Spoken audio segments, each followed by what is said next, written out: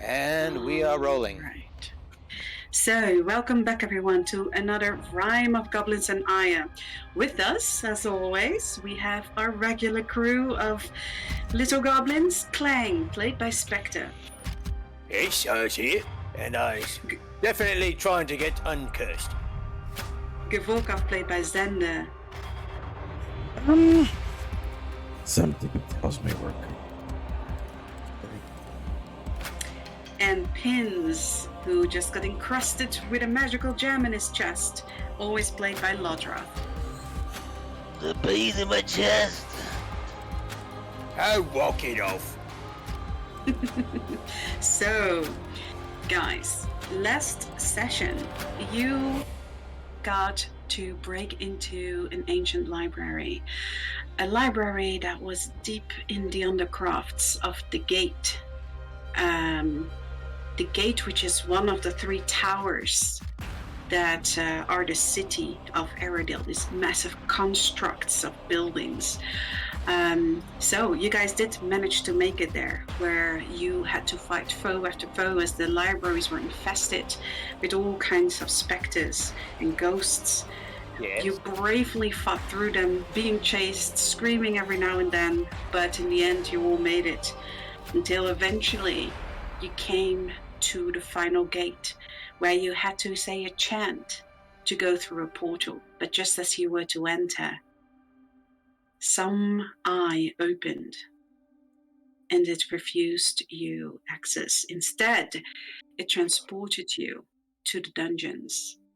Dungeons that required a kind of puzzle work to make it out. But eventually you made it to the center room, where your biggest foe yet was waiting for you. You fought these giant claws that came through these portals, and after you defeated them, this massive dragon head came through a third portal. It recognized Pins, though, or something in him, and you guys managed to actually come to speaking terms with this dragon and realize this was Orion, the celestial dragon, which you helped partly summon into the world with the little hilly goblins. You guys managed to make some kind of deal with Orion, and in exchange he helped you to give you an item that you needed to free the god of fright. And with this lantern that has all these strange skulls and light flickering from it, you will be able to find terror. So you can free fright. And you also gained this big chest with lots of loot in it, and this sparkling magical substance that once it got absorbed in you, you all gained a level up as well. So I will place you back in the library where you guys left off last time. So you guys have opened the chest, and as you make it there, you see that Ikamale gets on top of his new mount, the Capocalypse, not made by me. And as he does, he sort of slumps over and falls unconscious as he softly hicks, and you see little bubbles sort of pop out of his mouth in the color of the liquid that he had been drinking. That get me good. Of course, he's drunk. Right, I forgot we kind of let him drink the mixed stuff. Let him. I mean, Well, it's not like I was capable of stopping him. Have you seen his muscles? I mean, yeah, his muscles is just a little bit smaller than mine, but exactly, which are actually smaller than mine. So I think we're going to stop him. Just know what he tried. No, I think Gav also drank from the mug. He's hallucinating. turns and looks Look, at Gap. I wear baggy clothing, okay? Yeah, no, you've got noodles for arms. I seen you without your chest. You just big lie with the big muscle in your head. Ah, poor Burble. Alright, what's over there then?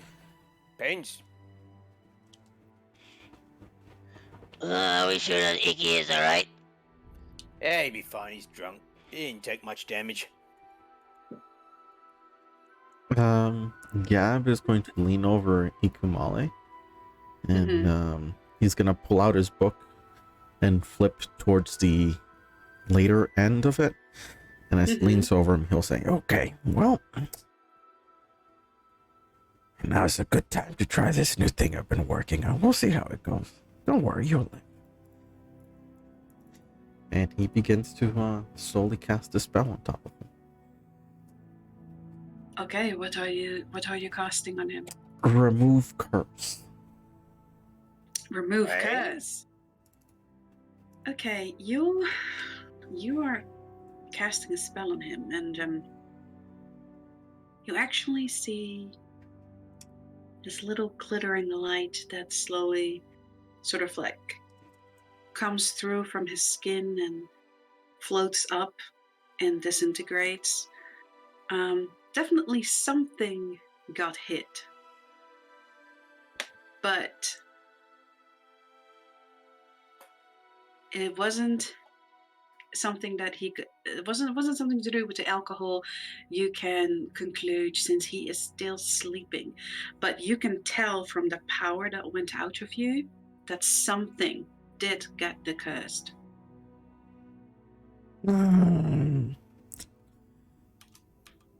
Hey guys, Yeah.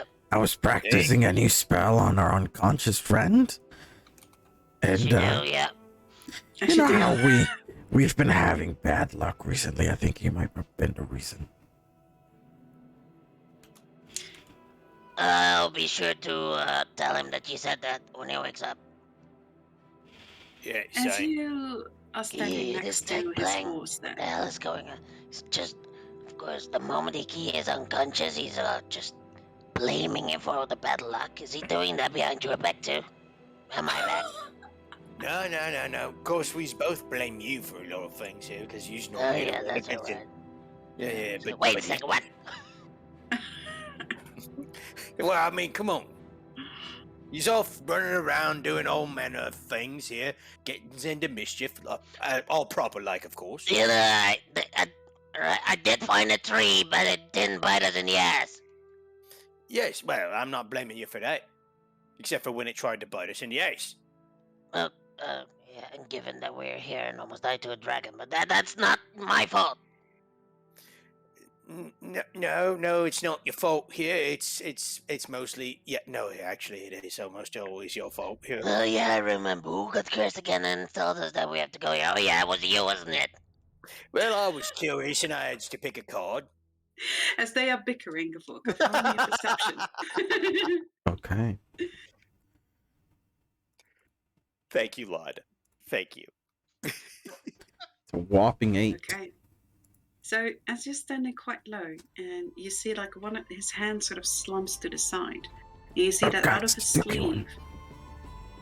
his sleeve, something slowly twirls to the ground.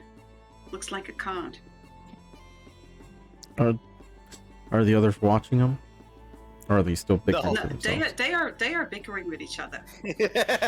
Yes, we are. He's gonna try to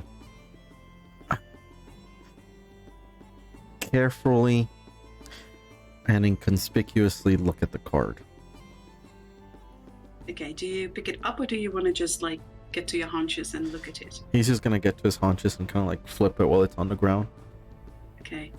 As you flip it, you see like the back is this deep purple card and it has these golden rims, and as you flip it, you see a picture of a money purse on its side with gold coins coming out of it. And as you flip it, it sort of bursts in sort of like a a golden light and disintegrates. And Hey, it gives you the Shashan. same feeling of when you decursed Ikamale. Do those cards look like the ones we withdrew or drew from Jack. Jack? Yeah. Jack of Hollows? Yes. Yes, it does. Okay. I mean, What was technically that? speaking, yeah. He's gonna touch himself and cast Remove Curse. Okay. You touch yourself. That and sounds you so wrong. cast... and that's why I paused.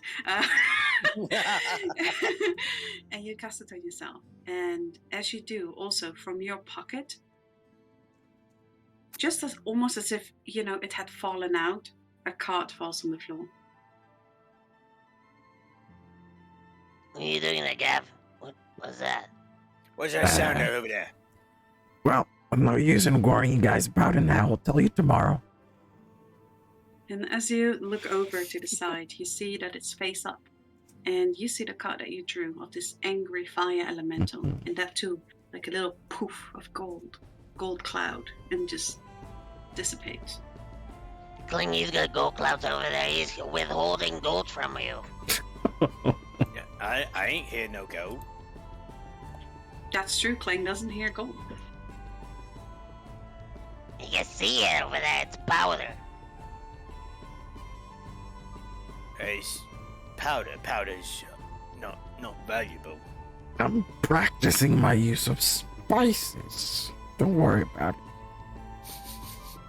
Yeah, no, actually that checks out here because it smells pretty good over there. That doesn't check out at all. Actually, yeah. Let's see if we can make this believable here. I'm gonna go ahead and roll it and hope I fail. Ooh. Damn! 29. I failed. Well, all of you. Well, Pins. Okay, so Pins, what are you trying to truly inside? I'm trying to incite what. Well, to be fair, he just said he's practicing his spices, and I don't believe him. Okay, well, you look at him, and it's at first he seems like, oh yeah, his face seems very, very convincing, since you have a 21. But then you look and you think, I've never heard of gold cloud spices, and why is he doing it on the floor? That doesn't seem right. Let alone. Volkov always seems the one that is very hygienic. Why is he using spices on the floor? Wait a Something's minute, definitely Gab, fishy. cook. Yeah, I'm the one that always undercooks the meat. I know, and you do such a wonderful job at undercooking. That's why you guys have such good resistances. That's why we're know, so right? hardy. Who took Iron God? I wish I had my iron gut again.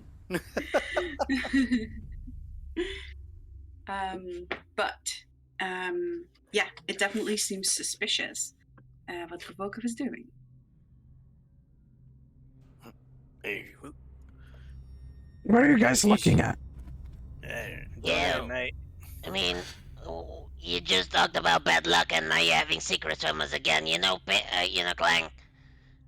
Since we left I'm here, busy- there's nothing but secrets with Gav.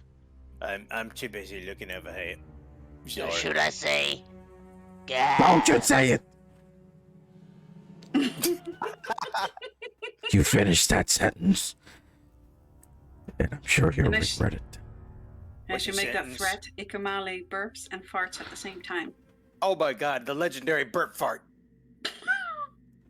It's a pretty awful smell, Volkov. You're standing right in it. God. He's gonna back up from it. You know what? He's all yours. Take Yeah, him. you might want to use some of those spices to get rid of that smell. So what's it, Uh, what's that thing over there, Beans? That's the chest you guys opened last time. That's where you got your experience from. And there was some items in there that you should have written down because I forgot. I'll have to go back and look at that here. Did we? Yes. I don't think. Okay. Actually, I think we. I think we. I had think that. we paused there. I think we. No. We You didn't got the Are you sure? I'm pretty sure that you guys opened the chest. No, I don't remember us opening the chest No. here. I remember I walked to it, and then you said there's a bunch of stuff in there, and then we level up, and then we ended it there. Okay. I'm very sorry, guys. Okay. Because we So weren't even anywhere near the chest at the time. We were all over here. yeah. You know, okay. I'm confused with because I remember giving you guys all those ancient coins, but that was with the gatekeeper. Yeah, you guys can definitely open that chest. But it seems like Pins is the only one that there's this mechanism. Pins, when you come close, that mechanism seems to automatically start rotating and segments start clicking into place. Take a step back. It stops, and it stops for a second, and then it slowly starts turning back to its locked state. I shoved Pins towards it. It works. I attempt to duck and avoid him. Clang. I'll just go back and forth a couple times to see. Look what it's doing, Clay. As you're focused on the chest and Clang is trying to be like, get me that fucking chest open, roll me your athletics with advantage, Clang, to see if you can. Advantage. 27. Nat- I mean, nat 20. you can try to dodge that, but No. I mean, he would try, and then he just got slammed into Well, the chest. if I notice that you're backing up, I'm just gonna go like, it's a chest. Go for it. I'm As he scared goes of the back- chest. It's you know what's weird with it? Why it wasn't only acting to me? That's weird. You know, maybe it's the heart. It's the Didn't- power of my heart. You did get that gift from the big ghosty dragon. You know, Clang, maybe it also works on other mechanisms. Maybe I just now automatically open all locks. Wouldn't that be great? I mean, yeah. in the back of your pocket, you hear, "For God's sakes!"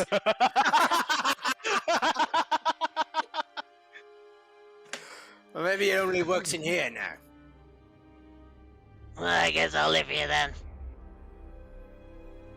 The fuck you is? Wait a minute. I'll I just- just I'll realized just I don't back to think I you. can I do love that this here. Wait a minute. I just realized I probably couldn't have done that here because I'm still technically spectral here for right now, aren't I? Probably. Or did that you end? have that ended. Yeah, you are then no now worries. physical again. So you have enough of Pin's back and forthing and having fun with himself. You want to know what's in that freaking chest, Open and the with all freaking your chest. strength, you grab him. And what do you do, Clang? Well, if he's backing up like he was here, I throw him into the chest. Just All right, you just boom, boom. You're on that chest, and it slowly starts opening as you fall behind it as the lid opens.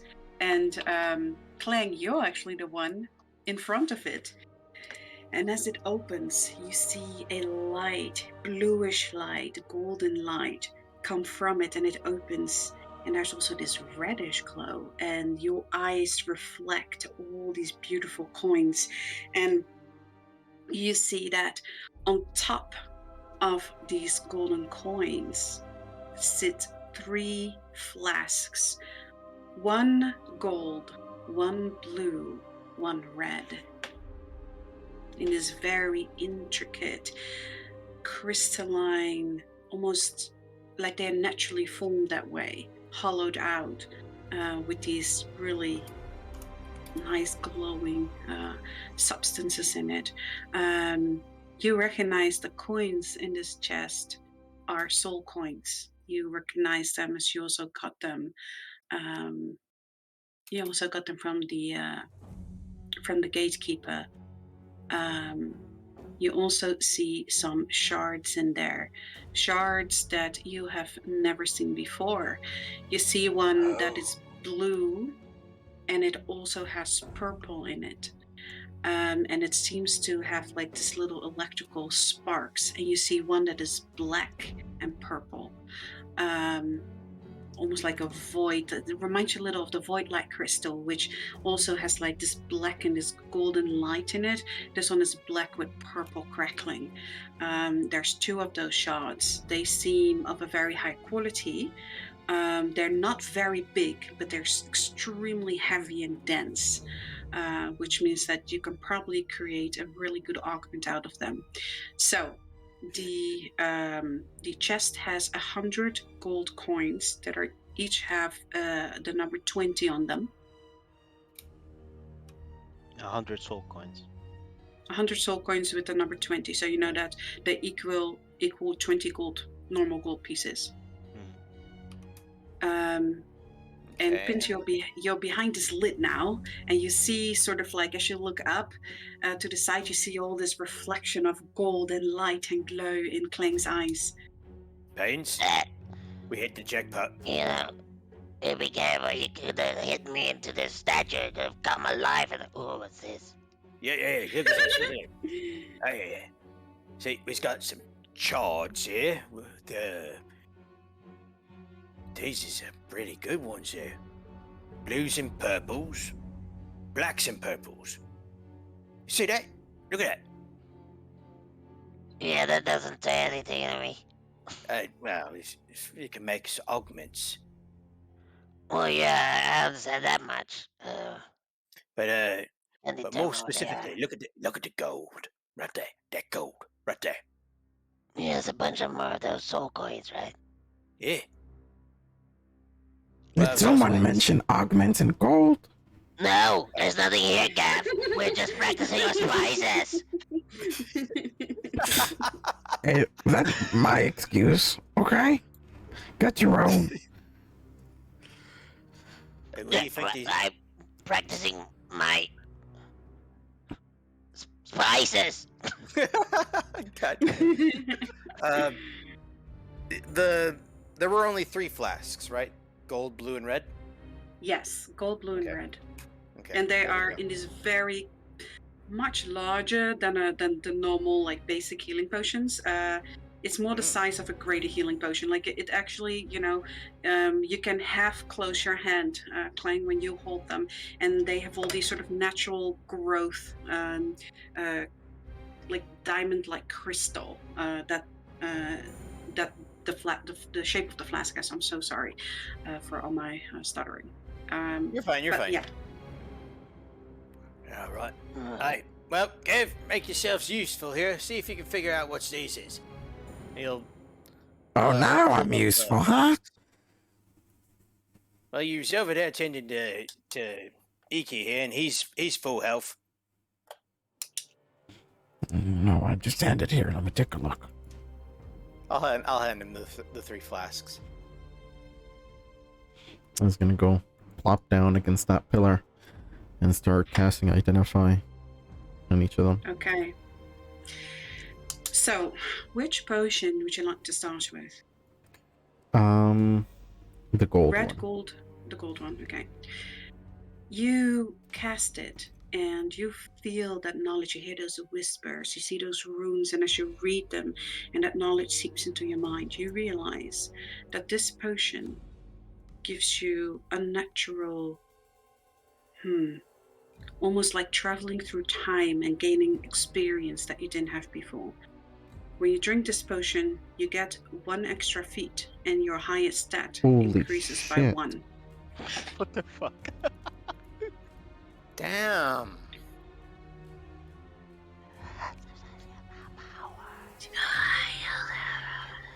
Fantastic! Please do that every time. What For potion 3 next? gold pieces, I will unlock this cork for you.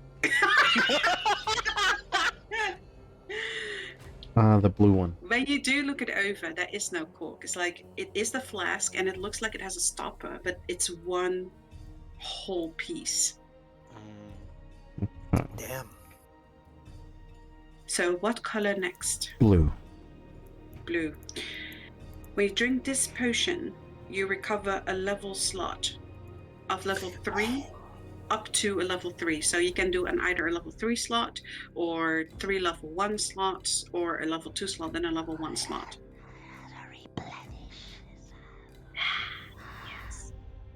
and it is a D6, and it works kind of the same as your globe. Whenever you drink the potion, you roll its value. If you roll under a 3, it becomes a D4. And if you roll under a 2, then the potion is depleted. It shatters and it's gone. This is like a recurring Pearl of Power thing. Oh Yes. shit! As my long as fuck. you roll 3 or higher, you can keep drinking it, basically. So the blue one restores spell slots. Oh, 3, yeah, up to third basically level, a fourth level up to of third level. level, yeah. But this potion can give you a level 3 slot, even if you don't have it. But yeah, it doesn't give you a spell, right? So it just allows you to cast your level 2 Cast, spells yeah. up to a higher one. Yeah. Okay. That's still. So when you drink this, you can have a level 3 slot suddenly, even if you don't have it. Temporary? Temporary, yes. Okay. It's like you have all these closed eyes, right? And your level 1 and 2 slot are open. This one will open your 3rd slot, basically, if you choose to do a 3rd slot. I mean, And he's damn. gonna identify the red The flask. red one. Okay. This, again, you see the runes, you feel the power seep into you, and as you listen to these whispers, you notice that this is a greater healing potion, and it has a D8 value. Every time you drink it, you roll it. If you roll below half, it becomes a die smaller, like so from D8 to 6 to 4. If you once again, if you fail it at the D4, it shatters and disappears. So you have a greater health potion that you can keep using, a mana potion that you can keep using, and you have a potion of experience, which gives you. Invigorate. I love it. I love it. So Well yeah, done, so Dave, well done. you get to choose a feat, and your highest stat increases by 1 point.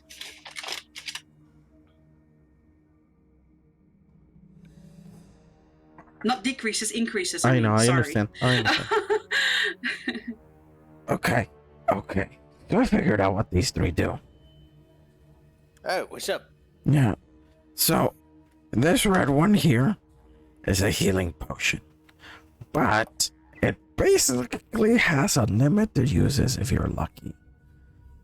The more you use it, every time you use it, there's a chance it'll get worse. But if you're lucky, it'll stay the same. It'll stay good for the rest of your life. Might want to give that one to Payne's end, because he ends up going down more often than me.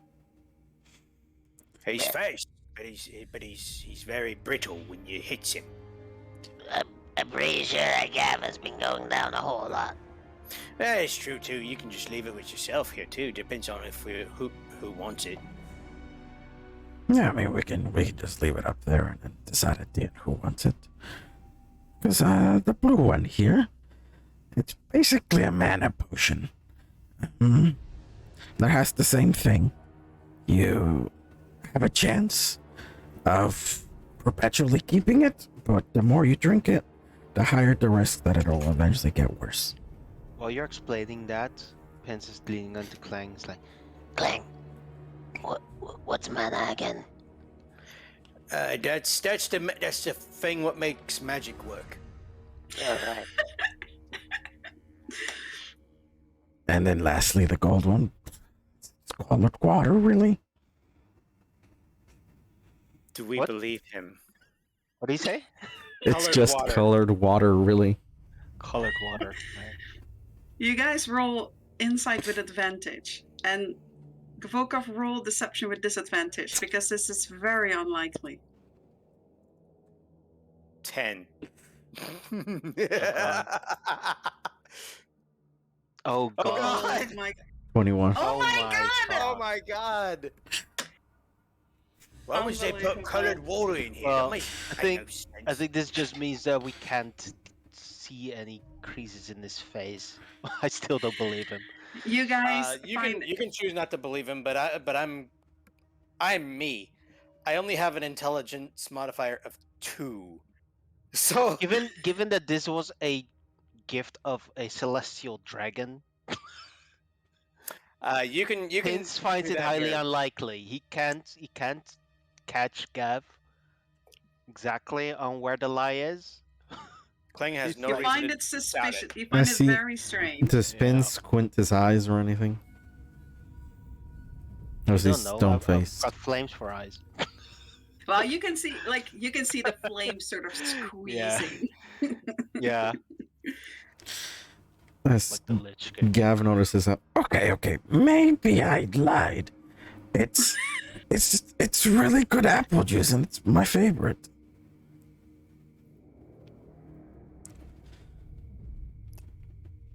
I have no reason to doubt him. You know what? I'm gonna say Clank and hold on to that one. Which one, the blue one or the red one? Yeah, the apple The juice. blue one, Just to okay. keep it safe, you know. Because he's the most sturdiest, and it's a glass bottle. We get in a lot of trouble. If anything goes wrong, it's safest with Clang. You know what? Behind you I'm not gonna guys, contest you all that. hear a flop and a loud on the floor. Ah, damn it, he fell In off. I'll front of go me. get him. Yeah, Ikamale fell off his horse. I'll go get him. I'll go get him. Hey, you is, come on. You big horsey thing. Kneel down. We got to put this guy on back of you. As you help to pick up Ikamale, you see a spectral form of Ikamale jump out of his body and start running across the room. Is it naked? It is not. It actually looks exactly like Ukamale. And you see it go in his pocket, look at the cupcake, and start taking a bite out of it. It then looks at all of you, and it starts running at the chest, and you see it start taking gold, and it starts putting it in its pockets, and you can actually see that the gold is disappearing. Hey! I will stab this little apparition. Okay, roll me an attack. Yes, of course. I don't have the enchantment turned on, or not the augment turned on here, so it will be slashing with katana. All right. Oi, stop it! A 14 would miss him. Can I just? I am swift. I am swift. Absolutely. True. An 18. I think he has Actually, 19 for an AC. this Let me is. check. He's got 8, so this is a 19. Because he's using my macro, which doesn't include some of his mods. Ah, Oh, I that's see. right. Yeah. But Ikamale has a armor rating of 20. See, Duchess left and right out of the way, and he actually sticks out his tongue and does like, and he then runs to Yugo Volkov, and he jerks all those potions out of your hands and puts them in his pocket and starts running off. Damn you! Whole person. Um, Actually, we're goblins. Do we count as humanoids? Would I know that? What? We are Would- humanoids, yes. Would Gavorkov know that goblins count as humanoids? To cast say hold yes. person? Yeah, I would say yes. He's gonna cast hold person on him.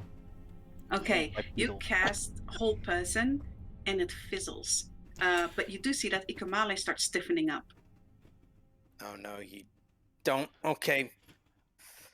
Also, Kill when you him. look back, Clang, you see Yeah. that he has some slashes over his chest piece. For the love of. I did tell Wolf to go. Yes. Surprisingly, you notice that Wolf does actually have him as a target. Yeah, I'm not telling Wolf to target him. I'm telling Wolf to actually leap on him because this is a spectral thing. So this is something Oh, Wolf actually okay. attack. I see. So you see Wolf pounce on him, and you see Ikamale go, hey, get off me, and Wolf starts slobbering him, and he's like, that's disgusting, and he tries to run away, but really playfully, Wolf keeps like pouncing and jumping around him. But Yeah. you do see that Wolf is able to interact with Ikamale. I'm so smart sometimes. And Clang, you know what? see Ikamale run towards you again, and he pulls the mace of vigilance from your belt, and he starts smacking Wolf. No, Get he off me, fucking get off doesn't. me.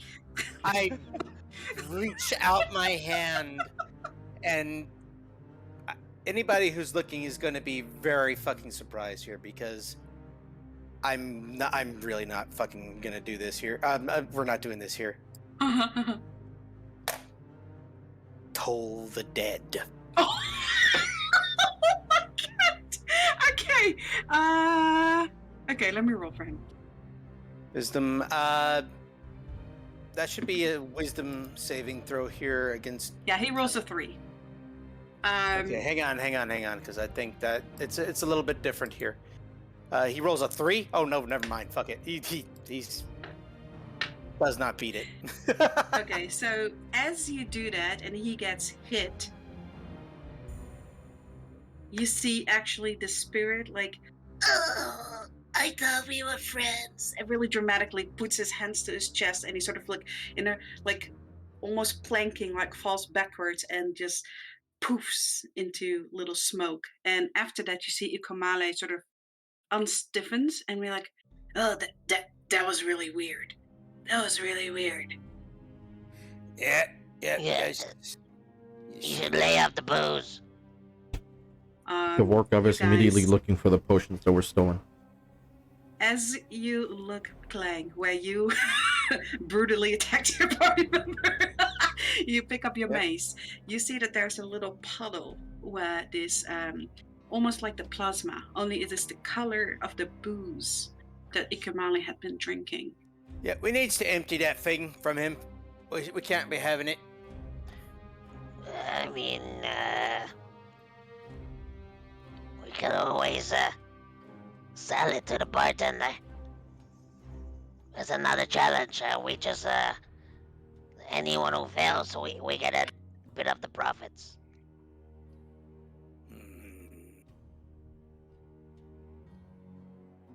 Yeah, he's fine.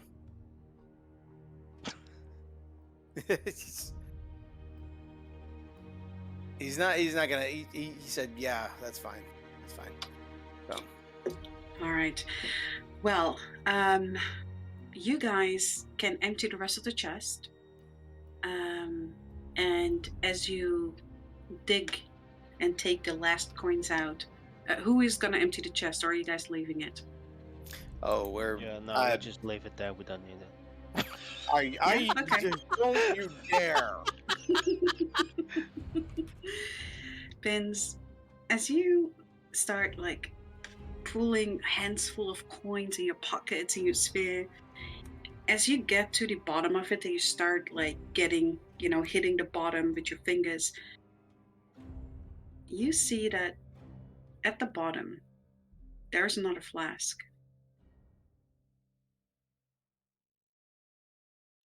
Pins gets into the chest and he hunches over the flask and is just scooping gold out and the shards out and giving them to Gav if he's standing next to me. He's hiding the flask from Gav. Okay. Well, Gav was standing over there, so you'd be the only one really in vicinity of it. But All right. if you do that, roll me a. So what do you want to do? Will you just want to hide it? Want to pick? Yeah, I'm just pocket standing it? over it with my baggy clothes and I'm handing over things to Gav, and the moment he's like going into sphere or like looking away to put stuff in his pocket, I will pocket it. Okay. Roll me a sleight of hand.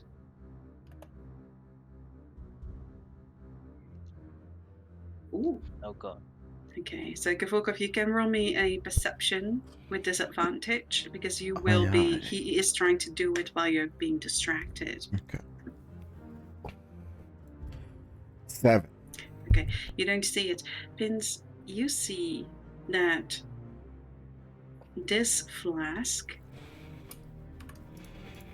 The other ones had a really nice glow to it. This one is almost the liquid in it like a black hole. It's ink black. But you can see almost like little stars in it. Oh. Okay. He doesn't have time to investigate it properly right now. No. Yeah, he pockets it and continues shoveling Yeah. stuff down. Okay, so you get to the end of it. Every single coin, you are able to pocket it with Gavulkov. You sneakily pocket the final flask, and the chest is empty. And as you step out of it, it automatically closes and But locks. before I step out, Yeah. I knock on the bottom. Just to Okay, see if it yeah. doesn't have a secret double bottom. Sounds like solid metal. This is a really nice chest. We might just take it with us. Also, it's a super automated lock. Mm-hmm. Fine, Yeah. You can, yeah, I mean, you can try to lift it if you want. It Impossible. weighs 500 pounds. Yeah, so- no. There's only one person here who can do that, and you're not getting him to do that. No, it's bolted to the floor. It's part of the temple. It's impossible to move. It's what the temple is built around. Step aside, scrawny. Let a real goblin get it done. All right, you go for it, Gav. Gav's gonna try to lift it. All right, go Oh ahead. God. What do you Roll me want? strength. Just straight strength. You sure? Yep, 'Cause that's a 12. a 13. That's You a strain 12. your back. Oh, a 12. You strain your back. It kind of hurts, actually. You have disadvantage on your first next roll. No, you were right. Gav, remember what Clang always says. Lift with the knees, with the knees. No, No, I always say, do not bend the knees. True, yeah. Fully with the back. Until you feel something pop, that's when you know you got close. Twisting and then jerking. While Gav is struggling to, as a cartoon, to fucking push and pull and run against this thing, Pins is gonna sit on the floor, Taylor's position, and he's gonna put the bottle in front of him, and he's gonna take out his mushroom, and he's just going to concentrate, and he's going to attempt to do what Gav does, completely without any magic. he's just copying Gav. Roll me religion. Yeah, for the love of... Oh god. You all right, Icky? I'm just confused. It was like my spirit hopped out of my body and I had no control over it. That's terrible. Wisdom. Whispers of wisdom. Wait, how's the hell was I able to see if it was the spirit here? Fucking How did I do that thing earlier? Yeah, What the I fuck don't was know. I'm a bit thirsty, and he starts taking out the tankard. No. Take, I will take that here. Give it back to you once it's safe. You can take one of my bottles of booze.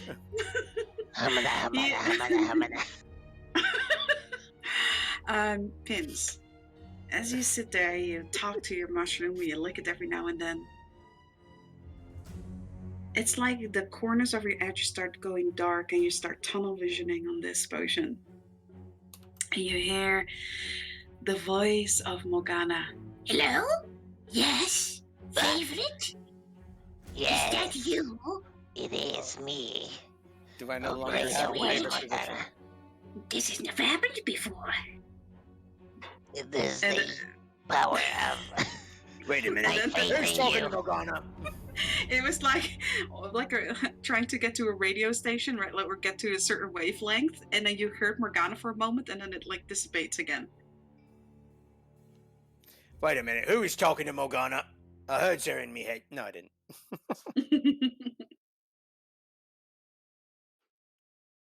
I hold up the potion and I look at it super close to my eye. Yeah, you do get a beautiful view there. Yep. It really is like a black He's- hole. There's at like this, little flickering lights in it. after 3 seconds, he's gonna like rub his mushroom against it, like poking it with it. Oh God. Yeah. Nothing seems to happen. Well, shit. Gav, I found another thing. I can't figure out what you do with it. Second. My pig. Yeah, right. All right. Let's see. Let's take a look at it here. Ah, you're fine. You're fine. You just got them newly arms here. Give him like one of those lifting hugs and pop his back. Don't you I can do that. I can do me that. right now. I will grab him by the shirt, twist him around in midair, grab him, and then pop his back with a bear hug. Oh my god! Okay, roll me a 1d2. On a 1, it gets worse. On the 2, it gets better. Oh yes. Wrestler's back slam. 1. Stop going! Don't do this! No! Fuck up. As you get lifted, you hear a loud crack. And for a moment, you feel relief, but then you feel an enormous cramp in your leg, and it stiffens, and it just hurts. And Ikamale comes up behind you, says like, "Listen, let the doctor do it. Let the Oh doctor do it." God! Please just kill me instead. Just kill me.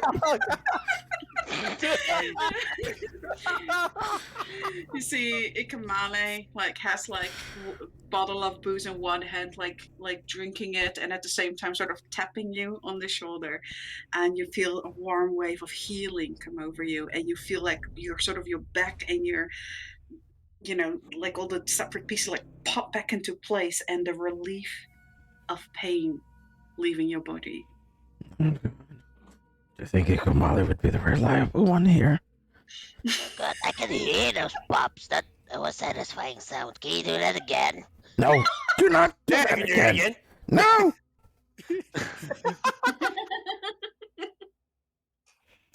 Thank you, dude. Thank you. Thank you so much.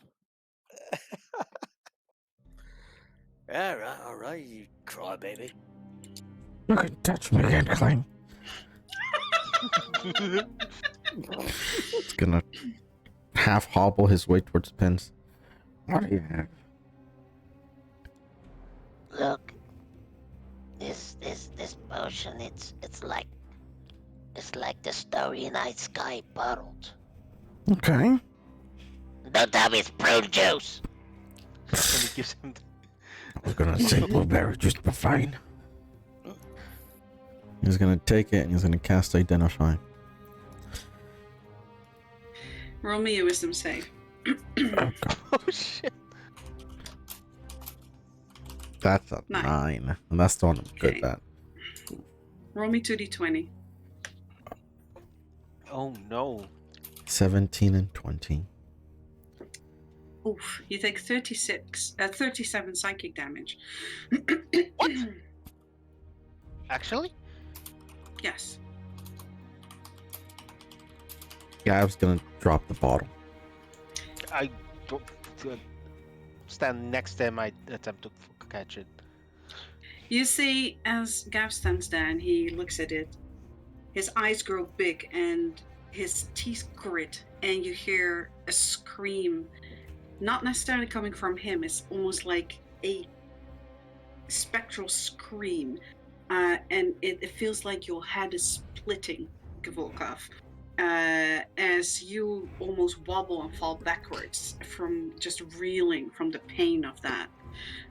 As you realize that this is some really, really powerful magic that's in there. But you do get your spell off. You can attempt to see the runes and read them and listen to the whispers. You can tie that bottle. It's not good. Wait, you're right, Gav. No, No, I'm not alright. Look at me. Gav, No, I'm not alright. Look at me. Look, this is this potion. It's like the Starry Night Sky bottled. Gav, Don't tell me it's prune juice. Gav, What happened? It looked like internal bleeding. I couldn't really. Okay. Fuck it. Let's go ahead and do this here. Actually, Yeah. Bloody nose, I guess. nah. Kling's just gonna pat him on the back here, and ignore the superiority die or whatever the hell that I put it down here. It's just a 5. Yes. So you heal for 5, and you do feel that with Kling's healing, the pain in your head starts subsiding. But you feel like this is something very powerful, and the sense you get from it is that this is a tiny bit of essence of Orion. Now, whatever that thing is powerful, okay? Nobody drink it. We don't know what it does, and it almost killed me. Well, I mean, You you know, see the runes. You can know what it does if you. He's do definitely not look at gonna it. attempt it with how beat up he is It right now. really doesn't narrow things down, Gap. A lot of things almost kill you. Look, from what I can tell, it's part of that giant dragon we kind of just fought. Oh, he's a friend. That's good. It literally Investigation just tried is to probably- kill me. Well, maybe you're just you don't have a strong enough mind to You know what? understand. Drink it. Go ahead. Come on. Drink it. Yeah, that's what I thought. Just don't fucking touch it. All right. Are you the Now, expert, seem or am I viscous? the expert? Sorry. Does it seem viscous like a fake? No, it actually looks like very light water, and like if you shake it, it actually has a slowed movement, like the liquid. But it does seem to endlessly swirl, actually like a black hole, and it does remind you a little bit of Orion's body in pieces, where it seems like parts of his body, like his mane, his chest, seems to have constellations in them. I might take a sip. I'm telling you, don't drink it. Don't look at it until we find out what it does. Well, isn't that what you just did? I tried to find out what it does, but it almost killed me. You hear these whispers try to sort of pour themselves into your ears, Gavorkov. Does it sound familiar? It sounds like the whispers that you get from using your detect magic. Yeah, identify. Yeah, sorry. Whatever the fuck it did to me is messing with my magic too. Do you resist it, or do you let it pour into your mind? So what He's did you gonna get let it from happen. As you feel these whispers go into your ears, actually flow into your mind, your eyes open to the truth. When you drink this potion, you carry a piece of Orion with you.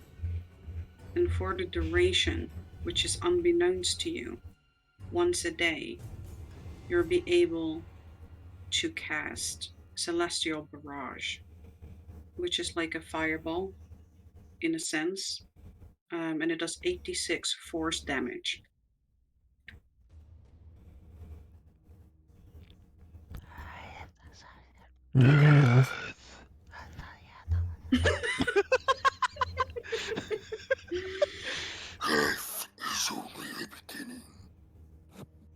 That was good. But yes, so you don't know what the time is on that. It seems very shifty. It's almost like the liquid itself sort of shifts through time, and it's very hard to tell. You just know that certain conditions will be met, which sort of build up this power. And when it's at its peak, you'll be able to do the celestial barrage. Look, from what I'm gathering, that is a very powerful potion that imbues you with a piece of Orion.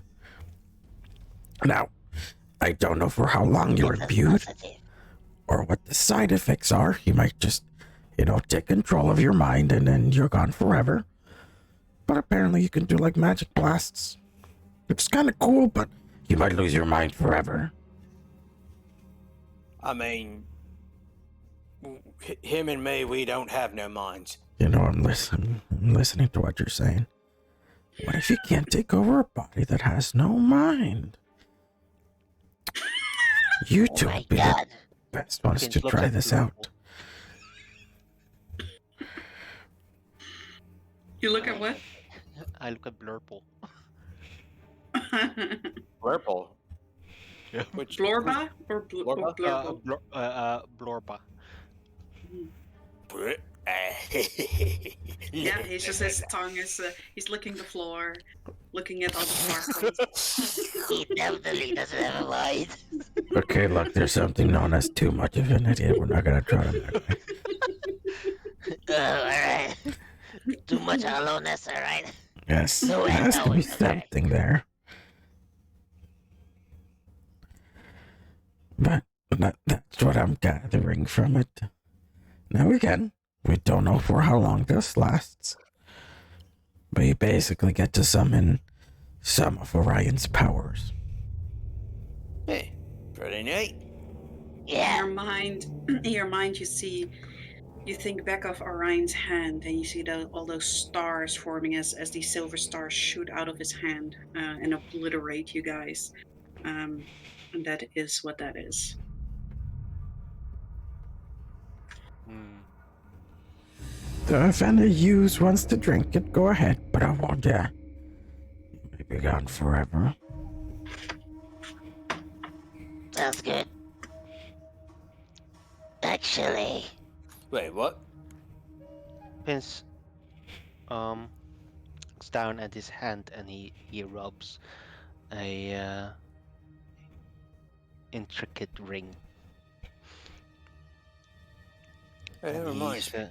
gonna attempt to contact Kihiri. Oh, okay. You, unlike you guys, you guys have like, a thread thin ring that shatters the moment Kahiri is summoned. Kling now has that sort of diamond like ring from Kahiri. The intricacies, and you do that, and after a little while, you feel some movement in your bag, Pins, and you hear, Oh, it's stuck. and you Yeah. feel some. You open the flap. Oh, what is this? Kahiri friends find interesting place. Is it Yeah. Oh, very dangerous. We almost died. Like, Okay, actually bye. got splattered. No, wait. It's fine. We defeated it. her head pops out of your bag again. It's quite large actually for its tiny bag, and it looks kind of weird, that cat head popping out of your bag. So you guys, have it's something Kiri. interesting? Yes. Say hello to Kiri. Don't be rude, guys. So, Oh, Yes. sorry. Hey, there she is. Oh, I'm sorry, I was just Someone- hiding my coin purse. You need Yeah. to carry less in bag. Kahiri can barely get out. And you see her struggle to get her shoulders like through the opening of your back as she sort of worms, out of your Yeah. bag. Just feel lucky you ain't trying to get out of my yeah, bag. sorry. There's no I really have to have these coffee beans with me. There's no other place I can put them. I Oh, thought I got golden rid of those. chest. Kahiri can use. And you see her like look at the chest, and you see her put her bag over one side and start sliding it over the side until the entire chest disappears. Oh, she's actually standing here. Okay. Yeah, she's Wait, climbed out. Wait, it was our alright. Well, we couldn't move it fair enough. Well, you didn't let me do it. Well, first come, first serve. That's the rules of the goblins and Kiri. But I carry Um, things. I yeah, carry so things. That's my job. I just wanted to see if you were alive because you told me to check up once now and again on you. Oh, this is true. But now Kahiri a little disappointed. Kahiri thought you have something special. Well, there's also that, we've got a few things that might be of interest to you. Maybe a certain apple juice that Gav has. Maybe you want to take a look at. Ooh, you see No. Kahiri rubs her hands together, and then you see her nails start tapping each other. Okay, Yes, listen, sure, Kahiri. Kahiri. Okay, listen. This is very special. You know what? Mhm. Come here. It looks really good in this type of lighting.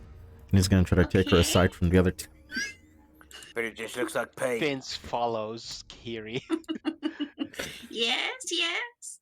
Vince, Beautiful candlelight, blazing Look. light. Yes, yes. this has become conversations between A and B, so why don't you see your way out of it, Vince?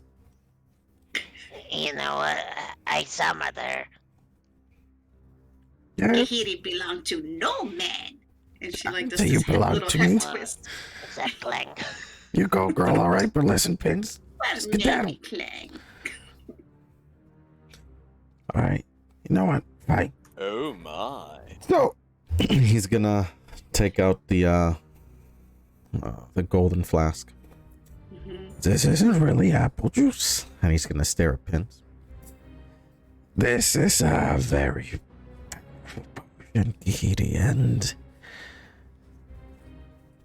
I am a little hesitant with parting ways with it.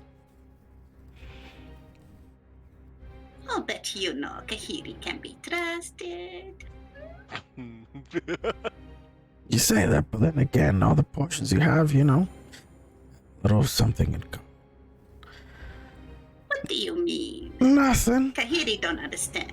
of course. Vince, do you understand? I don't understand. No. It sounds like something you should read between the lines. I'm not really getting it though.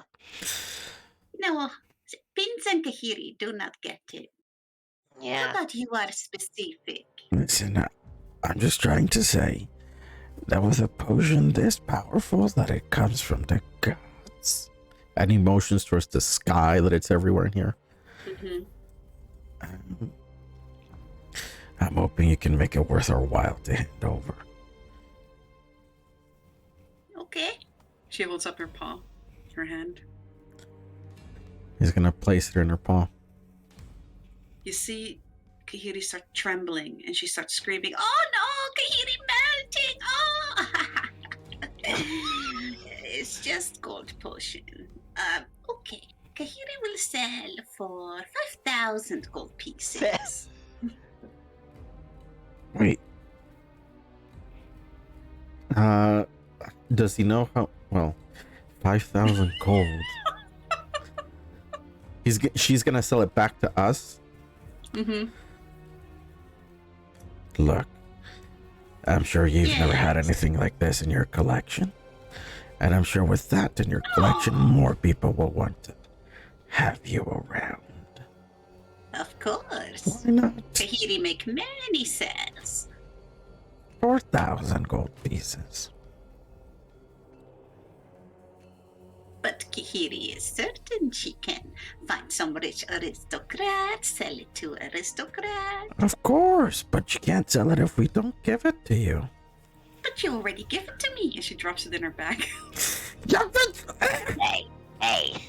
Miss Kahiri. It's just She's gonna It's say in just Goblin. And she ready. sort of grooms her cheek. Oh, Gab dear is gonna Lord. look at the I- other two and say in Goblin, I'm ready to stab a bitch. ain't. You know she speaks Goblin, right? You know she You speaks feel Goblin, Kahiri right? step on your toes with her heel. And you deserved it. So- Come on, Kiri. Just want to know what it does, because I'm sure it's not apple juice. Okay, she takes it back out of her bag and she says, Kahiri just joking. Okay. This Especially since potion very special. And she like sort of rubs it against her cheek. Can feel it. She licks the bottle. Yes, someone taught me licking butter will give you good information.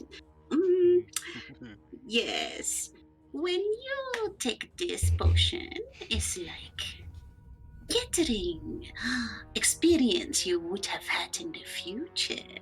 Yes, and she basically explains to you that,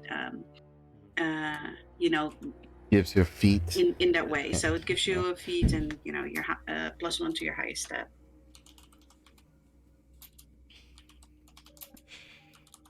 Doesn't sound like apple juice to me, guy. Yeah, like I said, it wasn't apple juice. Okay, we've been over this.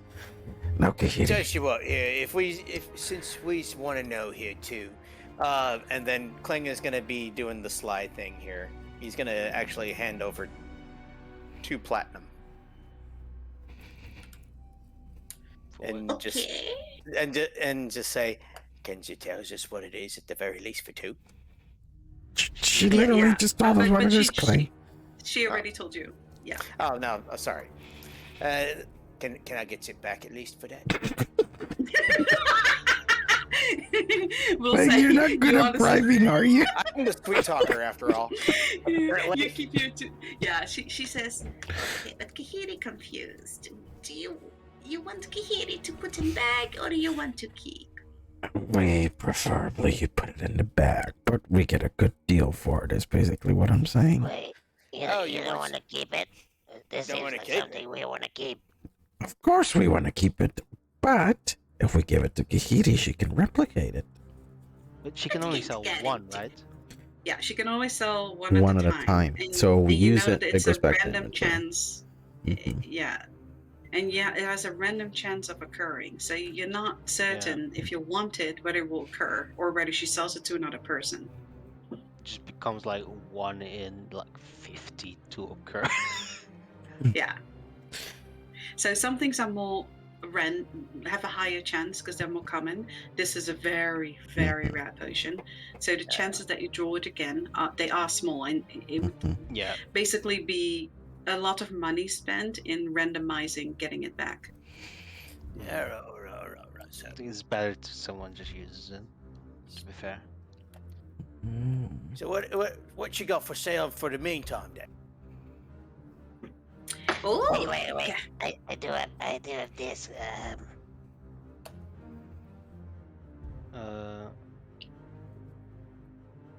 Yeah. He shows the bottle of Orion. Oh.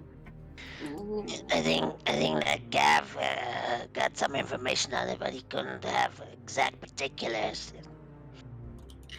Well, this will be very yes. Kahiri just met Necromancer who tries to become Lich. He would very much like these. I'm Need not sure if another you're gonna get lich. answer to that. Like, what's a licky? That's not even close to what you said, Klein. Like, well, it's a new word for me. Would Gavorkov know what a lich is? Absolutely. Okay, listen here, Klein. It's basically a person who wants to seek immortality, the power to never die, but does so through evil arts. So very much like you. No? Well, maybe. But no? Is Gav a lich? No, not even close. It's one who attained it. Attained the power of immortality, but now they're basically like Do we know what zombies No. are in this world? Do we know what what is? Zombies are in this world? Yes. Ghost Yes. But they're basically zombies now. Oh, but zombies, and not every lich evil. I mean, lich can also give life, you know. Yeah, After but he has to that, take the and life of another one to give it. That's usually how it goes. it's cheap labor. No one wants to work sewer, and with zombies, I can barely notice difference in smell. Actually, yeah, that sounds very sensible to me. Maybe you should do that, Gav. We could probably use a lich in our party. I mean, you could do that here, but how often does one actually gets to be licky? Oh, well, you know, they Very do tough. tend to get killed before they reach there. People Yeah. hate the necromancer. Yep. You know, Gav already almost gets killed every day, so that's already one thing fulfilled. You know. You guys are behind me on this, but also insulting me with it. I don't know how to feel about it. I mean, you're using It's licky alright. right now, right? I said almost killed. It's in our best interest if you stay alive, Gav. So It's also in my best interest to stay alive too. well, then our interests align. Okay, I'm there we not sure go. what we're There we arguing go. about. Just think this would have been a difficult conversation to have. You see her tapping her foot. So much talking. Kahiri, time is money. Okay, Kahiri, okay. very But important again- businesswoman. Again, very much would like to know what she's got for sale right now. Yes, Kahiri will check it out. And she takes a little step back and she goes in her bag and she takes this dust and she sort of like throws it, and this dust turns into this to this counter, and she goes into her bag and she starts putting potions on the counter, and she says, okay, so look here, Kahiri has line cutter, make you go to be the fastest combatant on the battlefield. It's like you become if you drink it, you become top in the initiative. Kahiri have, let's see, fractal delay. And while that potion is active, you have drunk this before Clank saved your Yeah. life. Your damage is postponed. Oh, right. Yes. Stagger damage. Yes. Ooh, that's a good one. Kahiri, this is very special. See, Kahiri useful. And she takes out the superior Titan's healing potion. Two that looks really good here. The freckle delay helped save me life last time that you gave it to me, or sold it to me, I should say. Good. And that superior. Okay, how much did the both of them run me? Let's see. So let me see here.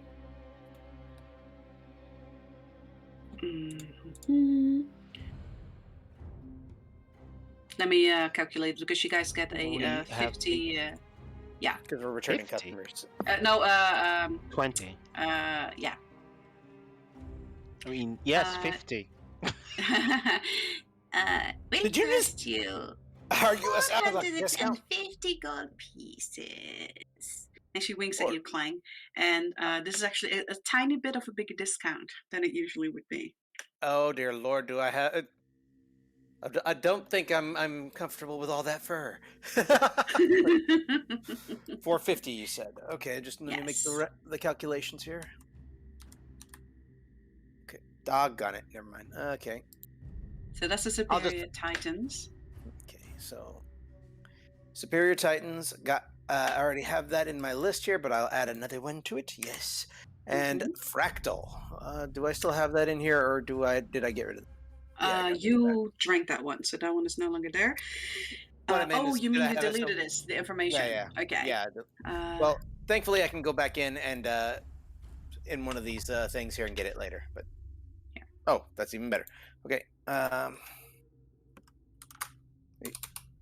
What is with me and my typos today? I'll get the information from it here in just a second here, since you put it in the chat. But I'm writing down I hand her the gold. I hand her the gold. Yeah. Be like, The fractal delay would be 600 gold pieces if you want that one too. yes. We're getting both. Okay. All right. So 450 plus 600. Mm-hmm. Okay. Ooh, okay. 1050. That 1050. I have the And gold. then she takes out another potion. This is like a pearly kind of milky substance. And she says, "Oh, grandeur," and she'll explain to you, for the next 1d10 minutes, your clothing, armor, and weapons are instantly repaired and polished. You are instantly cleaned and styled. You get a +2 to checks when attempting to impress people. If you are at full HP and not doing anything undignified, creatures with less hit die than you must succeed on a DC 16 Wisdom save whenever they wish to harm you. Oh, so it's kind of a conditional shield of fate as well. Yeah. What do you think? Should we get it? Not shield of fate, sanctuary. Yeah, probably that. Yeah, It looks. I mean, that one would never apply to me ever. So I know, because he's always doing he's always doing undignified things here. But I I can. can be dignified. I'm not very clean. True. But Gav and I can use it. We're usually pretty clean, except for when we're fighting. And I'm Yeah, the most dignified of Gavin's, us all here. So basically, anything with lesser hit dice than you will be able to need to roll a Wisdom save against you, which, in a lot of cases, will be the case for you. So everything with a lower hit die? Yeah, so Yeah. 6. Yeah, my dice is a d6, so that's nothing. Yeah, so this Basically. is really good For for Clang. Clang, Yeah. basically. Yeah. All right. How much is that one here? We'll figure out if it's too steep for me or not. Okay, so Yeah, check 'cause here. Grinder. We recently got robbed. We don't have a lot left, you know? Well, hit dice is the type of dice or the number of dice? The type, I imagine, right? The Yeah. type. Oh, The okay. type. Oh, then Yeah, nobody 'cause- has more than me. Well, do you have a D10? I have a D10 Yeah, me too. since it's my. Oh. Barbarians then have never mind. d12s, I believe. But, The only one who would have it higher than me would be But barbarian. I think the only one not doing anything undignified is probably Clang. Yeah. How dare you? 427. 427. 427. That's Yes. that's actually pretty good. He's gonna say. You were so close to You a are perfect pretty number. proud of yourself that you can actually, calculate and subtract and Wait, understand numbers.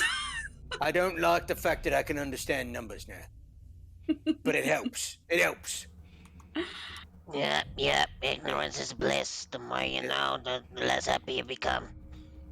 Yeah. Well. Yeah. So what's this one called? Miss Gary. Let me see here. Grandeur. Grandeur. Ooh. Yeah, grandeur. Oh, lovely.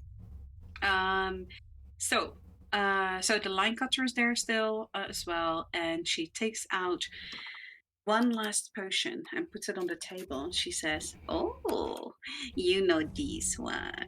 And as she puts it on the table, you see her fingers sort of like let go. You see that liquid turns like this big toothy moss that start biting against the glass wherever her fingers are. And so this is a life devouring. Yes.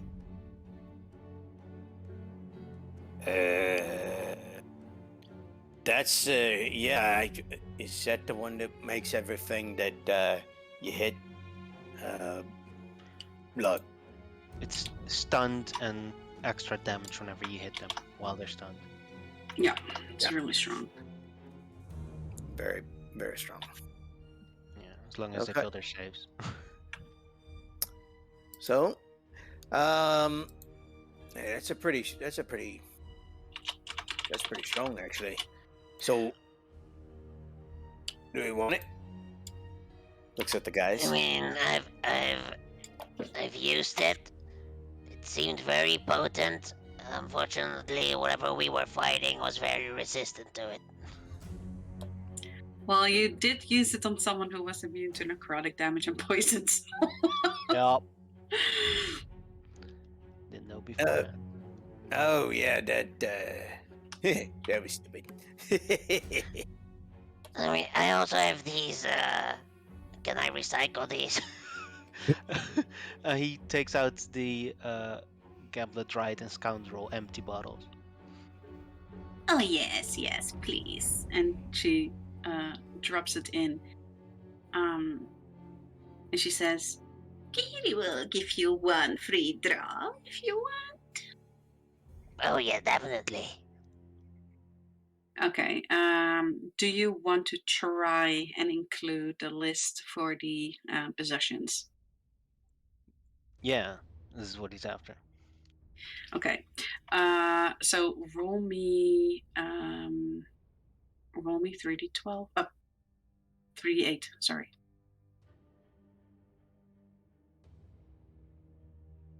Ah, Damn. She feels in her bag and she says, "Oh, not very lucky. Still good, still good."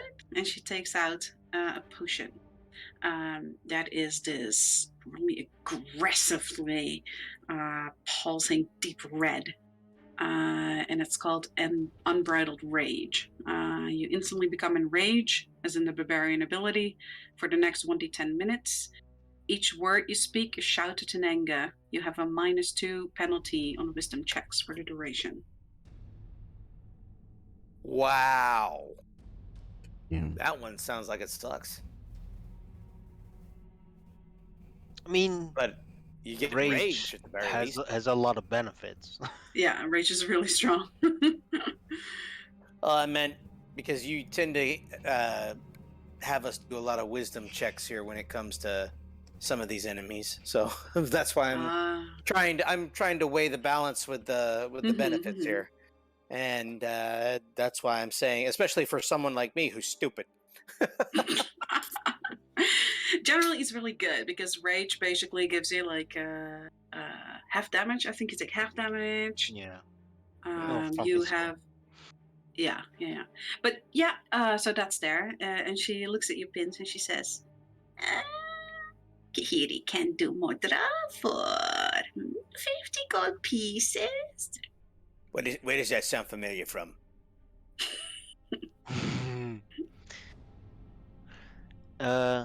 yeah, I want another draw. And he gives her 5 blood. Okay. Roll me another 3d8. Do you want that rage potion, by the way, Clang? Or I can take it here. And what was it called again? Unbridled Rage. It costs 400 gold pieces. Yeah, I'll go ahead and get it I here. I can give it to you. Here you go. Oh, did you already pay for it? I'll pay for it. Is that with the discount? That's with the discount, yes. Okay. Yeah, I'll I'll take it. pay for it. 400 gold, and I'll give it to Clang. It was -2 to wisdom, right? To Yes. wisdom checks. Oh, right, 3d8. Yes. God damn it. You see, Kahiri closes her eyes and she hums a little, and she goes into her bag and she says, "Oh, ooh, what does Kahiri feel? 1, 2, 3, 4, 5, 6, 7. Roll me a 1d4, please. Is this scoundrel that you feel, right? Is it the scoundrel? What? 1d what? 4. 3. 1, 2, 3.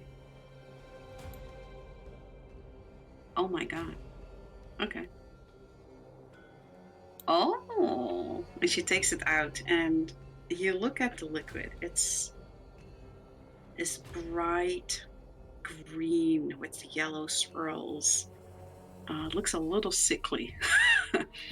And she says, "Ah, yes, the first one. This is the indestructible." Oh, that sounds promising. For the next 30 minutes, or until you fail to channel or roleplay Ornar, you are possessed by the spirit of Ornar the Indestructible, the ugliest zombie who ever lived, unlived, who was eventually devoured by an alchemical ooze. He is ravenous, easily distracted, and can only speak in grunts and moans. Your base charisma is 8 plus modifier, and your AC increases by 1 for every 2 points below 20 charisma. You absorb poison damage and have undead fortitude. Can you remind me what's undead fortitude? Basically, every time you would go below 0, you roll your con save. If you hit a certain number, you actually stay at 1. So you can Okay. you have a chance to never So go yeah. down. Okay. Did you say You absorb honor? poison. Absorb Yeah. poison basically means instead of damage, it gives Yeah. you health. So you can drink poison damage basically and just heal from it, or stand in poison and heal. Did you say honor? Yes, Looks at Clang. Is that what you're wearing? What now? it is. I am wearing a lot of different things here. Yes. Your Your chest piece My is chest piece. Ornar's specifically. chest piece. Yes. Yep. The ghastly protector. Yes. And it's made me uglier. It has. So this one doubles up. Basically, these two things would stack. That's stupid. Yeah. So basically, I think your AC would become like 35 or something. Yeah, so your AC would be 8 minus 2 is 6. Yeah. So no, yeah, your base Yeah. charisma was 8 plus modifier. So this plus your modifier, but then because of his chest, he automatically gets a -2 to his charisma modifier. Oh, Which would right. put me at Um, 6. yeah. Oh So- God. 6 for And you get plus 1 charisma for every overall. point. So it Yep. 6, 14, so that's a plus 7 to your AC. Yeah, putting me up at 33. 33. And you have undead fortitude. So I mean, he was called the And that's- indestructible zombie for a reason. And that's only if I drink that thing, though, right?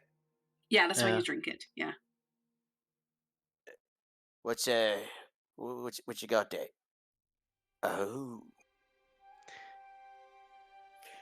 I don't think I'm very charismatic myself either, so. Well, it's Well, it either- automatically sets Yeah, your put you at charisma super low. So yeah, 8 Yeah. plus your modifier. So if you have a charisma of +2, it will be a 10 baseline, basically. Can you paste what it did? Then? Yes. Thank you. Because that sounds like Kling wants to get that. I'm gonna, since it's like a bit longer text, I'm gonna put it in the general chat because Okay. it breaks up weird in the Roll20 Yes. chat.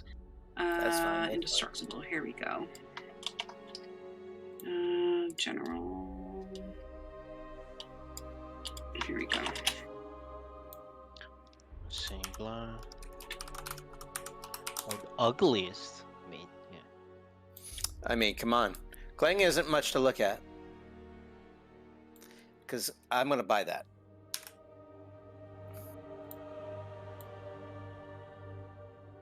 Yeah, I'll take that one there. Remember that you need to roleplay him to keep the Oh, yeah. effect going. Yeah. So Ravenous, distracted, and you can't speak. Before you say that, Gav is gonna say, that's a pretty expensive potion. How about a little deal?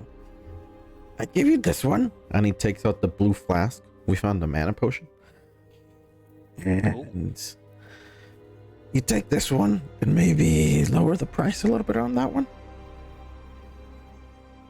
like a heaty lick, and she's like sort of like takes the potion, licks it. Oh, it's worked about the same.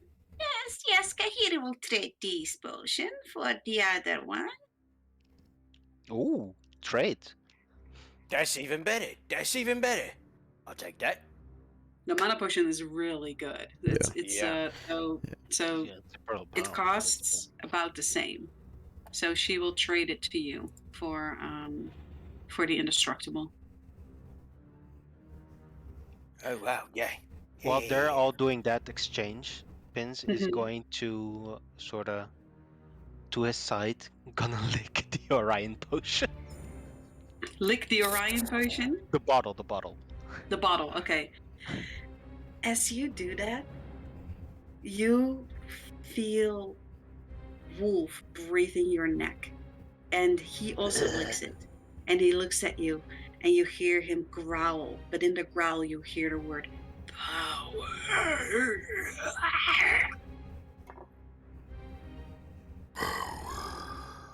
Yes, thank you. It is. You think I should take this, Wolf? He circles around you, and he says, you hear him grunt and sort of like growl. And from these growls, you understand, again, this word Thymera, which you understand now is this goddess, and save. And what you understand of what he's trying to tell you is basically you could drink it, it will make you stronger. Maybe it might help you save Thymera. But it's not like he says, like, you need to drink this, but he's definitely conveying, But there. when he says yeah. save, is it like save it until Thymera, or save it? No, for it just Thymera? means more like, gather power Yeah, to this would become help. stronger. Okay. Yeah, this would help. Yeah. Okay. Alright. And he slips it back into his pocket. All right. I have another 5 platinum. Was it 5? Yeah, 5 platinum. Yeah. Can I draw another one? Okay.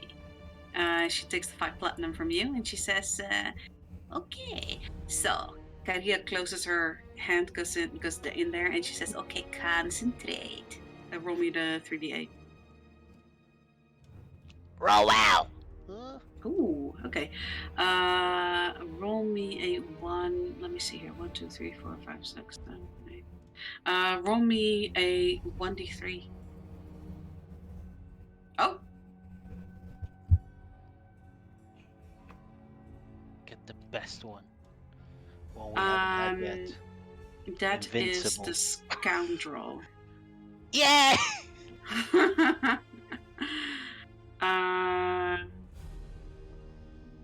This is Mingola. This is the one Yes. that lets you pickpocket. Yep. Okay. And teleport. Yes. So I'll put it in here. I hate it when it goes like this. Yeah, it's fine. The thrice finished. I remember this one. Yes, well, she said she liked last time she had adventure with you. So, May they speak to you? I Maybe. Look. Well, next time tell them I like that too. That they're pretty cool. Listen, Kahiri, want to ask for help from big little heroes. And she looks at all of you. She says, Kahiri possibly know of an ooze that need to be extracted by Kahiri, but ooze is a dangerous place, and Kahiri thought maybe when heroes get to Bay of Last Hope, heroes can call for Kahiri, Kahiri can extract ooze, we get new potion, yes? What do we get in Isn't that return? where we need to go? Yeah, towards what's it called? Isn't Bay of Last... Blackmire? Bay of Last Hope. So I'll move you guys to the map for a second. Wait, Yep, was yep, that yep. where we need to be in a month, or is that where we are going now? No, that is the Blood Harbor. The Bay of Last Hope is, so if you guys look over here, It's south. Oh God. Near Yeah. Golden Oak, yeah? there That's way is, when you go down here, it mounts open into a bay and into the ocean. That is where the Bay of Lost Hope is. So she says, whenever you get there to summon her, you assume in a very specific place. and she'll strike you a deal. She'll say that she has an ooze to extract, and if you, she tells you like that if you summon her there, and she gets to have the potion, she'll let you try it for free. Hmm. Okay. This wouldn't be an alchemical ooze, would it?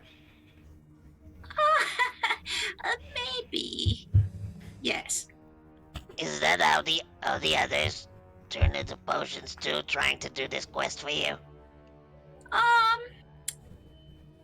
Um, oh, look at the time. Look, Kahiri, it's very late. And she starts putting the medals back into her bag. No, wait, I want Mingola. How much was that?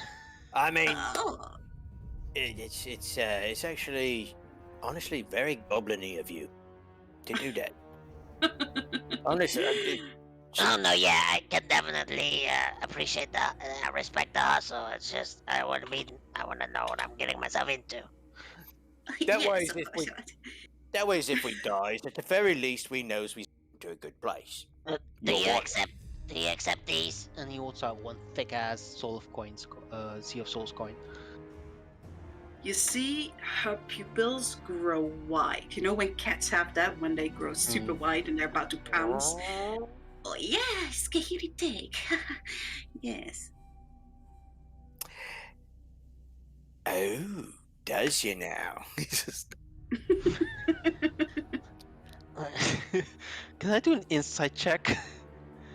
Yes, what do you want to exactly inside check? Because from our understanding, there were 20 gold a pop. Yes. Does it Yeah. seem like her reaction seems like she can get more out of them? Oh. Roll me an inside. Ugh. 10. It seems to really get her greed going. Looks like she's very into it, at least. These are how much are these worth again? He baits a question.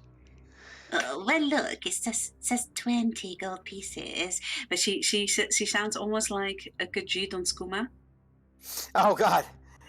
I don't know what is skooma. Moon sugar. You know distilled what into a Skooma very- is. Oh, you asshole! You got me almost explaining it. No, I don't. I don't play. Sky. Oh my god, you really okay? So skooma is Okay. basically this drug that all the Khajiit are on, sort of moon sugar, and it basically is like a drug for them. Okay. Think Let's just say catnip a on cat and crack. catnip. Yeah. Okay. Basically. Right. Catnip on crack. There you go. Let's see. Catnip on crack. Wow. Double catnip. 1200. Fuck. That is.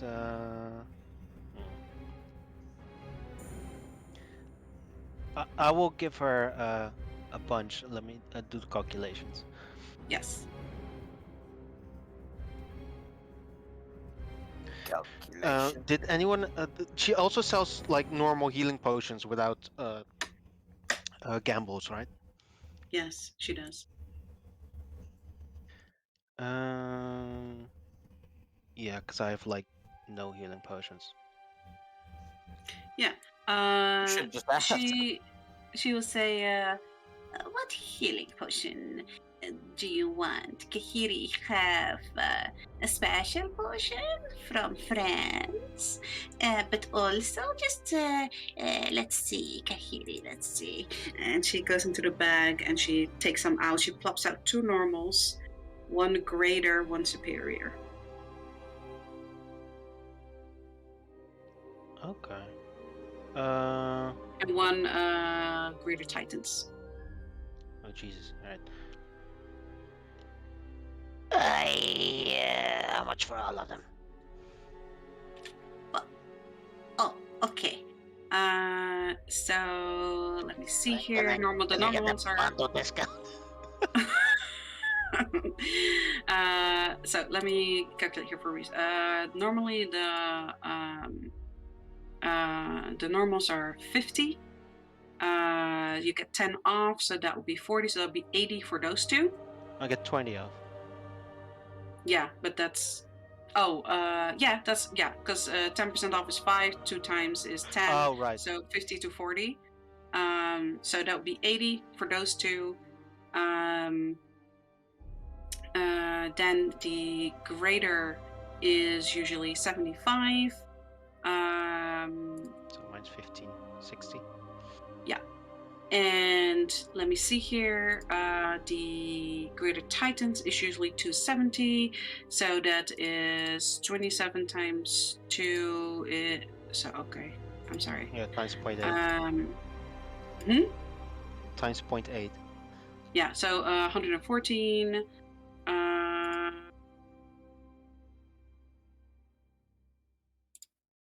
156 for the greater titans.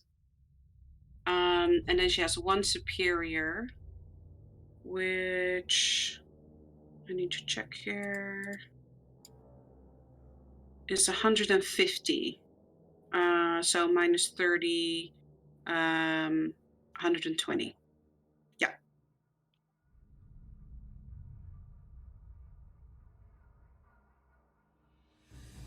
80 So- plus.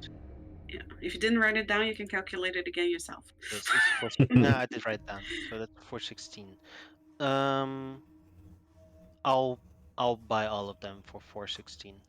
Yeah. Okay. Mr. She'll Money give that bag to you. here.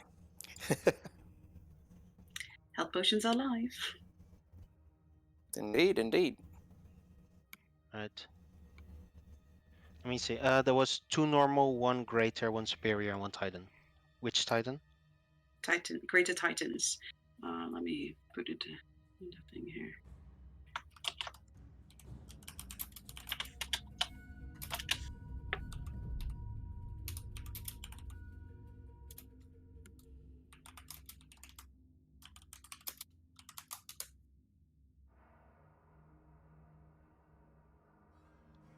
Yes. I will also give her 50 Sea of Souls coins. Okay. Which is 1,000 gold, and then 20 platinum for the last 200. Okay. You see that she really tightly holds those coins, and you see that she actually puts those in a separate pouch from the rest of the gold that you hand her. She says, "Oh, all right." And she opens the bag, and this little metallic dragon comes out, like a little automaton. Like it's very small, and it flies out. And she says, "Oh, someone left message," and it flies to you, Gavorkov, and it flies to your head, like sort of walks to the side of your head, and curls around your ear. Okay. And pins. So it looks like this. I'll put it in general. And pins. It reminds you a little bit of what Klinkle gave you. Yes. Which looks like this, your little hummingbird. Yeah. And you assume that they are similar kind of devices. The dragon for now just sits there. It doesn't say anything, doesn't do anything. Someone left me a message? Yeah, that, Klinko showed me one of these things, except mine is much more subtle. You mean less cool? Less able Less to be cool. shut down and find, yes. How do you work this, It's very Kahiri? small though. Kahiri says, Oh, when certain conditions are met, dragon will tell you message. Kahiri don't know what message says. Okay. Just gonna go stand in a corner away from everybody else. okay, you Explodes. explode. Yeah. No, you move all the way down there, and you hear sort of a mental connection open as the dragon sort of opens its mouth, and it glows a little. The different segments of its body, and Hello? you hear, Ah, oh, I see. Hello? and you hear Oh, wait a minute. Fragixis. Hello, it's been a while. I'm assuming. Yes, listen, I don't have a whole lot of time, but what I want to tell you is thank you for all the effort, and I managed to talk to Telcom. Yeah, he came into town, mounted and with all his army, but I managed to convince him that we haven't heard of you and that we have no idea where you are, what's going on, and he seems to think he is safe for now. He went back to the factory, going on his business, but let me warn you here, Big Ears. I do need that favor soon, so don't you forget about it. Oh, and do not contact me unless you contact me through this thing. Okay, good, because I was going to ask you if I can keep it, but of course I haven't forgotten the favor. You told me to wait till you have a plan. That's literally Well, I what have a plan, but we'll talk about it later. Now I have to go. I have very important matters to. Goodbye. Where'd you buy this thing? Oh, Connection break. Connection breaks. Right, that was rude. But Clang and Pins, you stand there, and Kahiri, she says, "Okay, well, this is awkward." Yeah, it's Akiri. I was wondering, you seem to be Yeah. very interested in those Sea of Souls coins. Maybe we can find more, it seems. Would you like If you them? find she gets really close to your face, almost to a point where you can feel her whiskers like itching your nose, and she says, If little heroes find more coins, call Kahiri. Yes, Kahiri will trade.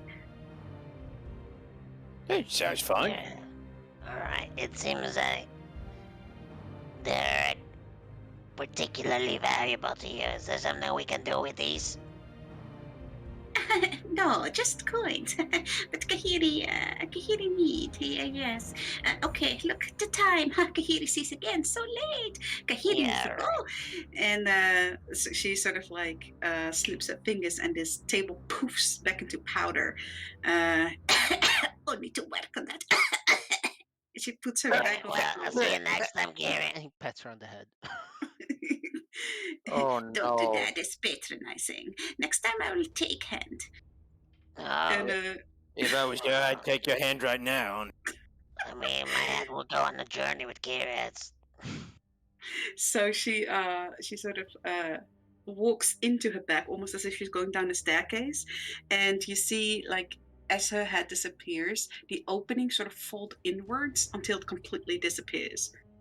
Yeah, before it completely disappears, he says, But we're glad you're alive. See you next time. Bye. Yes, keep checking. But Kahiri disappears. She's only interested in us for the money. Yeah, she's a goblin in the heart. Kinda like her. Yeah, she's a nice one. Wait, you's not having No, feelings. not like that. No, I Okay, like good. her Doesn't make as a goblin. it makes sense. Makes more sense that way. Because I have to start questioning you. As you guys I make it to the Raises the center, brow. you Oh see yeah, sure. Ikamale. That's clever. Ikamale Wow, actually is over here. His horse at the moment has disappeared, and he's leaning against his wall. And this copper door is actually open. And he says, Oh, you finally made it. Well, I found a way out. Right. Yeah, I mean that's the door. That But that doesn't good go. find, Iku. Good find, Iku. Yeah, Okay, thanks. goes that. Okay. All right, let's go. "Oh, by the way, yeah, just for brevity's sake, did this leave plasma, and can we pick it up?" yes, all of them left plasma. So I'll say that in total, you guys will have another, I don't know, I think there were 5 ghosts or something. So you have another 5 vials of plasma. Okay, someone write that down. 5 vials of plasma. And Ikamale will lead you guys through here. And you guys see that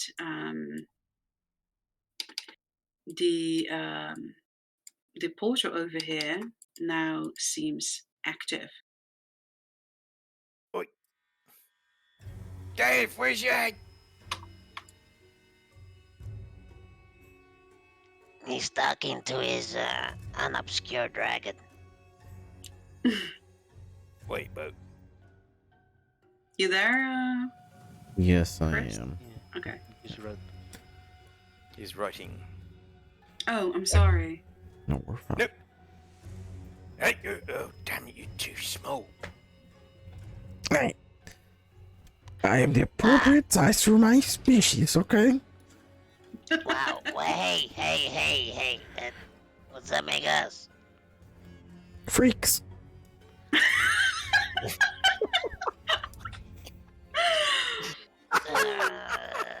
I think that's it's probably offensive. I don't really feel offended. You didn't say it was wrong? So, Gav, any good or bad news from that thing? Okay, well, it's good news. That was Trajixis. And, he told me... How do I always forget his name? Aver. Aver. Aver Talcum. Aver Talcum. He told me Talcum kind of forgot about us a little bit. He went into town with a full army. He got persuaded to... that they didn't see us, that we're basically gone, and that he doesn't have to worry about us again. Then he went back to his factory. So for the time being, he's still in the same spot and not hunting us down. So we can basically tell your general big guy dude to then we can find him there, Clang. Alright. So what's this here then, Iggy? Ikamale was this, that when he went here to investigate, that the thing activates, and he threw in your bottle of booze and it disappeared. Oh. Well, we need to see if it works on live things here. So he'll grab Gav and toss him in. Wow. What? Gavokov, as do you allow this tossing? I mean, do I have much of a choice? You Probably do. He's gonna try to resist it for sure. Okay. Oh, Oh. not. Okay, so what It happens was is a you're natural 19 just crushed. you're both struggling at the edge, and both of you sort of like tumble in here. Nothing happens for a bit until these little stars start rotating, and all of them getting sort of closer to the center. And it seems like as you look down, you see something more familiar. You see sort of these hallways and stuff that you have seen in the gate before. Oh shit! What? Why did you so- do this to us? No, Gav. Okay, that is happening. I guess it doesn't work on live things.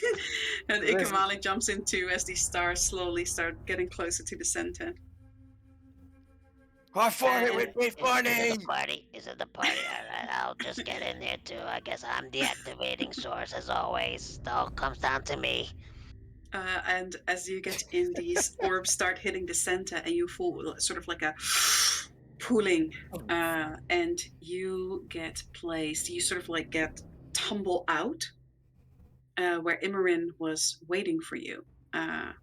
And he seems a little startled as he jumps up and he says, "How did you get back here so fast?" Yeah, we're not that surprised, did we? Oh, God. Do I have to answer that with honesty? Yes. Wait, what? He says, "Well, I was gonna eat a sandwich, and if you weren't coming back, I'd probably have to search for some corpses." Yeah, see, at least one of us is honest around here. I mean, seriously, we would probably be corpses by now here if it ain't been for most of what Iggy and Gav did. So, did you Yeah, guys well, find my what life- you were looking for? Oh, Oh, yeah, yeah, definitely. Yeah, we found a big shiny dragon. A dragon. I don't think that's what we I were looking thought for, we to be were honest. looking for answers to Exactly. find the god of fright. Now you Yeah, see what go- I'm working with here? Yeah. No, we got that here. We also got this Yeah, here. got that too. Kling pulls stuff out of his sphere, books for the most part here. Oh, and I got this one right here. I don't know if you like these types of books. It's the romance novel. He looks at it oh, actually, I wrote this down in my old notebook. Let me get here. I As just you wrote it down as ancient smut. as you check it out, I got two of them. He writes it, looks it over, and he reads. You can hear him read "Stride and Breathlessness," Volume 1 and 2. Oh, well, never heard of those. Oh, and what is Yep. that? As he looks over, are you both pulling out your books? I pulled out all the books that I gathered. I think just Okay. fine. Guy wasn't pulling out his. He's got some books on werewolves. This here about someone who's a little bit more closest to me here, thanks to me pauldrons. And he says, "Oh yeah." He looks at it and he says, "Oh, hey, now this I recognize somewhat. These Oh? are the chronicles of, well, it's some of it. It's incomplete." As he sort of leaves through the book, he says, "But this, there was once this very legendary hero called Joshamir. They raised a statue of him in Riven." Yeah. I've actually got some of his pauldrons, actually. A Oh, little bit of the armor. you're a funny guy. Good replica, though. And he keeps reading, and he says, "Well, these are the stories about his way with the zombies in Riven, actually. So his achievements and saving the city of Riven." And he hands it to you. Oh, well, I'll definitely read that here. Also got this book on curses that I'm pretty sure that Gav will like to Yeah, look at after that. that one I'd like to read through, yes. I don't know its name here. Just knows that it's about curses. I thumbed through it a bit. Didn't make a lick of sense, and he hands it off to Gav. He looks it over and he says, "It's Abyssal. Painting the Void. Yep, I don't think I'm into that." And he gives it to you, Gavokov. Is it painting the void? It sounds like just black ink. And then I think, Gavokov, you also had 2 books. Yeah, he has a book of, let's see here, Unicorn Tears in You, Supernatural Things, and there was 4 other books that I didn't get the title of. Okay, so 3 of those are just leather bound, and when you open them, there's no text in them. But it seems very odd. You definitely feel some kind of magic coming from them. The 4th book is called Eye of the Beholder.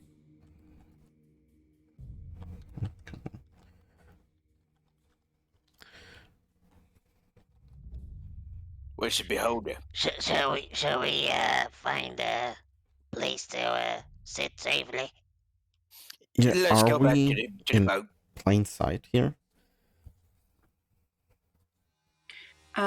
No, you're off at sort of like this small balcony that's on the side where you initially snuck in, and it's very private, very quiet. But then again, it's always quiet here. There's a- Actually, Imar, how long have we been gone? You see him sort of tap his chest, and this small device comes out with turning rings. And you almost see like a constellation go around it, and he says, "You guys have been out for the larger part of the day, actually." Alright, no time dilation. Yeah, no, I didn't think there was gonna be enough on that. We just flew through portals and fought the stars, so you know, you never know. Wait, how the hell did I know what that word means? Yeah, I think we all ask ourselves that question. Clang. Towards you. No, I'm stupid. I know that much. Yeah. Oh, I have a few books you can take a look at. That's a beautiful library you got there. Sorry, I tried to find this while we were talking, but basically, you take out that book, and it's like really elaborate, and it has like these pink gems in it, and it almost looks like, you know, a princess's diary. Don't you say a word, Pin. Don't you say a It'll word. be shiny. No, It looks shiny. I actually think it's pretty. But Beautiful. it definitely doesn't look as impressive as the book It's that not my kind of thing. that Clang has on Joshamir. And Clang, the book that you have, it looks weird. It has weird. all these strange linings in the cover, and it looks like a decorative map, but there are little gems in certain positions. And roll me an insight, please. I can indeed. I am not. That is the wrong page here, Josh. Come on. All right. You said insight, right? Yes, please. An 8. Yeah. No, I had a feeling that was going to be the case. You're not completely sure what it all means, but it definitely feels like a little bit more. And you know, they definitely looks like there's more to it. And if you would spend some time studying it, I think I it think would I come will. to you. Perhaps, but we need to get to the ship for that. Yes. Uh, But yes. No, no. I'll also hand this off to Gav here as well. The book Book of Werewolves. Yeah. That I got. Like, yeah, you're probably gonna get more out of this than I am here, Gav.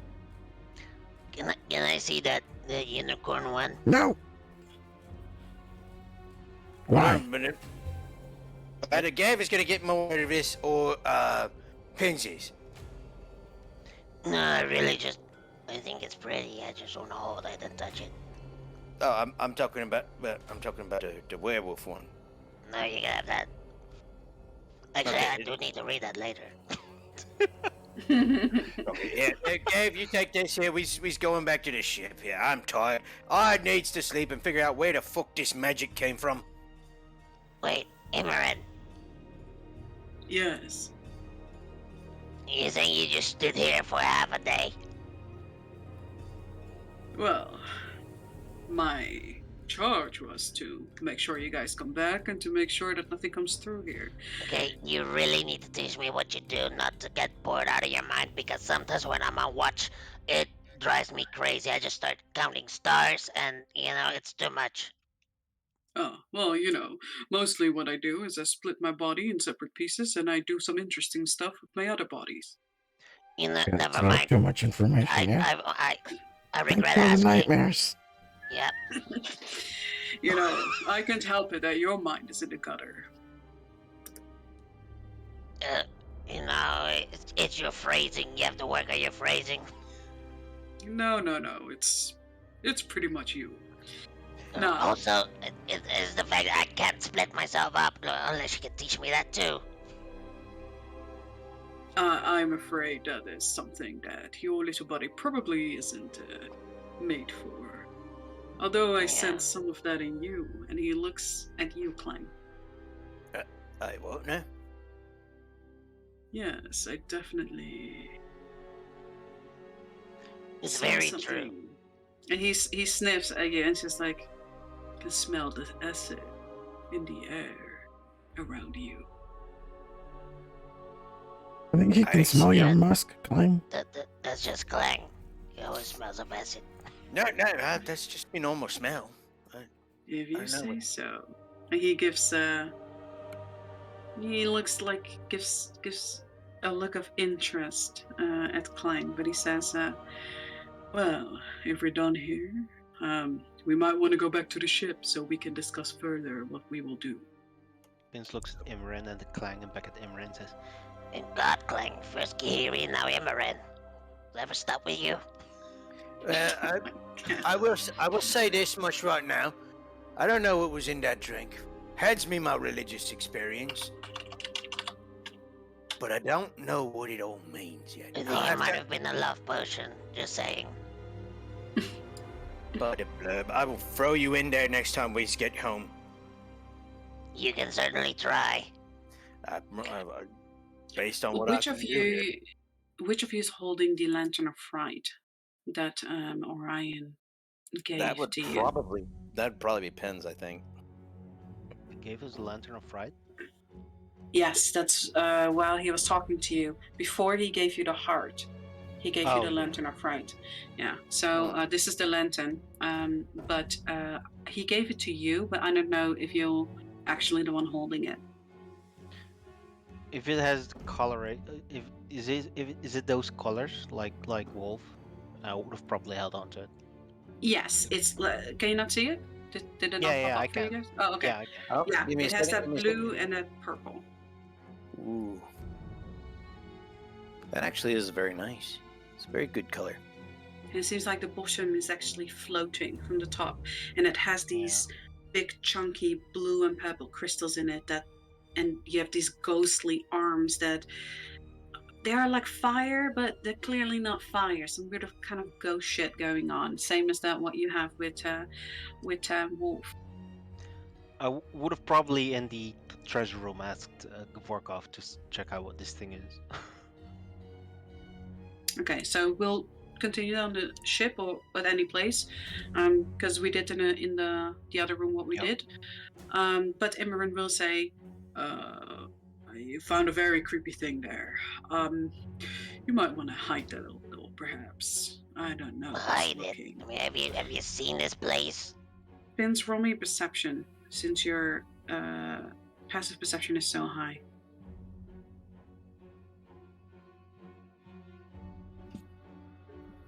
You follow sort of Imran's gaze as he's looking around, and as you're going over the walls and over these statues, you see a statue of a woman that has several kind of babies and children crawling up her robe.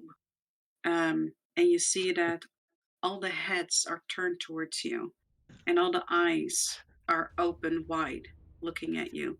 And the moment that you look at it, you see the eyes of the woman close, the stone actually like closing the eye.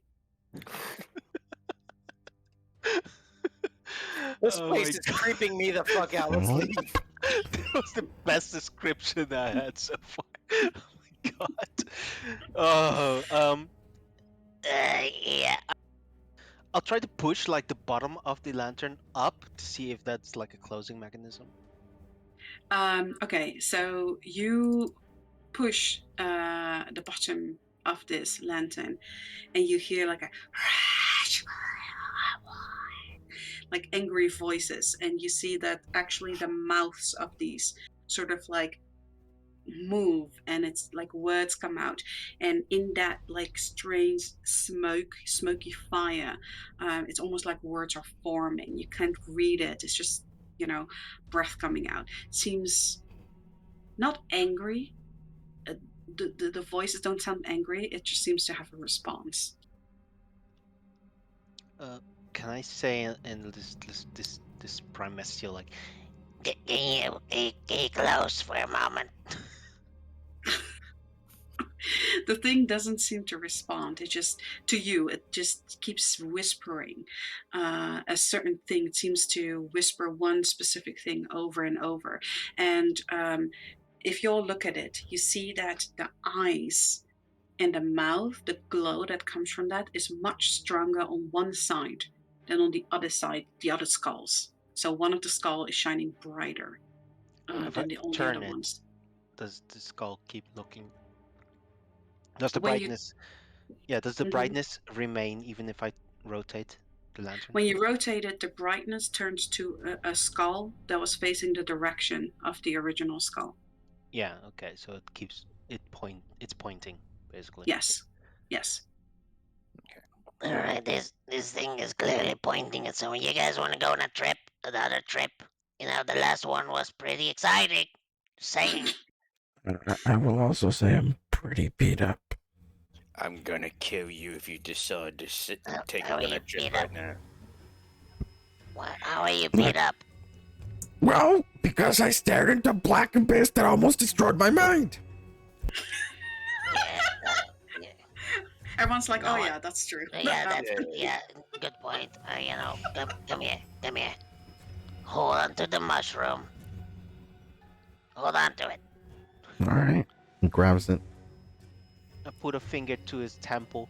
I'll give you a cure wounds. Roll me a con save. Shooting me while doing so. Roll me 'Cause a he's rolled con sneak. save, Gavoko. Okay. No, Oh no. Whatever it is, it 22. isn't you typically. Oh, you touch this mushroom, and at first you think it's wet because Pins always keeps licking it, but it's not. It's just this particular mushroom tends to have this really cold, wet sort of. How do you say that? Yeah, but it also like how do you say, what's the word for it? Anyway, it comes out of the mushroom, like it produces that Excretion. yeah, it secretes that. Sorry, thank you guys. problem. And you sort of feel that sinking into your skin. This is a very toxic mushroom, but thanks to your spore breather and your your good resistances against poisons, you feel the prickling and you give it back to Pins in time. But that definitely feels like a very potent toxin. Now you don't know how Pins licks it all the time. And you should probably toss that mushroom away and never touch it again, let alone lick it. Hey, no, we don't talk about the mushroom. No, we should definitely talk about the mushroom. Let's talk about all the other apple mushrooms. juice and your spices. We're gonna talk about that too. We already talked about it. Now, that mushroom, I held it for a few seconds and I felt my heartbeat speed up. I don't think that's a good Please thing. don't talk about mushrooms. Yeah, that's No, because I healed you. Does he I get did this? Does he also get the 14 feel- healing? Yes, he does. He absolutely does. You do feel that warm healing wash over you, which is, a strange connotation for your brain to make. Pins touching you, warm, wonderful healing. Yeah, yeah, Weird. exactly. Yeah, thank Morgana for that. All right. Imran says, okay, well, I think it's time to move. Pins, when you follow his gaze once more, you look at that statue. You see that now some of these babies actually are leaning forward, and one of them actually has its hand stretched out towards you. Yeah, okay. I'm just guys. Are we gonna follow the lantern or not? I mean, no. We's not going to do that. I will say, if you want to follow that in here, we're gonna get lost for sure. And as you look at all these walkways, all these winding stairs, all these stairs going up and down and these bridges, you know that this place is a fucking Yeah, but three-dimensional. he holds it up to Imran and he like rotates it a little bit. Says, No, look, we have a guide. It's clearly pointing somewhere. We won't get lost. Well, the Definitely. question is it pointing towards something in here or something elsewhere? Because whatever it's saying, I sure don't fucking understand it. You don't understand what it's saying. All right. Well, I guess you're not chosen like me, right? Wait, you How about you explain it then? No, we already decided we're gonna go back to the ship, so let's do that. Ah, I see. That's what it's. Okay. Well. yeah, I'm gonna put it under my cloak. I'm gonna put it dork, under I my love it. cloak. He smiles at you and he sort of like shakes his head and rolls his eyes like, oh my god, this is my life now. babysitting these goblins. And he says, "Well, all right, time to go then. Let's make it a quick one." And you see he sort of takes this sort of kind of dust, like it looks like black black crystal dust, and he blows it, and it forms this cloud that flutters over to that statue. And as this cloud dissipates, you see that that statue has turned into its normal state. And he says, "Oh, let's go. It's blinded for now." And you guys make haste. Yes? No. I just said, all right. That's it. Oh, okay. As he leads you out of this maze of staircases back to the ship, where eventually you get there. You see once again on the open deck, you see these, couches where you guys usually sit, like almost like these booths with a big table. It has food on it. You see that Gira is sort of leaning back lazily deep in the couch and drinking something, laughing with what seems to be a staff member for the ship.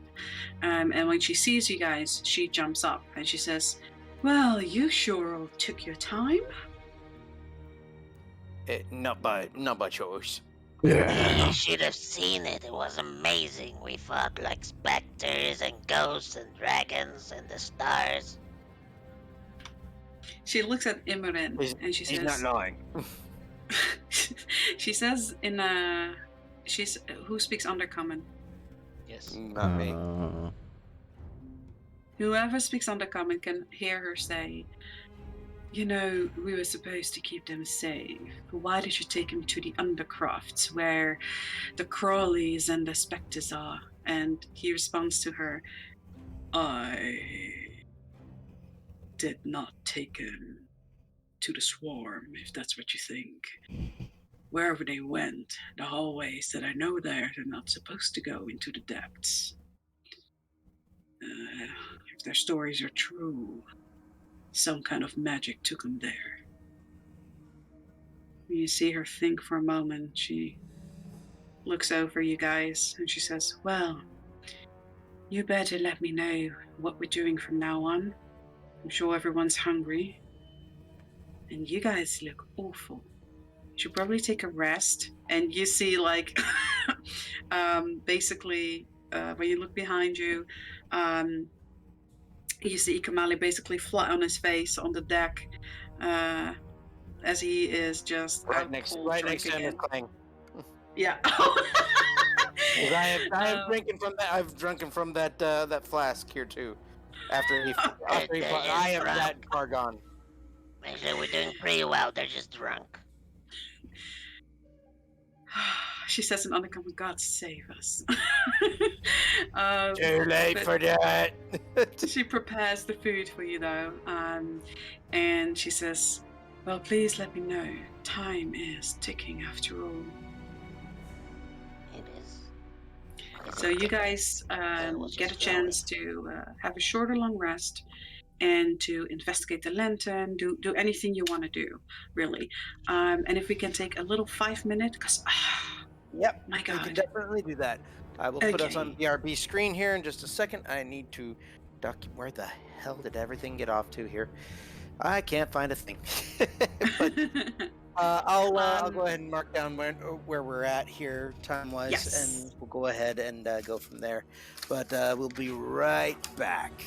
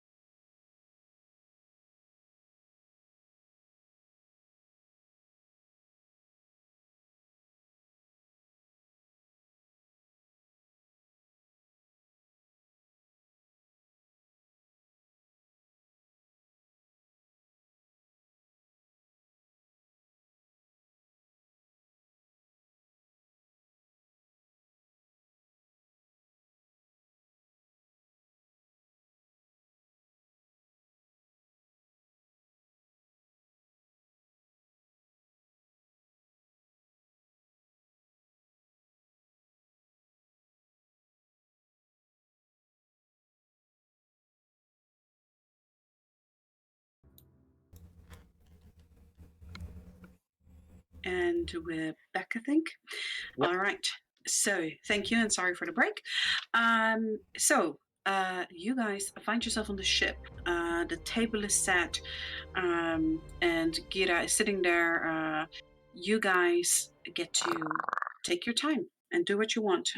Decide if you want to take a long, short rest, whatever you want. Yeah. Wanna go read these books now, or what do you guys want to do? Because that will probably be the trajectory of our next actions. Well, we currently don't have a destination towards, well, a way to fix this, do we? For the Colossus. You know that Orion has told you that the lantern will lead you to fright. Yes.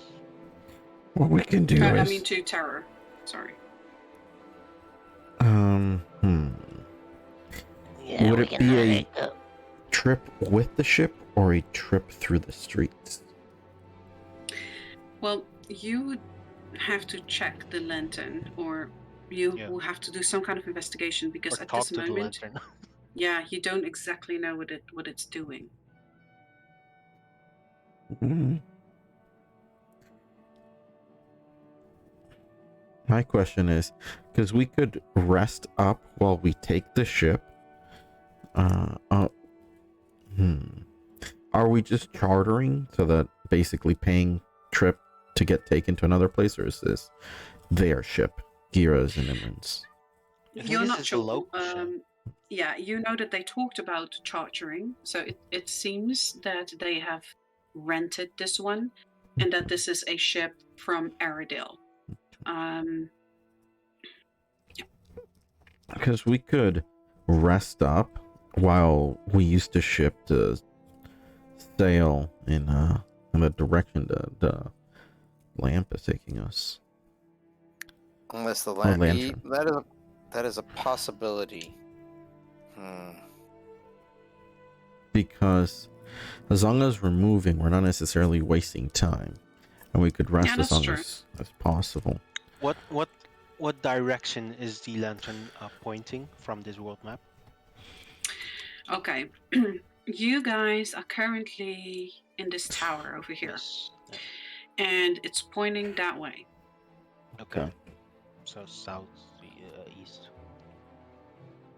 Yeah. You know that it's also, ever since you touched it, you put it under your cloak, but the whole way there, it keeps sort of whispering and repeating a set of words. Yeah, I'm used to that now. Mm-hmm. Yeah. It's whispering to me. I'm just starting to hear things. All of you can hear that, by the way. It's not like a mind thing. No, I'm not talking about that. The words we can understand. If anyone speaks either primordial or celestial, they hear some kind of semblance of what is being said. If you speak abyssal, however, you will really truly understand. Since Oh. my favorite enemy is most trusty, I do speak abyssal. Oh. In that case, as you have been traveling to the ship, as these words in different languages like keep appearing, one voice rings, like you focus on it and you start understanding better. And it's repeating a few things. It's repeating the name Terror. That's one. And it repeats a name that you have the feeling it's the name of an area. But you don't quite understand it. And you also hear the name Dusktown. So if you want to take time with it, you can sit, and since you do understand Abyssal, you can spend an action to spend time with it and understand what this lantern is saying. I will just sit next to Gav if he's going to investigate it, identify it. Mm-hmm. I'll just like rest my head in my palms, elbows on the table, and just sort of listening to it and like, Yeah, terror. Yeah, that's where we're going. Yeah. What else do you know? All right. So, with your powers combined, you put this lantern on the table or you hold it. Either way. And now that you're really focusing on it, and now that you're doing some kind of identification magic on it, when it speaks, now those flames that come out of its mouth, it starts forming things. At first, you see water rippling, and then you see sort of these dead large tree growing out of it, and you still keep listening, don't quite understand it. You start seeing a city, and you're doing this on the deck of the ship, yes? Yep. Okay. I mean, it depends. Where is Gav doing his stuff? Well, considering well, it's a the- private ship just on the deck. It is a Yeah. private ship, yes. It is a private ship. So you're sitting there, and Gira and Imran are looking, and Imran leans forward and he says, I know that city. That is Riven. Riven? Riven. And he sort of like taps, and his sphere comes up, and he shows you that Riven is over here.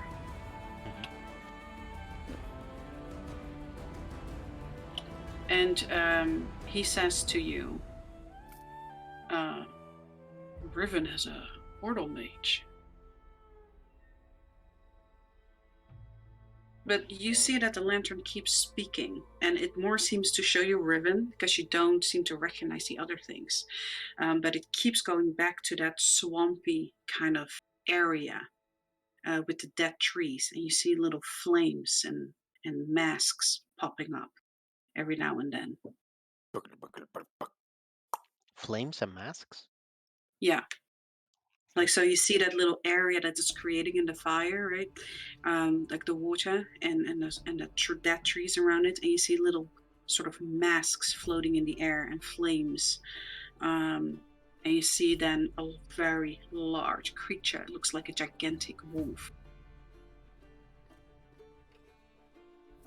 Oh, that must be Fright then. Terror. Yeah. Terror seems to be the wolf, and Fright is the you don't know. Oh, the other Say one. we don't know. Well, considering it's pretty far away, we should take the ship.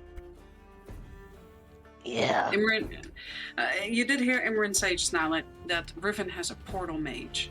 Oh, right. I forgot So there magic we is go, a thing. everyone. More magic. How do we teleport in? Do we go to some portal mage here? Pay for transport or something? You guys Yeah, portal some of the mages. above. Well, no.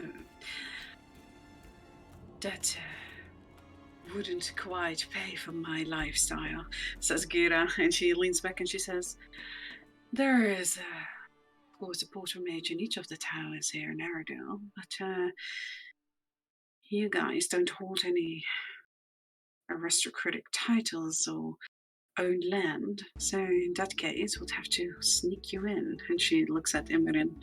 He looks back at her and he says, how long can you all hold your breath? Me? A long time. Like, super long, like really, like at least 2 minutes. That's A all? 2-minute window, huh?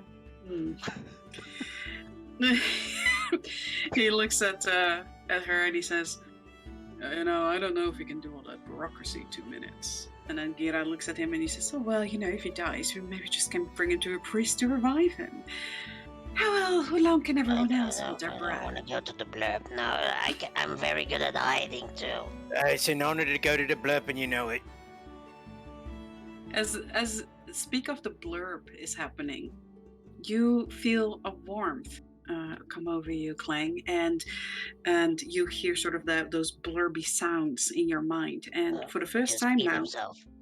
you see something in the corner of your eye, and Aye. it's like that little thing that Pins had seen before. It's like this ink black little blob that takes on shapes of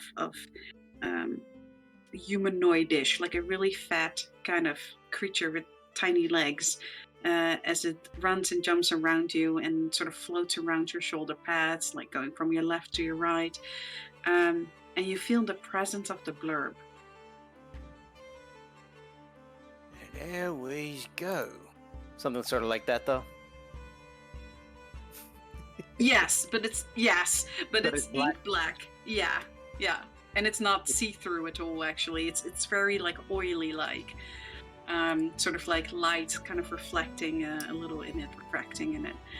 Yeah, but it. Well, that's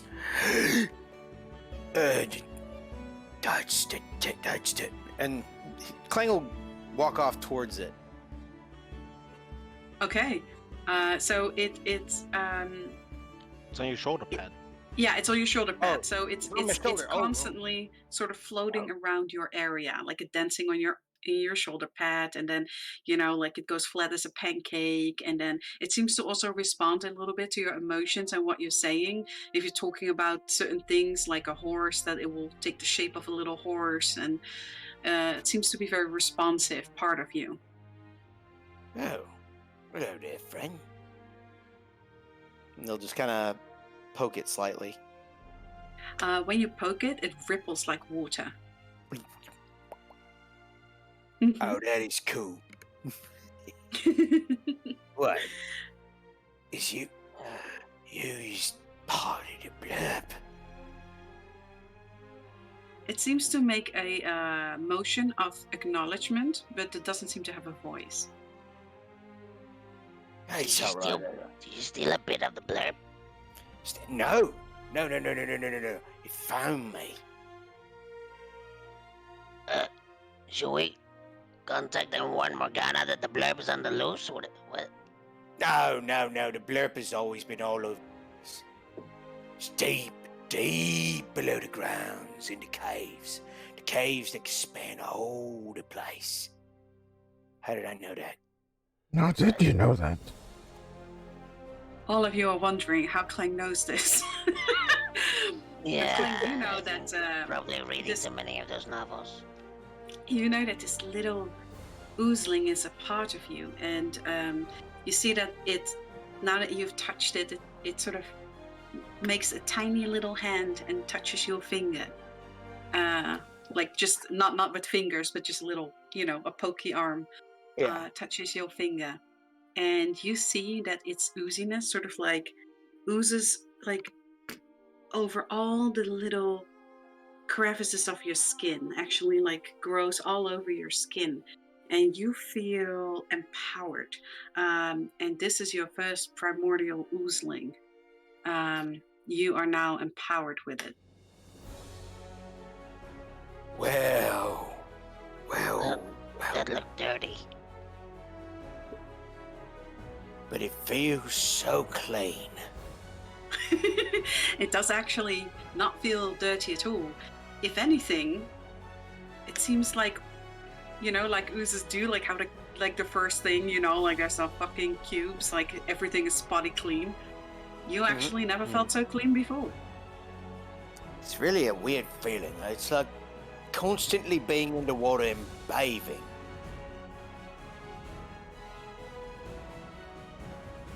All right. Alright, so, what does that mean now? Are you now part ooze?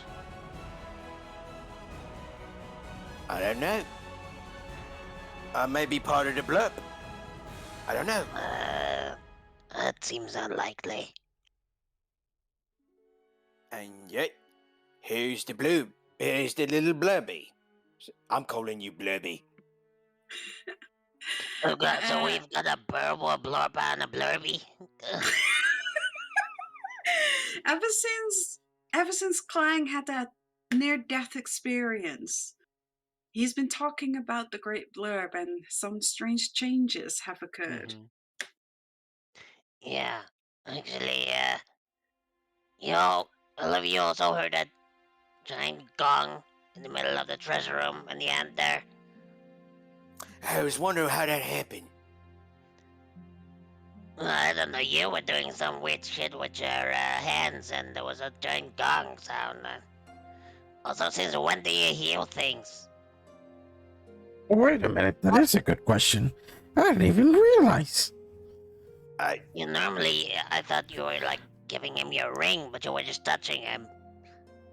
I just gave him a pat on the back so he'd be feeling better. Especially after that thing he drank. Maybe you were saying something too. Yeah, it said, get better, buddy. Uh, That's his incantation. Get better, buddy. Yep. It's a, well, again, Somatic is a verbal somatic. pat on the back. Yep. It's the pat on the back. And the verbal is whatever sounds. Alright, if you say so. I think something's strange is going on. Definitely some kind of experience yet after drinking that thing. I feel like something strange is always going on with you guys. Yeah, but you don't understand us, it's alright. He looks at Gira and he says, let me go make some preparations. Maybe I can get some papers drawn before the portaling, and not all of them will suffocate in the bag. Have you guys ever had coffee? Oh, God.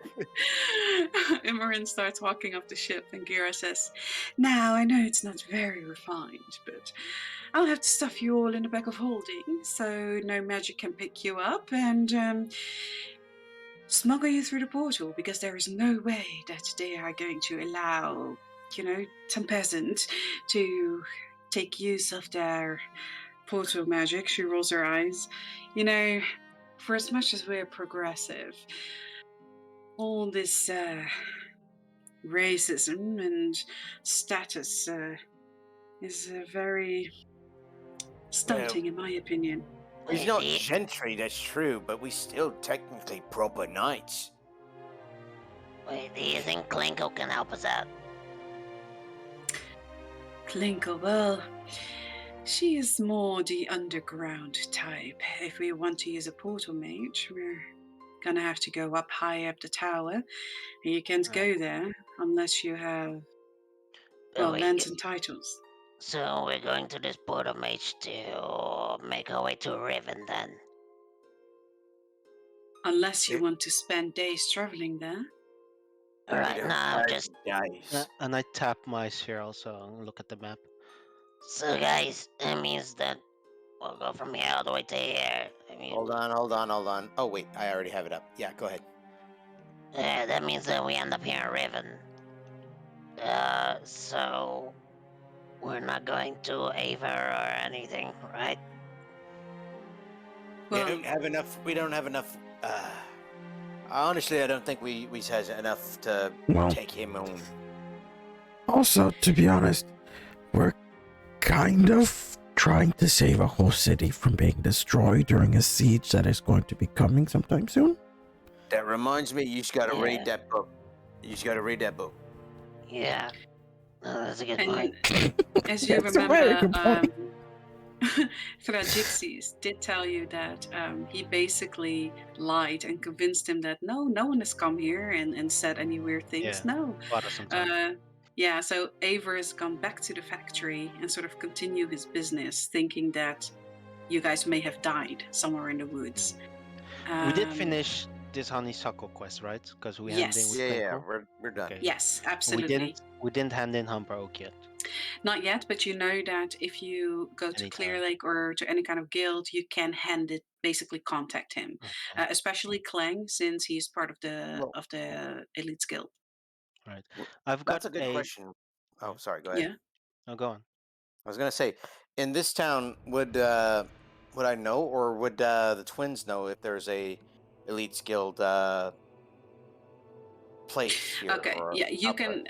I'm gonna assume that like if you ask them, they will tell you there's absolutely an elite guild here, and it's in this tower, which is Exactly. Not Rebirth. nearly where we are. Yeah, we're Yeah, you're not in that tower at the moment, but yeah that is just yeah with we're the up here. ship you have. Yeah, with the ship you have, that's just a few minutes. You'll be able to get there. Yeah, we've got to turn in the douchebag's quest here. I should probably get to writing something up. She nods and she says, I can definitely set course to the Pillar of Rebirth, and you can have that taken care of. I much appreciate it. And she'll get up and she will go to the navigation crystal, and before long, the ship takes movement. And once again, it's very fast, but you don't feel like a jerking or, awful stomach feeling. It feels just very comfortable, a little bit as being on a ship. So help me, if you try to throw me off again, I will. Under your Sh- breath. Prince will also ask if there's a hunters guild in this town or city. Sorry. She will say yes, and she'll say that there is a hunter's guild in the Tower of Life. Alright. Me first, I asked first. Yeah, no, I just want to know if it is there. I'm not sure. I've got a lot to offer right now over there. All right. So Oh, yeah. this ship is going to take you there in about 10 minutes. What would you guys like to do in those 10 minutes? Gira will explain to you that everything basically, that the Citadel is in control of Aerodale. And they are huge. Everything is bureaucracy. Everything is with long contracts, and like as you have experience with officially naming your party, your group, everything needs to go through all these so everything takes forever. So if she wants to smuggle you, she can spend 3.5 hours going over contracts and payments and all kinds of things. So Immarin is trying to set that up, so that you guys can get portaled. Yeah. All right. If she's doing the navigation, Prince will go over to her and pull up his map and say, I've got a marker over here. There's a kind of weird tree over there that I found. You know anything about a special tree in the area? I think you already asked it. Not that I know. I've never heard of it, but I'm pretty sure that since you are part of the Hunters Guild, I'm pretty sure one of them might know about it, especially since it's so close to Aerodale. Alright, that's a good point. Thank you. No problem. I will look at that Joshimir book. Absolutely. Do you want to spend some time with it? I would very much like to spend some time with it here. I'll look at the Okay. cover, look at the pages, read it a bit. Whatever I can do here in that 10-minute time. Okay, so you go to sit in a quiet spot and in a nice comfortable chair. And as you concentrate, you close your eyes for a moment, you feel that focus that you have when you sort of activate your pauldrons, and you feel that pull and those blues, those sigils that always have that sort of glowing blue light. You see that the little crystals in the cover of that book respond to that, and like little traces, little, like almost like little water drops, they start going over the creases of this cover that are sort of cut and into a map of Aetheris. And you see actually that little part that you guys always see, so this big circle, this is a very small part. You see the cover has a really big map actually. But all these little crystals start moving places. You do see that there's a crystal around where Clear Lake is, and you see the little water drop move to the Guardian here. Okay. You see another crystal that's over here, and a water drop moves over there. Okay. You see another crystal over here, and a water drop goes over there. And then you see that there are a few crystals missing. You see the hollowed out part, but they're not there. Hmm. And you see that something is missing, that this path that this last droplet is taking, it can't complete the path. It's sort of, the other ones, when they get there, it completes, and you see a little almost like rippling. But this one seems to not fully complete. And you have the feeling that if you find another crystal and you put it in, that it will start doing its trajectory and you would find possibly another location of where the armor is. Okay. So I just need to find another crystal that's similar to the ones that's in this book. Yes, and when you leaf through the book, you do actually see it is actually a story, and you are an avid reader. You read pretty quickly, so trying to really Reading activate. yeah, trying to really get sort of to the meat of this, you sort of quickly go over it, and you read that Riven was a town that was overrun by zombies, and Joshimir actually held his ground and mowed his way through hundreds and hundreds of zombies to save the town. And they actually erected a huge statue in his honor that is still there. And when you look over the picture of that statue, you see similar tiny little crystals that decorate like his shield and the base, and you have the feeling that perhaps something like that is what needs to go in the cover. So you see that big statue of him, like there's a really nice drawing of him, and you know that the city of Riven is the city that made his boots as a thank you for saving the city. And the beetle is where we know it's residing for sure. Yes, Or the guardian, sorry. the guardian beetle. Yeah, when you Yes, pointed yes. here, you meant Yeah, there, right? I meant Okay. there. Yeah, I'm very sorry. No. So you know that from Riven there is another one that is sort of that goes like this. All of them are sort of like swirly and taking all these, following all these lines. Yeah, paths. This one goes through the mountains, and then but it goes somewhere, but you can't see where it's exactly going. You do know it goes from Riven. So you gather, perhaps in Riven, one of those gems is there that you can put in the cover of this book, discovering another location. Okay. Quest And when updated. quest updated. Riven is next. And we're actually heading there anyhow, so that's good. Yes, you are. You are.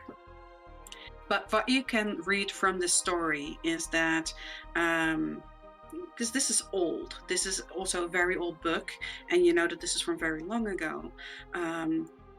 But this city was like at some point a plague just swept over the entire east side, and it also talks a bit about the Blackmire and how this whole area just got overrun by hordes of zombies, and that even after Joshimir saved Riven, that he had more pressing matters and had to go elsewhere, but that the problem itself wasn't completely dealt with, but he did save the city. So the undead still lurk nearby. Well, It's at least very possible. according to the book here, it's probably something that they took care of since then.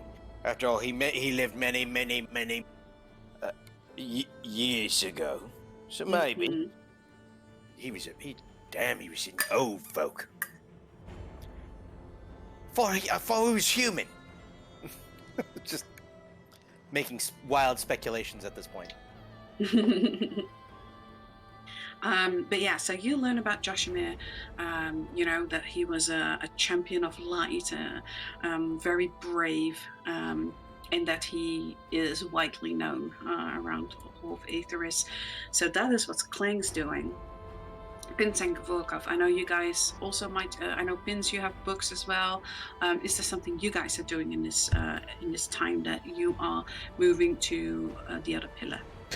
Gaworkov wants to read the Book of Werewolves. Okay. You read the Book of Werewolves. You go over it, and it's a very long, tedious read.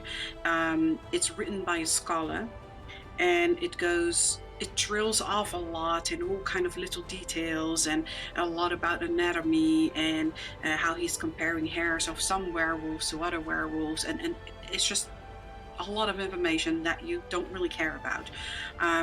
But you start leaving, and at some point, you do find something about a certain ritual that can be performed to summon a colossus, and more than just summoning something out of thin air. It seems to be speaking about a very specific kind of blood ritual, where, and it's he doesn't quite know. It's very clear that he doesn't quite know what the source of power is, but there's a blood ritual in which they extract power from some other kind of strength, or whether that might be, this writer is saying that maybe it is something from another realm, where they infuse it, a normal werewolf or a very powerful werewolf, to grow increasingly large and strong, and where he thinks, and this is the what they think happens, where this power gets extracted from some ancient god to empower them. And they speak of a special kind of werewolf that has been plaguing um, around the frozen rift. And you do see, when you see the map, you see that it's an old map and it's not quite exactly the way you have it now in your sphere, Yeah. but it is definitely around the area of Clear Lake and that whole frozen ridge, where there's been spotted, and they seem to have been very rare back then. But these werewolves that are called purebloods, that do not turn into humans, and basically the human part gets completely eaten by the werewolf part. So they have a full perfect transformation, where they really become werewolves. They're no longer human. There's no human left in them. Okay.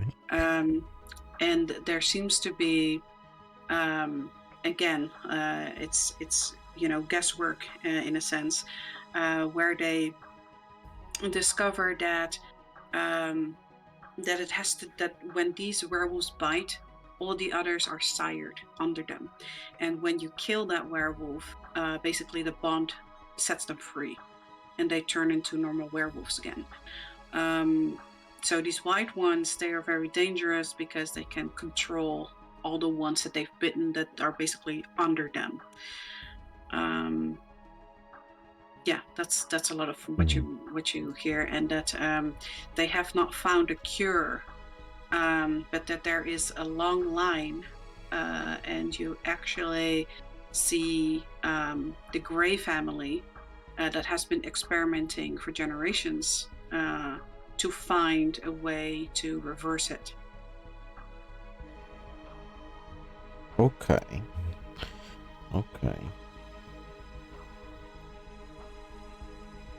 But a little thing that you can read in a different language. Roll me an insight. Could I, because I want to interject here. Mhm. I would be sitting next to him, reading this, but after it trails off, I would be a bit bored and go bond a bit with Mahler, but I would still sit next to Gav and be there to help him with any things about the more natural side of things. So if I could give him advantage on anything he does with the werewolf book. You know what? I'll allow that. So roll me insight with advantage. Because I'm also connected and interested in that book. It's just that it gets very scholarly, so I'll leave that to him. But Mhm. if he has questions, I'll be there next to him. Okay, absolutely. So roll me another insight then.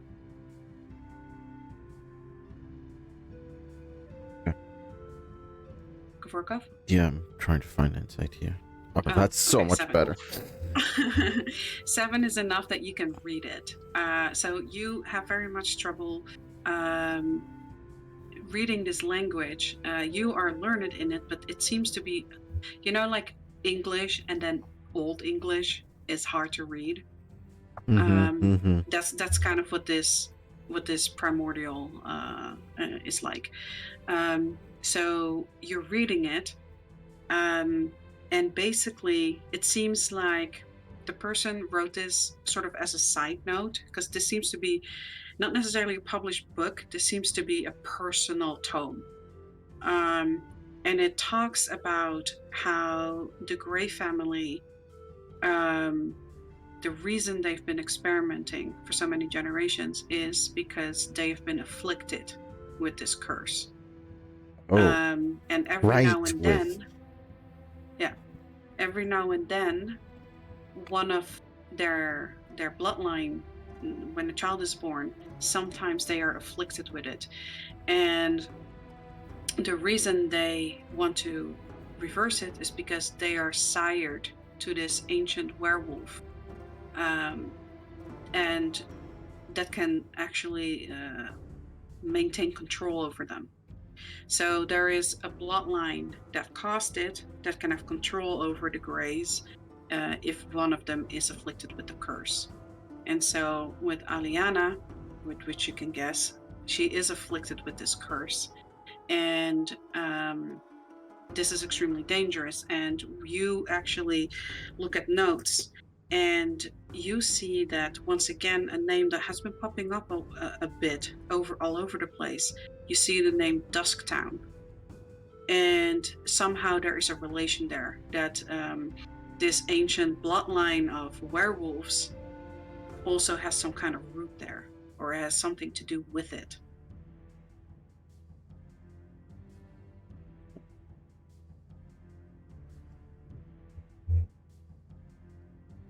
We might want to talk to Lady Grey when we go back to Clear Lake at some point.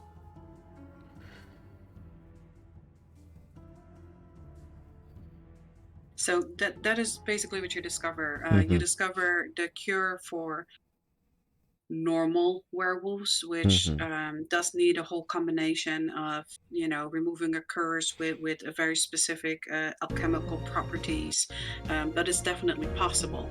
When it comes to these white werewolves, it's very hard. And this is an old book, right?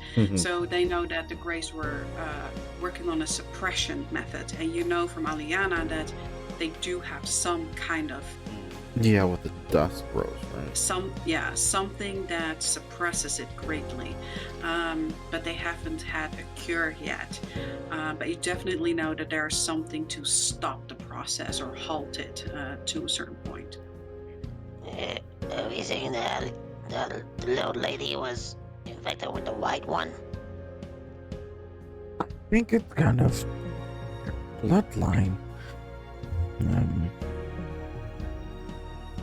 But they very well seem to know a cure, or at least a medicine that stalls it.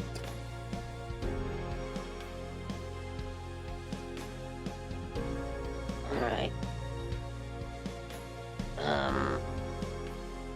Do we have anyone who can contact the little lady? Well, there's the doll, though. I think Clang has it. Clang has it.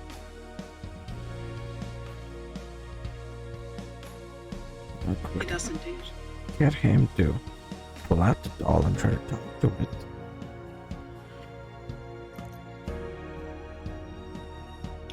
You're going to interrupt playing as he's reading. He's kind of reading his pervy novel, so we might not I want was to. gonna say, he looks extremely focused. You see his shoulder pads are glowing blue. The book actually, like his fingertip, seems like the light is seeping into the cover. And actually, Clang can't see this, but his eyes have a blue glow as well. Yeah, no,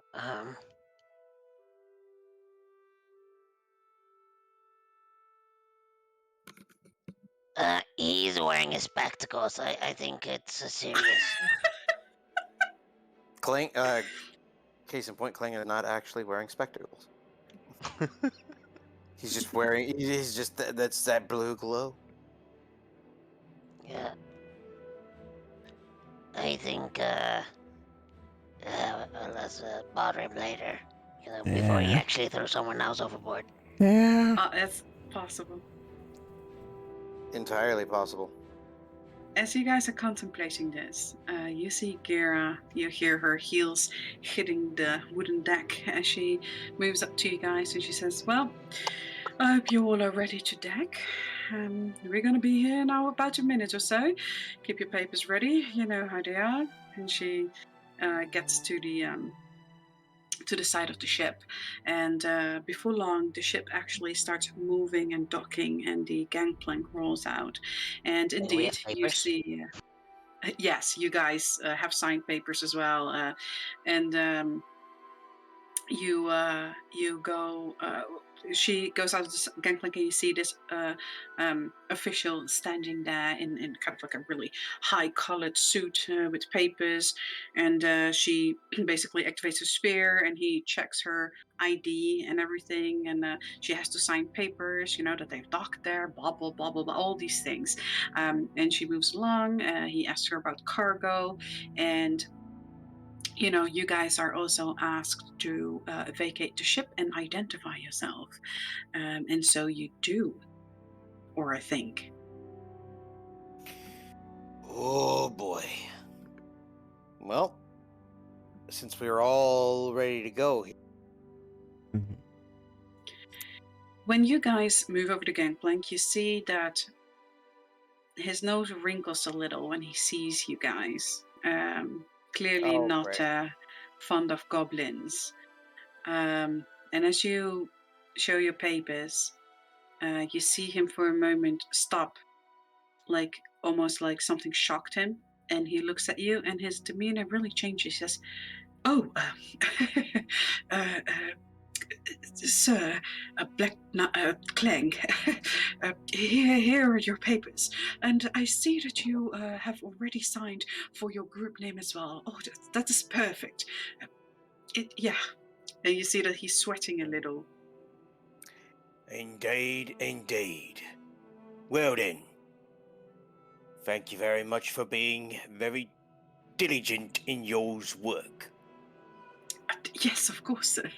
Of course. He's kind of puffing out his chest a little bit here, even though he's very, very, very small compared to this human, and Uh-huh, uh-huh. you know, hands behind the back in a very, you know, commanding posture, and he will walk past this fellow. I'm guessing Fantastic. he's just a dock worker, right? No, he actually seems like a high-ranking official. You see, dock workers are also there, but he really seems an important person. Like he actually checks everyone's identity, and you know, he Absolutely. seems to be one of those. He's the port authority. Lovely. Mhm. He will take 2 steps past this man and then stop, turn on heel, and face him again, saying, "Where is the nearest elite guild Uh, outpost?" at least, well, if you are a member, and he sort of points up. There are several badges on his armor right now. He should be able to see that. um, At the end of the he campaign, Clang is just like a Korean, Yeah. general. Clang is very much. He is very much like decorated like an admiral at this point. So he points up this really big stone wall that you've been standing at before here, where you met Imran. He points up and he says, "That large building over there, that would be the uh, the Elite Guild." And he actually points Oh, about up there. in the direction of the building that's right above the bridge, where there's an entrance up the side here, like big stairs. Hmm. I say. Thank you very much. And do carry on. I will be watching you. He said as he walks away. He swallows. Yes, of course, sir. And he takes the rest of everyone's papers and nods, and your paperwork is all fine.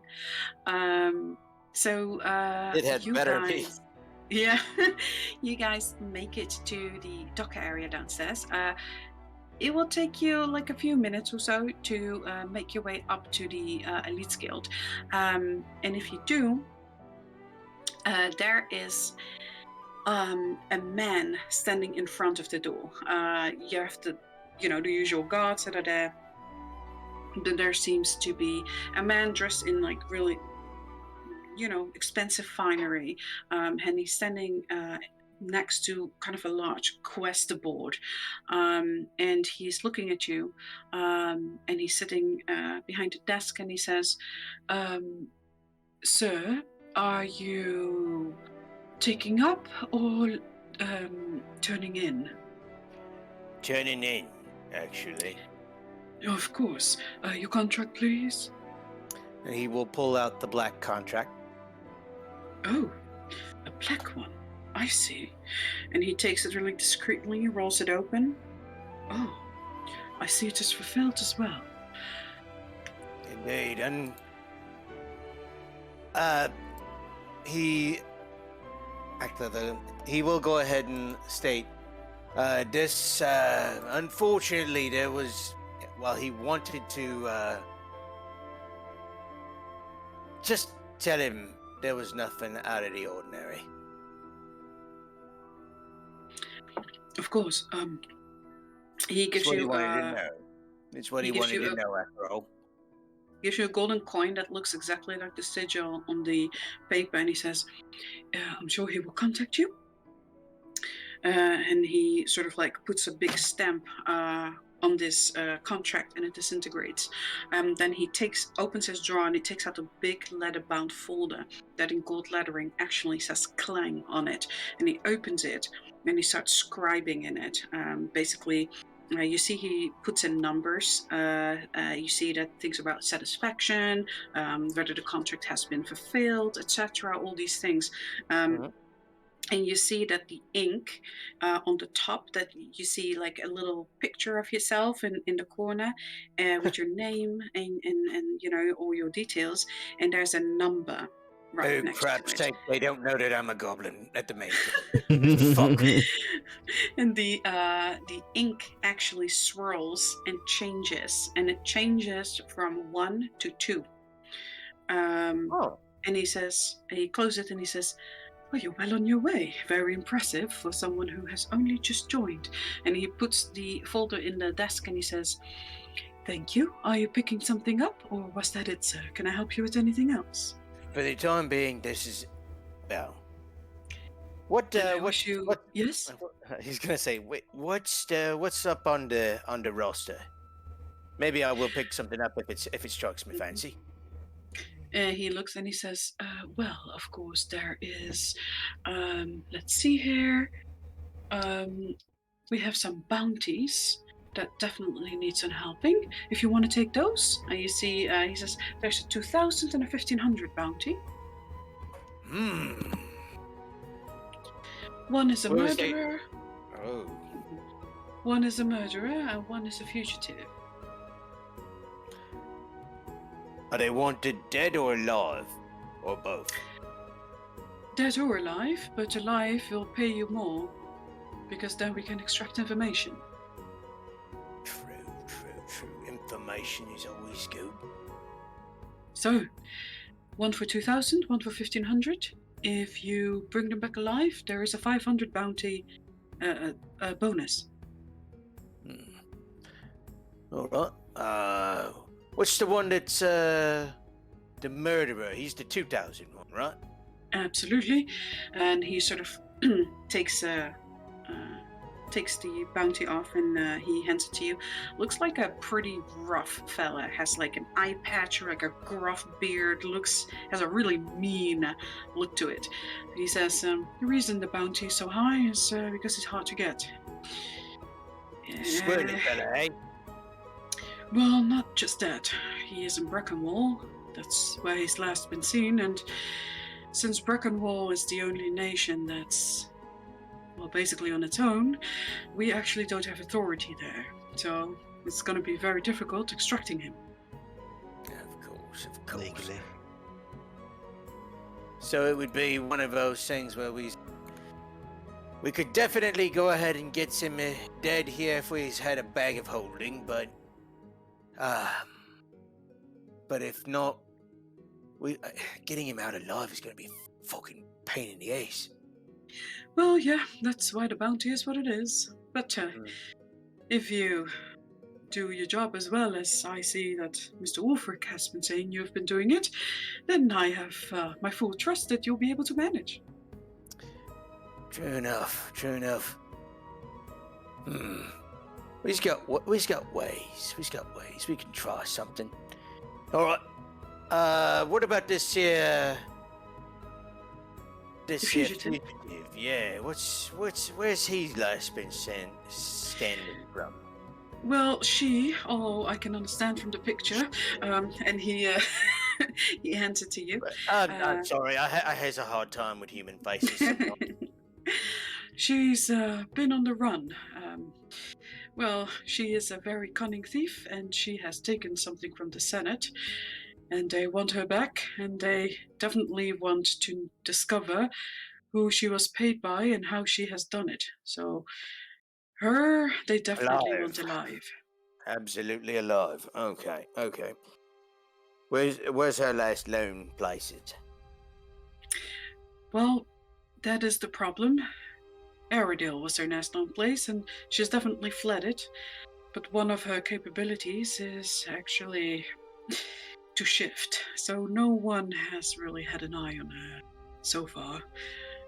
I'm sure if you can find a very experienced tracker, and he opens his drawer and he takes out a little box, and he says, "We did manage to find one of her scarves," and he opens it, and there's a tiny piece of fabric in there.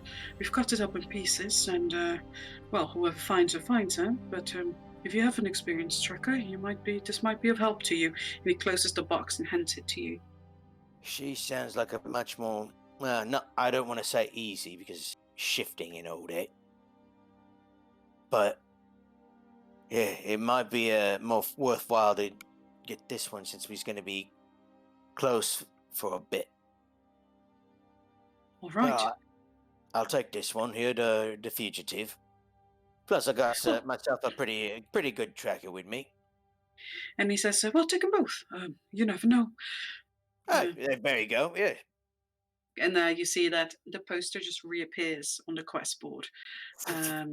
So you have one, and there's one there, and it's basically anyone can pick it up, and whoever brings it back will get to collect. But he says, "Well, I wish you a lot of luck, Knight Clay." Thank you very much. Didn't quite get your name, fella. Oh, I'm Boris. Savoris, you has yourself a good day. And he walks out with these new bounties here. Good grief. All right. Okay. So you can read those over later. You make it back to the group, where all of you have now the ship. The ship. I'm confused here. You're standing at the docks, and on a griffin has landed Immerin close to you guys, because as you remember, he was still at the other tower. He hops off, and he sees you, Pins, and Gavorkov, and he'll say, "All right, got it done. We're gonna get you guys into the bag. I have the contract here. I paid a little extra. We're gonna be able to get through a little faster, and we are basically set to get teleported in." He looks in his sphere. About 10 minutes or so. 10 minutes? I can hold my breath for like 5. No, in 10 minutes it's gonna happen. In 10 minutes it's gonna happen. We need to get ready to get in that bag here. Yeah. I had a question for Boris. Yeah. What was his function? He is basically Clerk. a clerk. Yeah. Okay, thanks. Yep.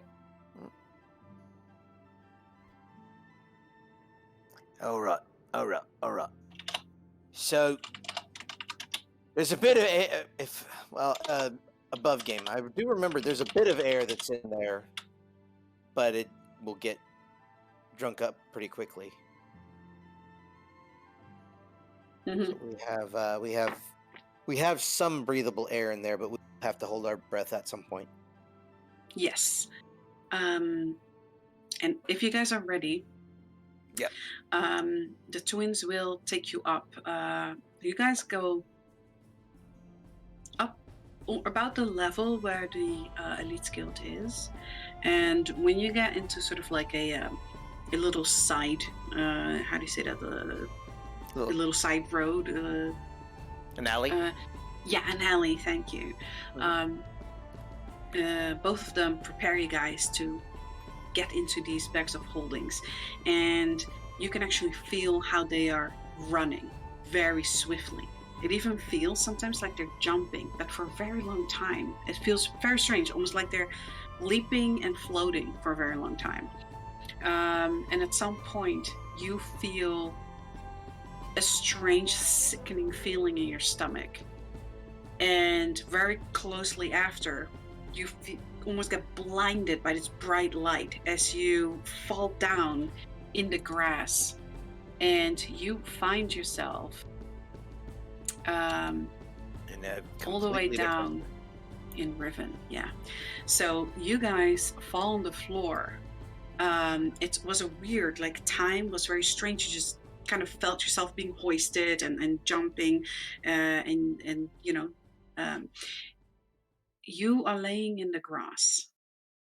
It smells a little muddy, a little sulfurous even. And as you guys look up as you guys look up at the sky, Clang, you're the first one to see it. You see these large, high stone walls that have these walkways on them, and you see cannons. And somebody's been selling to the enemy. You can definitely smell that sulfurous kind of, and also that fire kind of smell that comes from there. All of you get up, and you find yourself in a city that feels a lot colder than the quiet place, the lively and colorful place you were in before. You hear some screaming, and you hear some cannons go off. You hear some guards laughing on top of the walls. You see, like, there's a pretty heavy mist. Also swirls of it. You can see decent amount in the distance, but it's definitely foggy. All the streets are made of cobblestone, and you see houses that are mostly in the bottom, layered with stone, and then the actual walls made of wood. It looks like a decently built town. Looks like it is not a poor town. Does not look like a poor town. All the roads are made of cobblestone, but it seems that when you look at all the trees, the plants and the brushes that are everywhere, this is not a place that grows beautiful flowers and trees that grow fruits. It all seems kind of like trees and bushes have a hard time growing here, and only the hardiest of plants grow here. It's like the wetlands in here. It does actually. Definitely Yes. smells very familiar. Yeah, that's definitely what you get, and you guys even smell a little salt on the air whenever it comes from the east side, giving you the feeling. That is not like home, man. Yeah, giving you and Pins, you're the one that recognizes the smell the best, because since you have been hunting in the tunnels, you know that the tunnels on the east side, the south side, smell like salt and ocean, and you know that that's where the goblins don't go. But so you definitely recognize the ocean is kind of in this nearby this town. Yeah. Yep. And you see Imran and Gira leaning over you guys. He says, "Anyone dead?" No. I'm fine. I'm fine. Fantastic. Pins throws up from the teleportation. There, buddy. It's going to be okay. Oh, damn it! Not in my bag. It's okay. It comes out. It comes. Well, oh. As that happens, you hear another loud boom as one of these cannons goes off, and you hear one of the soldiers on the tower. Whoa! Right in the gullet! Yeah, that's another 10 points. Come on, pay up! And you hear like the other guys, oh, and it seems that whatever they're shooting, they're also betting. So you guys Good. are there, and Imran says, "Okay, well," and he looks back. He says, "I'm going over there." And you see he's pointing at what seems to be an inn called the Shaded Lantern. And he looks at you guys and he says, "Gonna get us a room. Whatever we're gonna do, you guys need a rest." Yeah. And He definitely needs it. he starts moving along, and you follow in tow if you want. Yes. Yeah, Do right you know behind this him. place? Gira looks at you. "Well, I've been here once or twice. How so?" Because nearly everywhere we go, you've been there once or twice. We travel. I'm definitely gonna hang out with you guys more. Yeah, it seems like you guys actually get around. That we do. I look forward to it. And she says that, and it seems like you can read immediate regret on her face as she says that. Yes. Yes. You guys follow, and you get up these little stone steps, about 3 steps or so, of this stone base, and you push your way through kind of a thick wooden door that has a giant knocker on it, that seemed to be fashioned in the face of a zombie, basically biting down on a big ring. And so Imorin knocks the knocker, and after a little bit, door opens, and you see a pretty healthy, bit on the chubby side, a man with a big beard, looks at him, laughs, and sort of hugs him, and he says, "Come here, have you come here to settle the record, have you?" And he comes in, "Someone actually beat you on the zombie slaying." Slaying. You hear Imran, who was it? Was it Dirk? No, not Dirk. It's a new guy. And they seem to be trailing off in front of you guys and talking and laughing. And Gira says, "Oh, very unrefined. But yes, zombie slaying is a thing. I mean, it's been for centuries, I suppose." And she leads you guys to a table, and she says, "How about you make yourself comfortable? I get you a drink and I'll get you a room." And she also follows Imran. "What do you guys like to do?" I lean into Clang and say, You know what? Maybe we should sign up for that zombie slaying. Unrefined sounds right up our alley. Yeah. In the distance, once again, you hear the cannons from outside up the walls. You hear kind of hillbilly cheering and screaming. "Pew, pew, pew." No. And you look around. There is a very merry, for as much as the place looks a little dreadful, it's cold, it's clammy, it's misty. It actually seems like the people are very cheerful. You see a bunch of guards that look like they're not wearing their full official outfit. Some are not wearing their breastplates. Some have not wearing certain pieces of their armor because it seems like it makes them uncomfortable. And they're really lazily, feet on the table, laughing, drinking. Seems like they're having a great old time. You see, a very curvy barmaid. That seems to be joking with them and serving food. And as the smell of food enters your nose, this smells like something that you goblins would eat. There's like this really sour kind of smell, but these really thick pieces of meat, like 3 times your fingers, and it's like half rare, and it's like slapped with this kind of sloppy potatoes and some kind of vegetable that you can't determine what it was. And not before long, Gera actually comes back with a big platter with food for you guys. And it seems to just have like the pieces of meat stacked with just a bunch of sloppy potatoes and those vegetables. And it just has like all kinds of forks in it. There's no knives. It's just kind of like eating and tearing, basically. And It seems like we stumbled upon the human equivalent of an actual goblin town here, guys. Hey, what? Hey, you're right. Kinda love it already. It's kind of quaint. so you see that the scurvy lady, she actually is kind of a short stature. You see that she is probably from dwarven descent. And Gera, she slams down these really big tankards, and you can smell, this is kind of like some cheap kind of alcohol, but it definitely looks good. Oh, that smells good.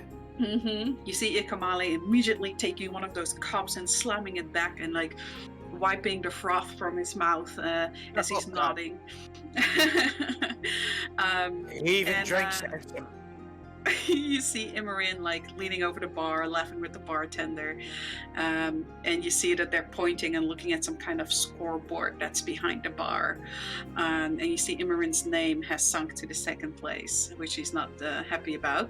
But you guys sit next to a fireplace that has a nice cozy fire in it burning, and you see that the whole inn is decorated with all kinds of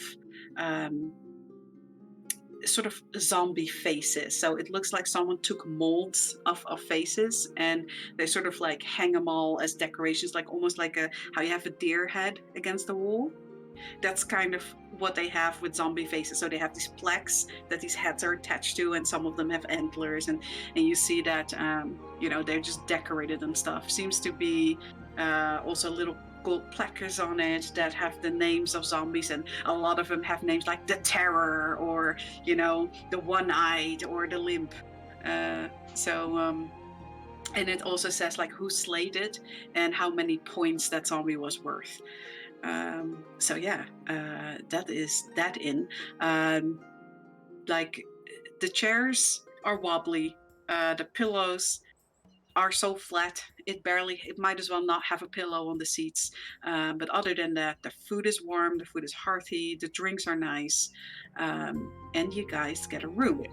She says, The thing that would make this even more homey is if the bartender would spit in the glass. and he does do that. Oh, I feel like I'm home.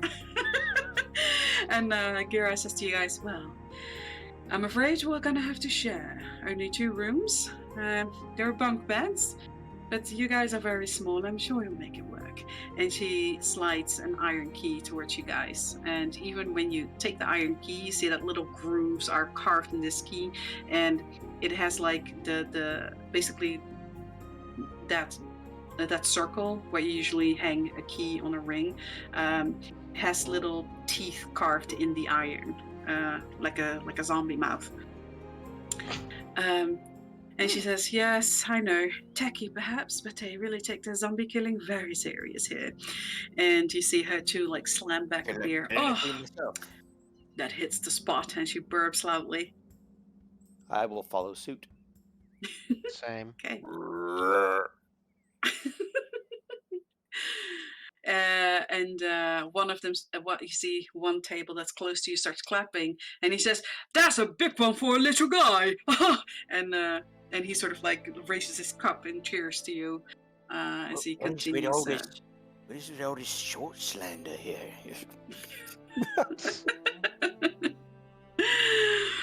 All right. So after you guys finish your meal, by this time it's getting early in the evening, and Gira says to you that she, at some point, Imran also joins, and he says, If you guys want to leave early in the morning, that's probably best. If you want to go in the evening instead, you know that whatever you want to do, it doesn't matter. It's all up to you. But I will say that the evenings here are dangerous and the swarms are much bigger. Is all the explosions we're hearing basically them blowing up zombies? Oh, yeah. Okay. It I had sounds a like feeling. fun, honestly. And I did a little bit of meditating on on the way to the other tower, but Is there a I don't think reason? I don't think I got a good handle on my powers just yet. Is there a reason there's so many zombies in this town? Well, they're not completely sure what the source is. Does it We know affect that any of most of the the. nearby towns? Like Brackenwell and stuff? Oh, yeah. It's much worse when you go up north, where Heather Bay, Bridge Hollow, Oh. Silent Cliff is basically ground zero. Well, that fucking sucks. Hey, how do you not run out of zombies? Because idiots like us that walk out. I'll say we partly have Breckenwall to thank for that. Yeah, I'm gonna just guess that there's a lot of dead that come in from Brickenwood. Yeah. More like Breckenwall tends to murder a lot of people to keep the zombies going, to keep the Citadel out of our backyard. Right. I suppose when there's a giant horde of unstoppable monsters, the Citadel doesn't want to come near. Yeah, it makes sense. It's what I do, honestly. And it's why it's such a terrible plan in the end. Yeah. Wait a minute. He says, you know, some years back, we got offered a job to lure the swarms here. Doesn't pay enough, to be honest. Once bitten, well, You're fucked. basically a dead man. Yeah. Speaking of which, do not get bitten. I know the zombies are easy to kill, but their bite is as deadly as anything. Yeah, I heard it gives you the shits till you die from it. Oh, Wait, what? if only that was the case. Either way, I'd rather not bring an undead version of you guys back to Lady Grey. Yeah, I'd we? rather not be the dying one, yeah. He takes a sip and he says, at least there's a priest in this town that is pretty good at suppressing whatever the zombies bit you, but depending on how severe the situation is, you might not be saved. Oh, okay. I am so glad that I have what I has now. If I is just a holy man of the blurp, then I can devour them myself. Oh boy. Clang, Oh, buddy. you might not want to put that to the test. Yeah, no. I think Uno reverse doesn't work around here. Yeah, exactly. No. Just kind of pouts and drinks more. It's okay. He's drunk. We all say dumb things when we're drunk. And he leans back and he says, but, and he also burps loudly. He says, I've talked to my friend over there, and he has assured me that, well, I mean, the choice is up to you, but there is a cleric in town sent here by the Elite Guild some time ago. We might be able to pay her, ask her to come along. To be honest, having a healer with us is not a bad idea. Aye. Wait, are we talking about turn? Oh, I have no idea. He just mentioned a cleric. Why do you think it's turn? She was like Because a rookie. yeah, but that's the only Elite Guild cleric that I know. Good point. Good point. You know, there's more goats out there, and there's more clerics than just turn, right? Yeah. Well, you know, at least it will be somewhere we kind of met already, you know. She offered her services a couple weeks ago. That's true. Yeah. Since it's getting to be nightfall, it was better be resting then. No sense going out into the horde of the zombinis here. Yeah, you're right. As he stretches and he says, "There's a huge zombie horde, and to be honest, I am ready to put myself on number 1 on the list again." You're looking at a former champion as he sort of pumps his arm, and Gira rolls her eyes, the slowest eye roll you ever saw. How do you keep track of the zombies you've killed? We're tallying Sorry, the what did you say? points. How do you keep track of killing zombies? We're tallying points. Well, it's very simple. You slay them. You take the essence, carve into a coin. Okay. Wait, what? Yeah, I should probably explain this to you guys. And he leans forward and he says, "There's an old custom that has come over. It started in Brackenwall, on the islands on the east sphere. Don't know if you heard about it. Anyway, when you kill something and you're able to capture its essence, carve its name into a coin, its soul becomes bound to you, becomes a slave. Doesn't quite work the same with the zombies, they're already dead. But same effect that the coin can extract information, keeps a nice track of your zombie horde, your zombie points, and you get a nice free drink." Right, that's it. A drink? Why the hell would you want a drink? Just You get a drink. And of course, the honor of being number 1. And you see Irwin stands up and he stumbles a little, falls over, and Gira catches him. "Right, time for bed." "Oh, time for bed." He's kind of a lightweight, isn't he? You don't know. He has been drinking some cups, but not as many as you guys have. At least not at the table. Now, the real test of his mettle will be drinking the swill that Iki has over here. Iki is snoring next to you, face on the table. Oh, damn Pretty it, sure you're he's drinking just more been of it. day drinking the entire time we were in the library. That is probably what he's been doing in his boredom. That is entirely possible. I will grant you that. That's pretty cool. So, you guys can choose one thing you want to do before you go to bed. I'm as you reading a make bit your of way- that ancient smut. Fantastic. You guys go up the stairs. It's a little creaky, but it's fine. You go into your room. It's a pretty spacious room. It has sort of makeshift bunk beds, but the mattresses are very comfortable. It's very clean. It has amenities for taking a bath and washing your face. It has some soaps, crude, but it's soap. And the sheets, the beds are really clean, surprisingly clean. Does it have a hearth?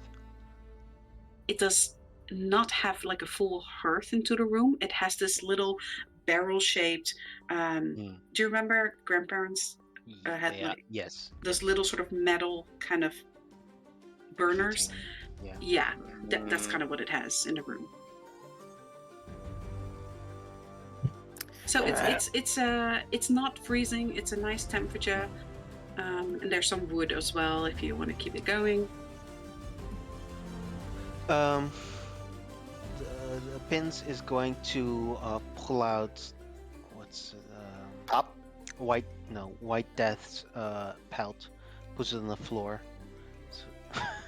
as a rug, All right. and then he is going to take out Pop and put him in the furnace there.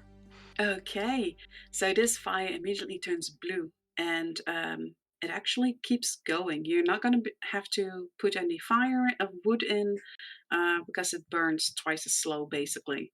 And Pop keeps that fire on a perfect temperature. You put that rug down. You place your head on White Death's head.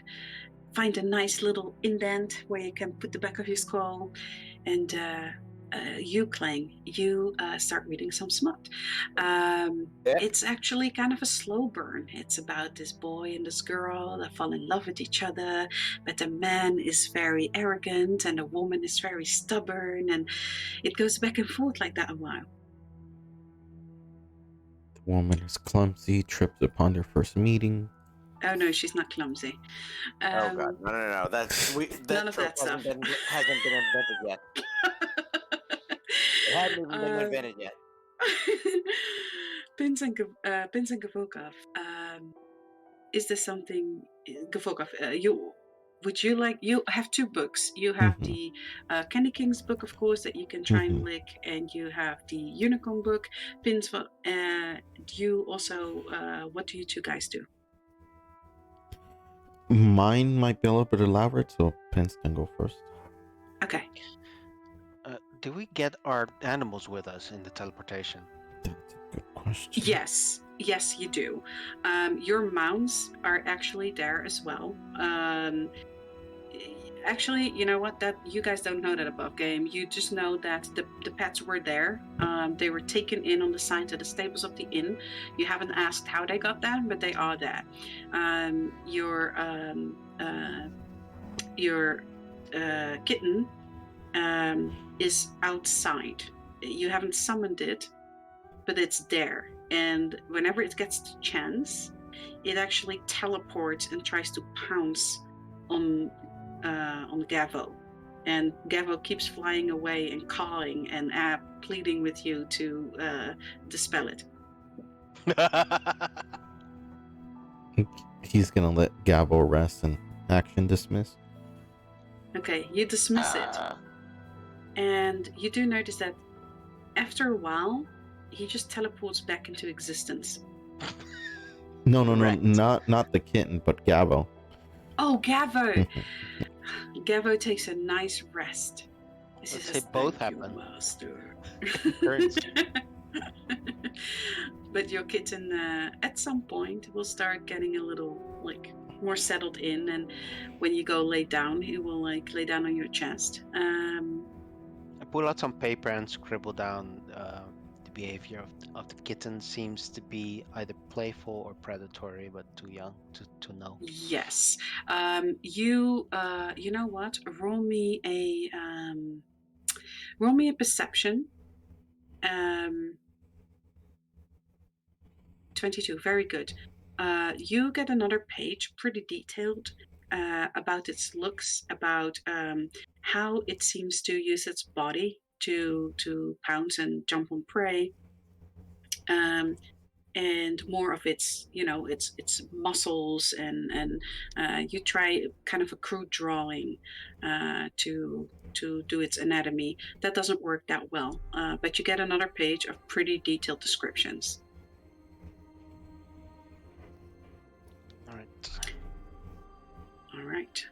Was that what you wanted to do, Pin? So did you want to do something else as well? I did want to do a little thing with Gav. Mhm. He said Okay. his was longer. Yeah. Right. So Pins is going to. What is Gav busy with superficially? Like, is he busy? He's setting some stuff down. He's pulling out a few books, and he's just rummaging through his backpack. He looks to be searching for something. Right. So Pins does walk over to Gav at some point. Like, Hey, Gav. Yeah?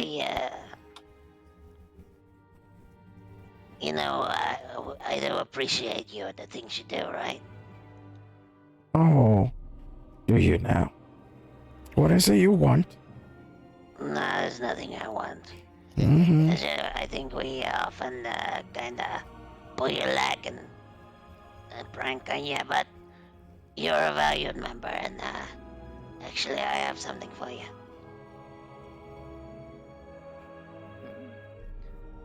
Pull my finger. no, just kidding. Immediately. And he pulls something from. He pulls a potion from his satchel. Says, Well, it's not exactly the actual thing, but it might be something that you can work up to. And he's going to give Gav potion of the lich. Oh. Oh. Damn. Okay. Well, That feel is like I need nice to of give you. the- I No. feel like I need to give this fighter potion to somebody else here. The hero potion. now you've left me in the uncomfortable position of owing you a debt. All right. Well, thank you. And I linked it. I don't know if you think you shouldn't be the one to get this, but I know for sure this doesn't belong to me. And he's gonna hand him the golden flask. Ooh. Oh. I think this is something we should all decide on. Seems pretty powerful. I know, but I'm taking myself out of the running. Well, I can hold on to it. We can decide collectively who gets it. No, I just wanted you to know that it's just jokes. Mm-hmm. You're cool, Gav. And he goes back to his rug. Yes. Oh. That was so cute. For now. That was really sweet. For now. Okay, Gav, what is it that you would like to do? Okay, so Gav is gonna stash the potion away, and he is going to pull out a book. Mm-hmm. He is gonna pull out. Let's see, what's it called again? 1 second.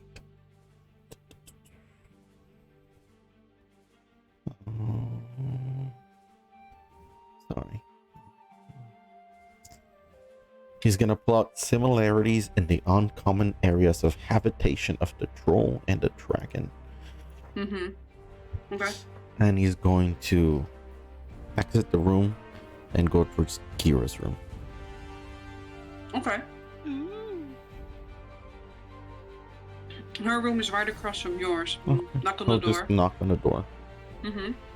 She opens it and you hear the soft snoring of Immerin. His leg is like off the bed and she really kind of like threw the blankets on him. It's mostly covering his head and his upper body instead of the lower half. I was hoping you would have a moment. That's something you might be able to help me with. Oh, well, if it doesn't take too long, go ahead, take a seat. She'll step inside and take a seat to wherever she pointed. The bed. Okay. He'll go sit on the bed. And as he sits, he kind of lifts up the book. As he says, So, during one of our travels, I came across this book. Now, from the title, it looks pretty bland, unimpressive. But what's inside it is what's really worth the value of this book. Alright. Well, Knowledge is power, blah blah blah. yeah, not that. Listen, I don't fully trust everything and everyone just yet, but without considering things, and maybe this proves to be quite useful, especially in our later travels, that I should probably find out more about it as soon as possible. Hence why I'm here. The anticipation is killing me. Now, Clearly a lie. I hope that this stays between the two of us. Although I understand you are contracted to Lady Grey, this is nothing that could hurt her, but this is powerful stuff. Are we about to enter some kind of weird blood magic? No, Ritual. what are you taking me for? I'm a man of class. Are you? Right. Alright. but he is going to put the book in his lap and open it. And Oh, as it that opens, is curious. it opens up to a cutout within the book Mm-hmm. that holds a vial of, let's see. What's the Well, vial first- look like? Yeah, I know what it has, but does it look wispy? Does it look liquidy? It looks wispy. Okay.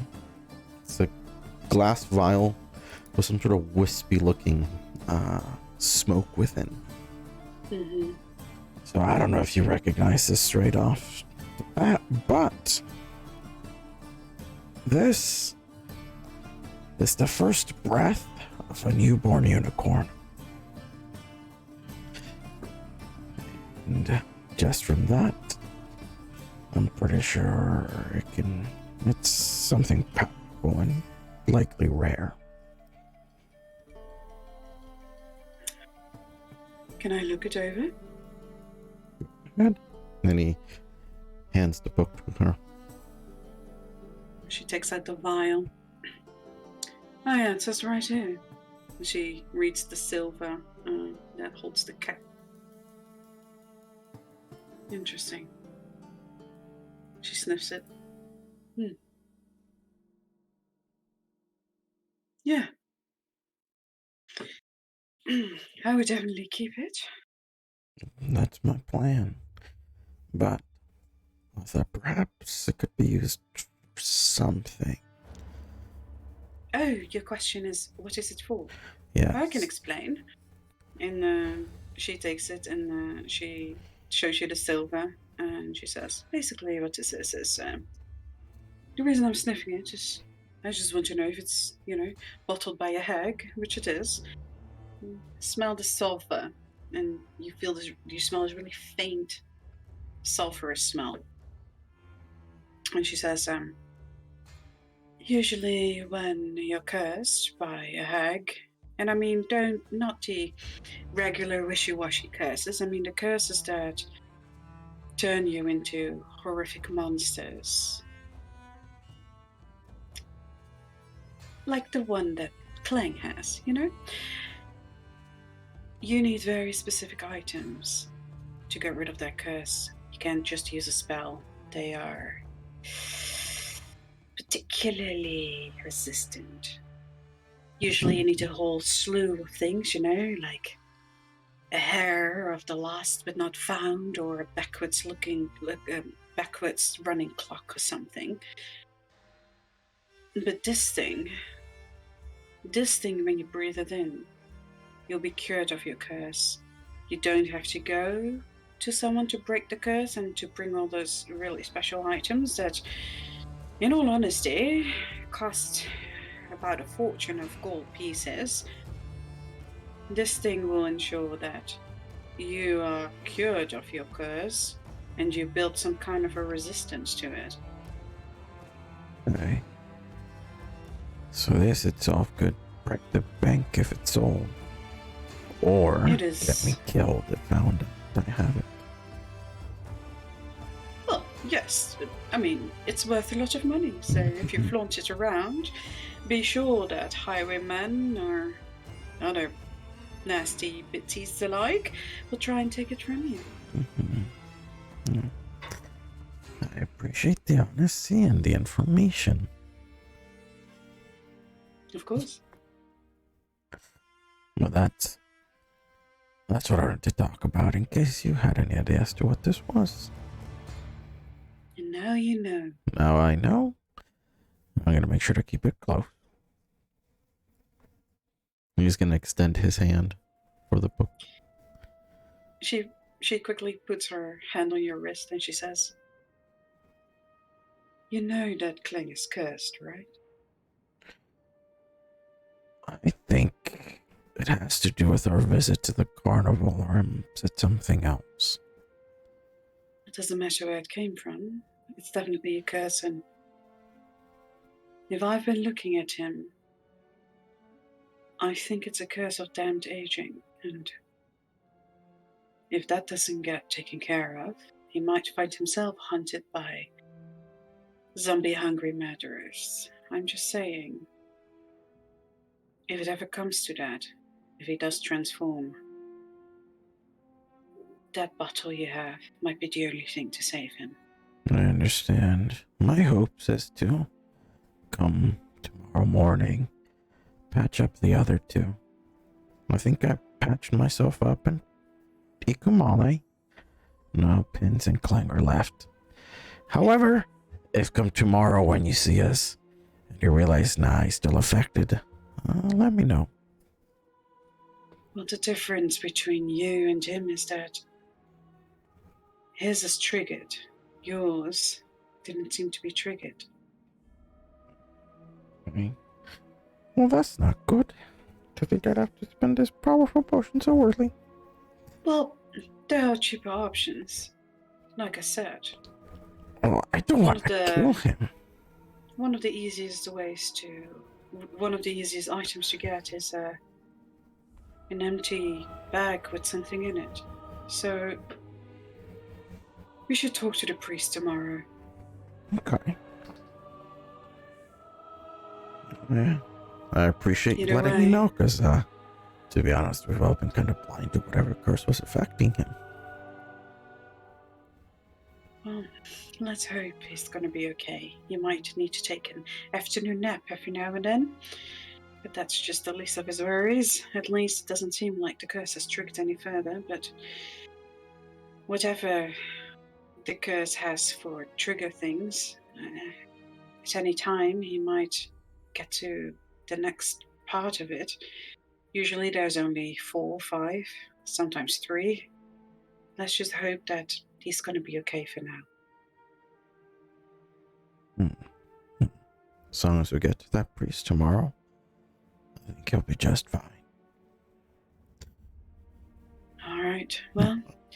If you don't mind me asking, how do you know so much about curses? My brother and I travel the whole of Aetheris. Most of the time, we only have each other. Mm-hmm. If we are to survive, we need to know as much as we can about as much as we can. Makes sense. We have slain our fair share of hags, and I promise you, we've had to deal with a fair share of curses. If I didn't have all this knowledge, both of us would be dead.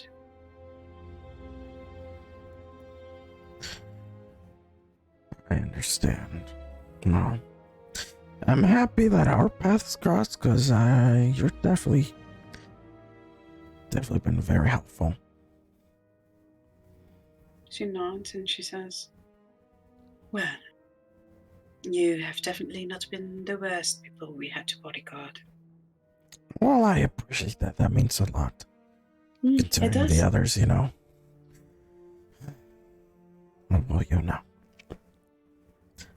Okay. Well. Oh, before you leave. Yes? Shadow left you a note. Wait. You're right, you didn't come. What's the note?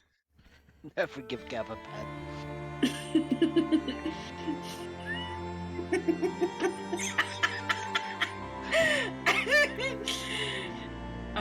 Shadow was there when you got split out of the portal.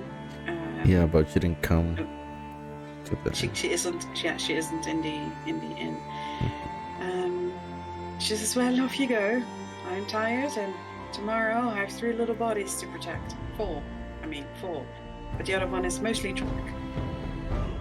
You're right. You're right. I'll do my best to not be in a lot of danger. Good night. And lock your door. There's thieves around. Yeah, that's not gonna happen. But she locks the door behind you. You hear that. And she handed me back the book and file, right? Yes, she did.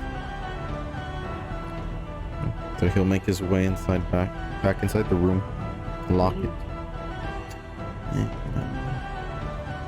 He is going to... He's gonna ritual cast alarm in the room. covering Okay. the window and the door. Okay, you do that. Very smart. Actually, let me check a quick thing. How many instances can I have at once?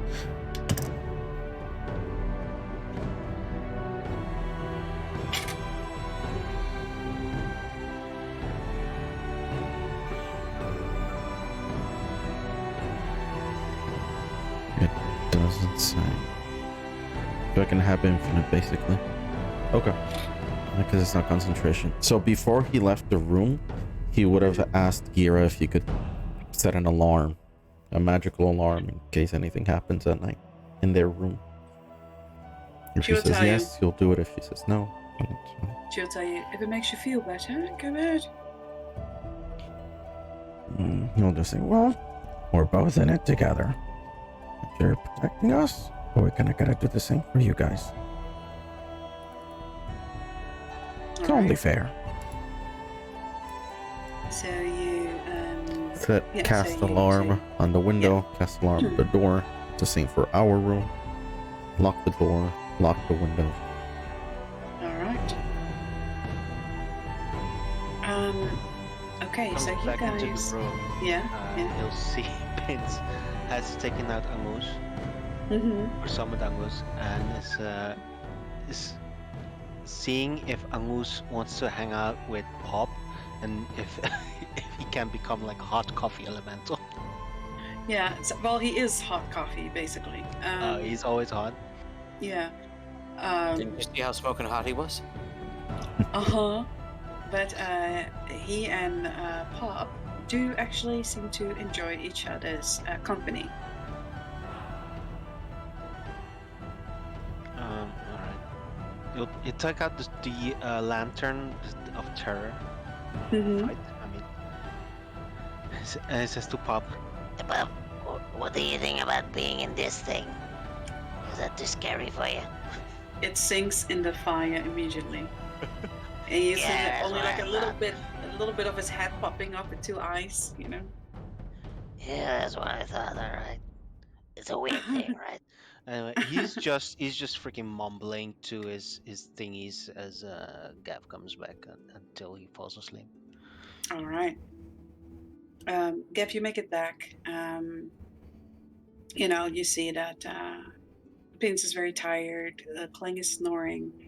He gets into the bed. You do the alarm spell, and all of you actually get a great night's sleep. So all you guys' points, everything's reset.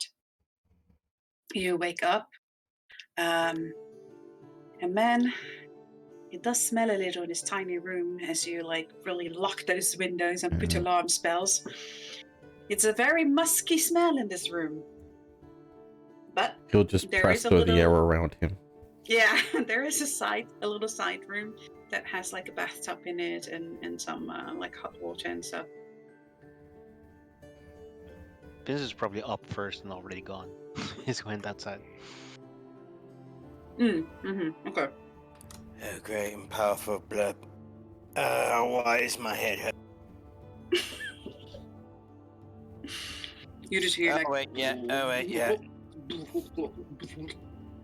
You're right. I spent too much time drinking.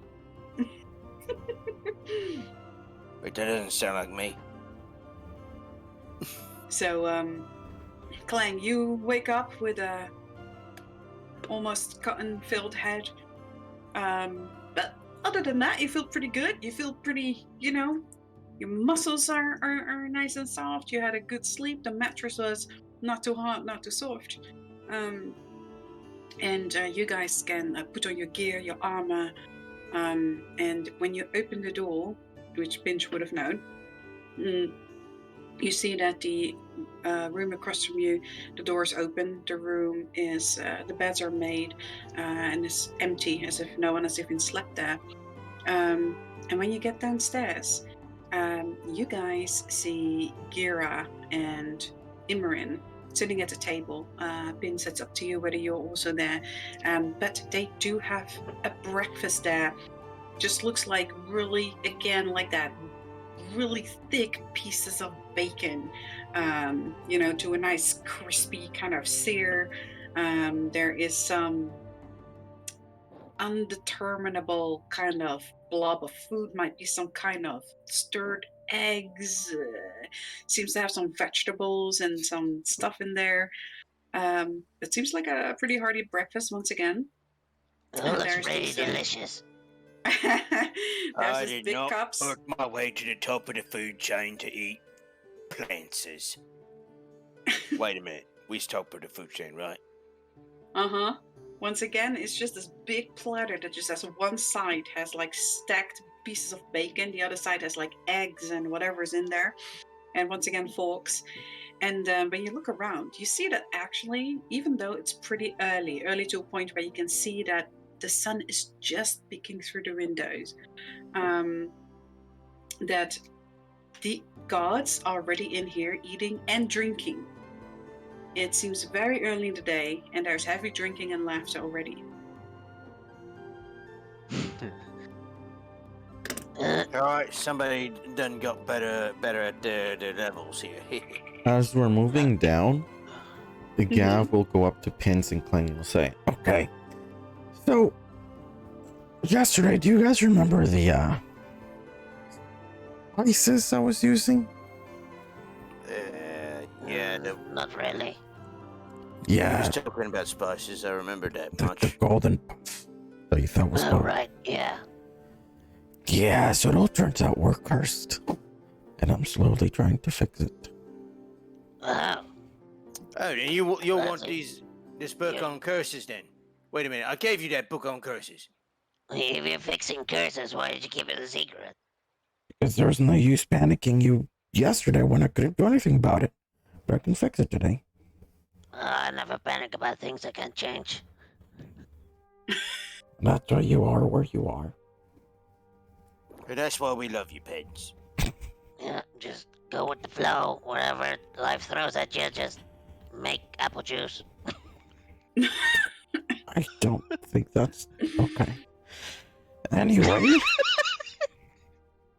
so you could just give me like, let's see how long it takes. A couple seconds here. I'll get it removed nice and easy. Oh dear, this is gonna hurt, isn't it? Nope. I don't Could like Could I the have shape ordered of that. breakfast for all of us? I'll say yeah, sure. How That you're the much one is that. That will be 1 silver. Oh, jeez, that's cheap. Can I get I'll just give 2 silver, and I want a big portion because I'm also gonna feed the cats later. Yeah, it's just a giant platter with just stacks of bacon on one side, and then that egg, like scrambled eggs mixture on the other side. Yeah, well, I'll just ask for 2 plates, and I'll pay 2 silver. Okay, so 2 silver. Do you also want to buy the drinks?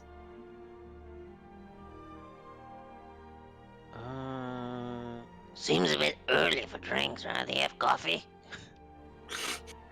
They do have coffee, but Imran orders drinks anyway. As you stand next to Imran and he orders the drinks are 5 silver. Okay.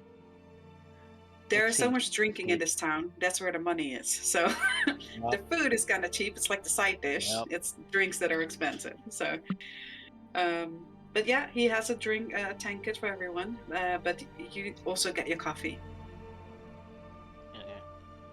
But yeah, while they're making our breakfast, we're talking to Gav, I guess. Mm-hmm. So Gav, what do you want to do? Remove curse on yeah, what but do you he want to probably doesn't want to do it out here in the open where they'll see a giant blast of gold. do? So, I can get it removed. But we're going to go somewhere private real quick. You mean upstairs in our room? You mean like in your room? Yeah. Look, Well, I you realize I should've- well, you probably should have should've done that. spoken about this while we were getting dressed. You know, It's a little late. you realize that if you had actually done this here, and then we would be nice and for the day.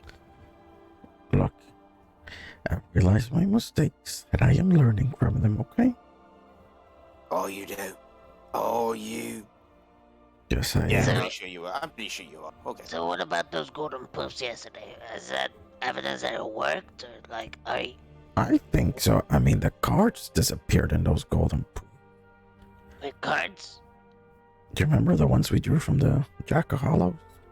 I thought that was just on Pin, just on Clang. Well, I'm Nope, gonna. all of you had one. All of you drew a card. Yeah, all of us drew. I think we only saw the one on Clang, right? Yeah, so far you've only seen the one on Clank. You haven't really Exactly. Yeah. checked yourself. Yeah. All I know is that we all drew a card, and a card popped out after casting the spell, and then went into a puff of gold. Wait, but maybe the card is a good thing.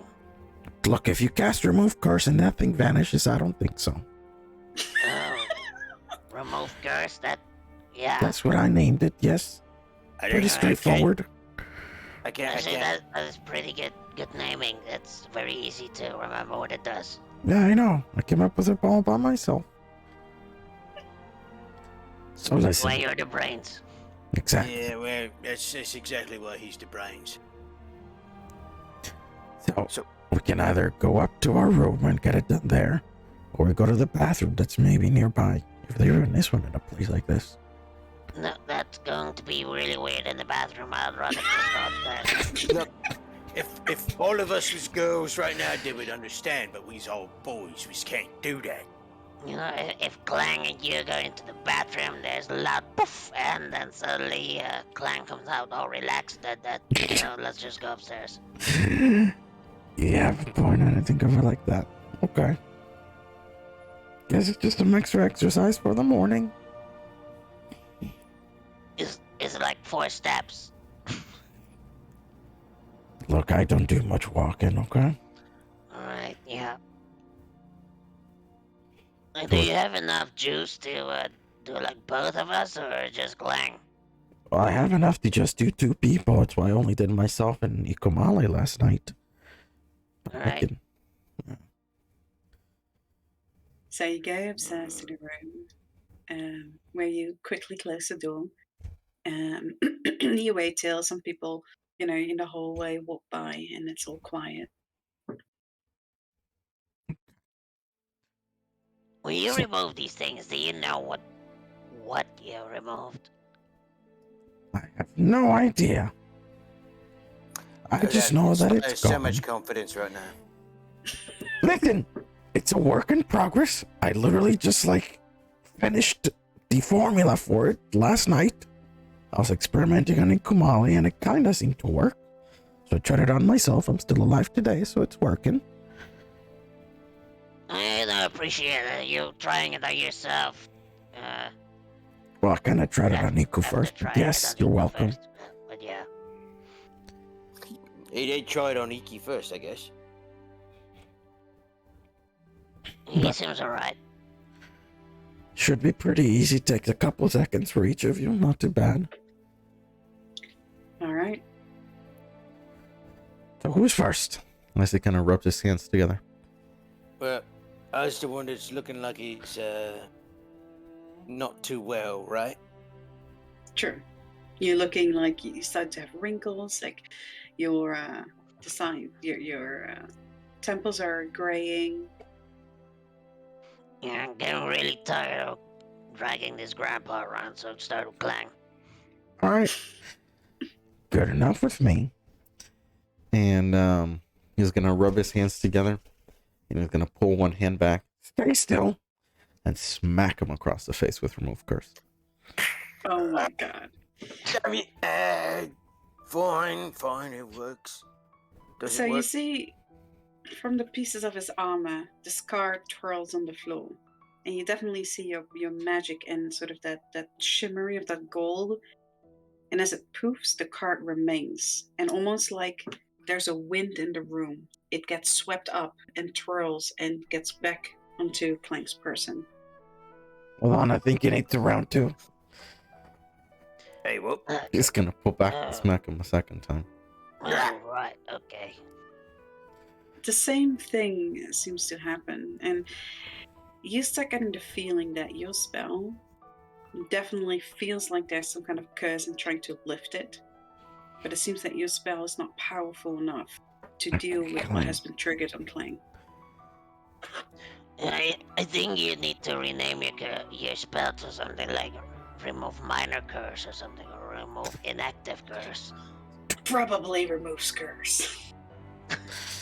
Listen, it's a work in progress. What part of it don't you understand? Removes curse usually. Oh god, this is gonna be bad. You know, I ran out of uses of my remove curse spell today, but I'm still very willing to slap you. You know what? You can have one. Klang's already got so many. Okay, God, at least we know I deserve at least one. And he moves towards Pins. And then as he lifts up his hand, You're like, you know,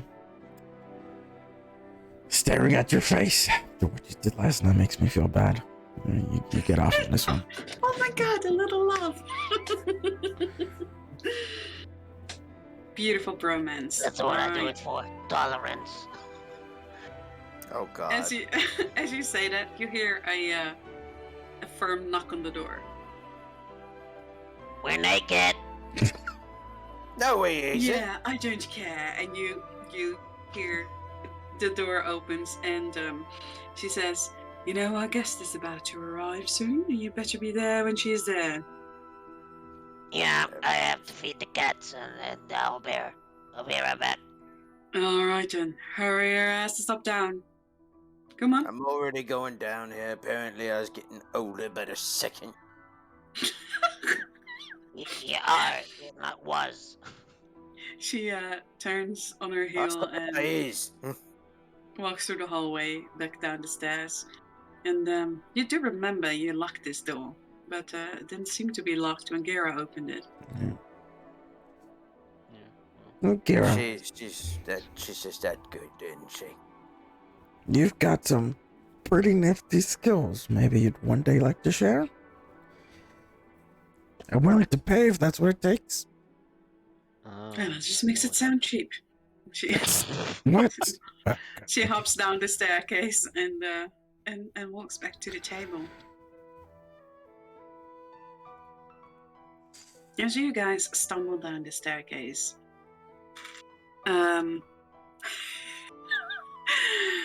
inspiration for you. Really? Hey.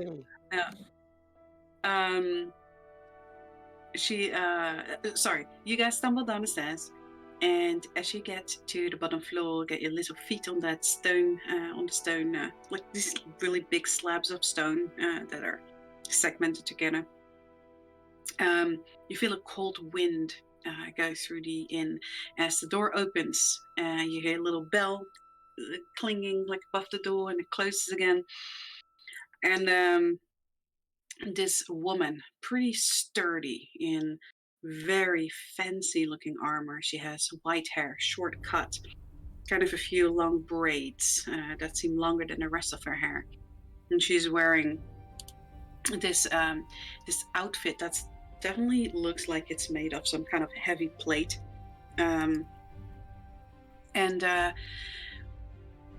It's very well kept. It's shining. It has like these really nice carvings that are laid over this really black leather sort of suit that she's wearing, from basically all the way down from her feet all the way up to her shoulders. And she, as you can see on her back, she has, you see the handle of something large. It looks like a very big sword of some kind. She's wearing these really layered, pretty looking shoulder pads. She looks around the room, and the moment she spots Gira, she starts moving towards that table. And as you guys get down at the same time, you recognize this person. She Is it who looks we a thought? lot. Yes, it is actually Turn. And as you look at her, she looks confident. She looks kind of battle-hardened compared to the last time you saw her, when she was more hopeful and more innocent. And she looks like she's seen some shit in the meantime. And you see that down her neck is a row of sigils, a row of bells. How many? Or does it like go into her clothes and we can't see the rest? It goes down her clothing, but you can see at least 3 that are going down her neck. We have 5 if I remember correctly, right? Mm-hmm. What? Sorry? We have 5 if I remember correctly. Am I wrong? You guys have, I think you have 5, yeah. You guys have a bunch of bells. But as you watch this lady kind of like with heavy steps, still elegant, but definitely confident step, walks to your table, you watch, turn, sit down, and she looks at all of you, especially you, Gavorkov, and she says, "Oh, I remember you. You know, thanks to that potion you guys got me, they did actually pick me up as a healer. Only to be dumped in this godforsaken place to slay zombies. That's what being a cleric will give you, I guess." And she kind of like It's not so slams bad her fist on the table. But I heard that there was an adventuring party that wanted to go deeper into the bogs, and I thought, why the hell not? Why not sign up? I have to say, I'm pleasantly surprised that it's you guys. And I have to say, it's a pleasant surprise. You do look very different. Well, that's actually what weeks of going through the Hero's Tomb will do for you. Yeah, I remember you were going to join that crew that repeatedly went for potions and stuff to gain wealth. You know, they all died. Oh. Just the thing that you did. Well, You know, I did say that was possible. They was way too weak for you then. Prince Don't worry folds his about it. arms and looks at the others like, I told you it was third. And she looks at you, Kling, and she says, you know, they are actually talking about you as a very promising newcomer, Mr. Kling. But apparently you is also very promising. Well, not that promising yet. I'm at 4, but I am looking to exceed. Bells? Ambition is good. Just don't get too ambitious.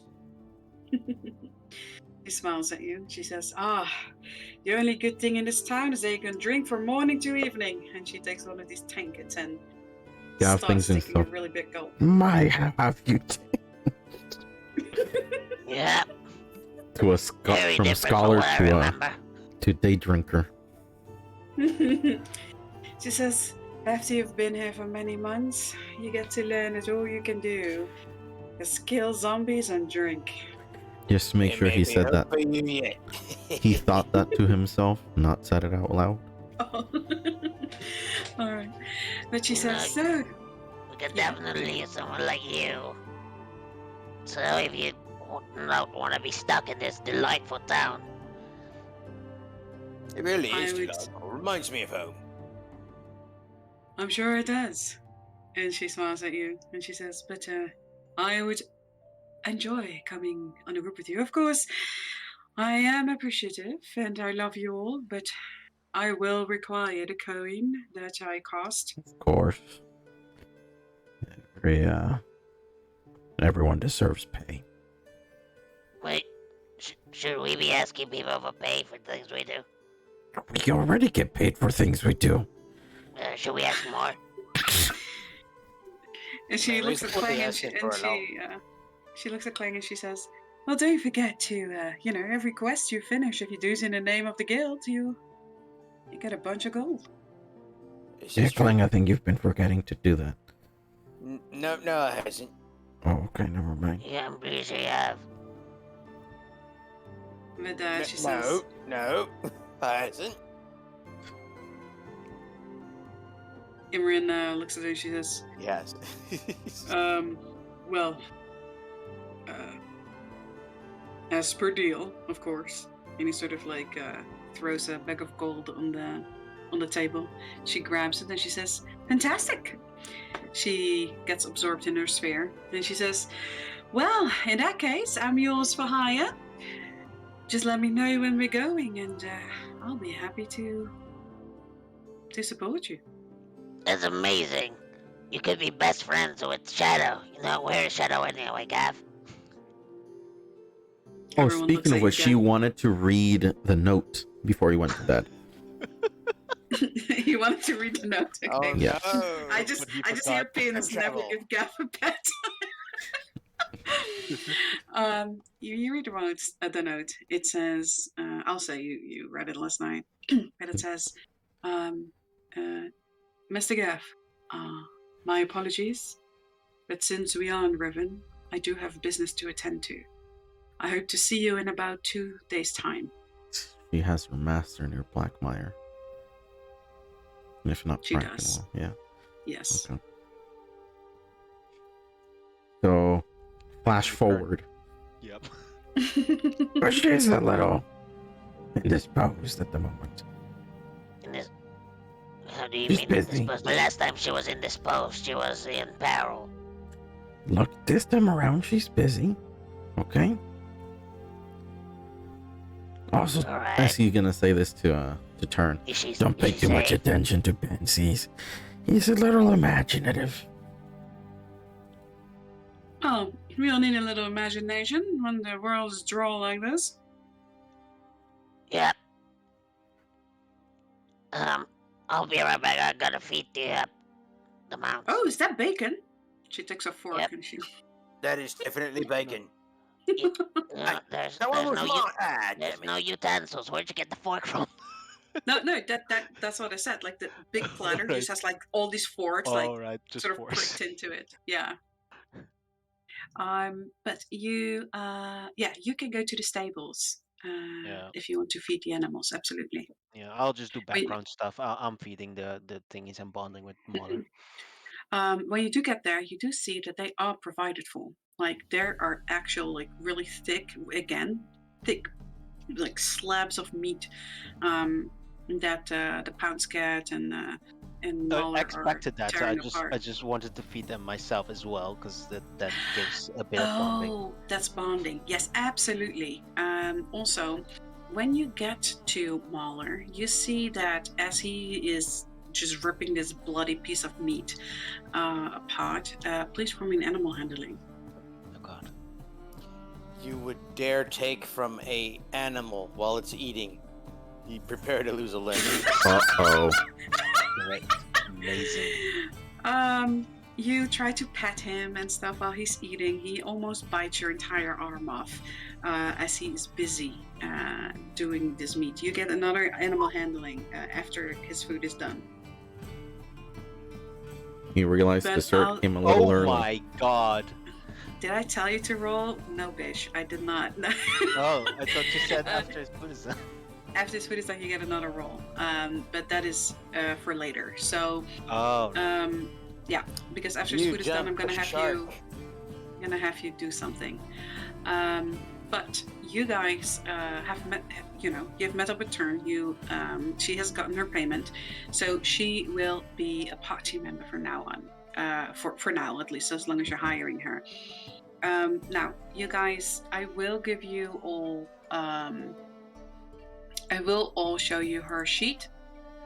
So that Let me go ahead you guys. and switch the battle screen here. Yes. So that you guys can also actually play her. But if you guys feel like I don't want to do that, that is completely fine. I can play her as well. It's just because I might make different decisions, right?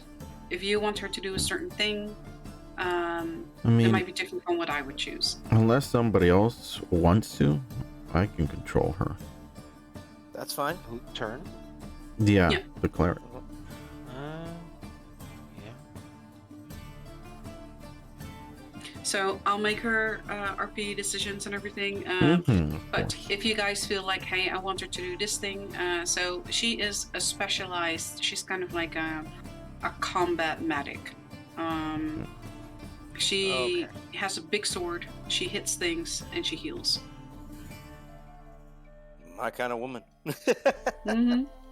And one of her main things is thunder and she does some interesting things for water as well. So you can see in her like there's definitely some electricity sometimes like going over her skin, and but everything seems to really flow with her like water. So that is turn.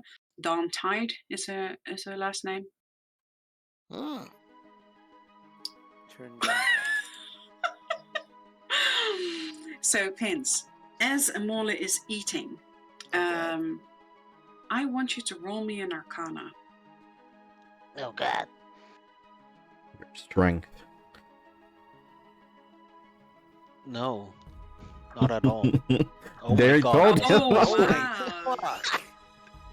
Okay, so you roll an Arcana, and you notice that sigil has faded, and there is residual Uh-oh. magic that is really causing sort of these waves of like aggression and friendliness. There's a lot of confusion that you can read from him, and so when you use your Arcana, you notice that if you pour your magic with your animal handling into him, you're able to calm him down. You know, however, that owl bears are vicious animals. Like, they are almost untamable. You just know that you can suppress that anger by using your Arcana to calm him down, like the way he's used to, almost like calm emotions. If you do not feed Mauler when he's hungry, he will start attacking people.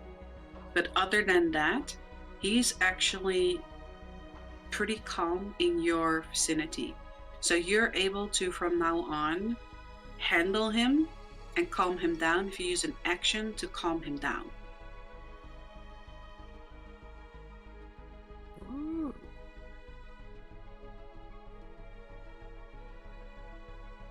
All right, must be fair one. Okay.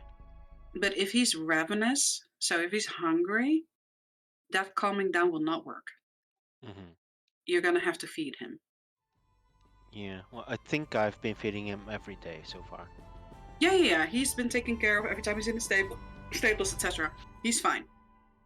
And also now he's just ripping that really big slab of meat. He's going to be good for the day.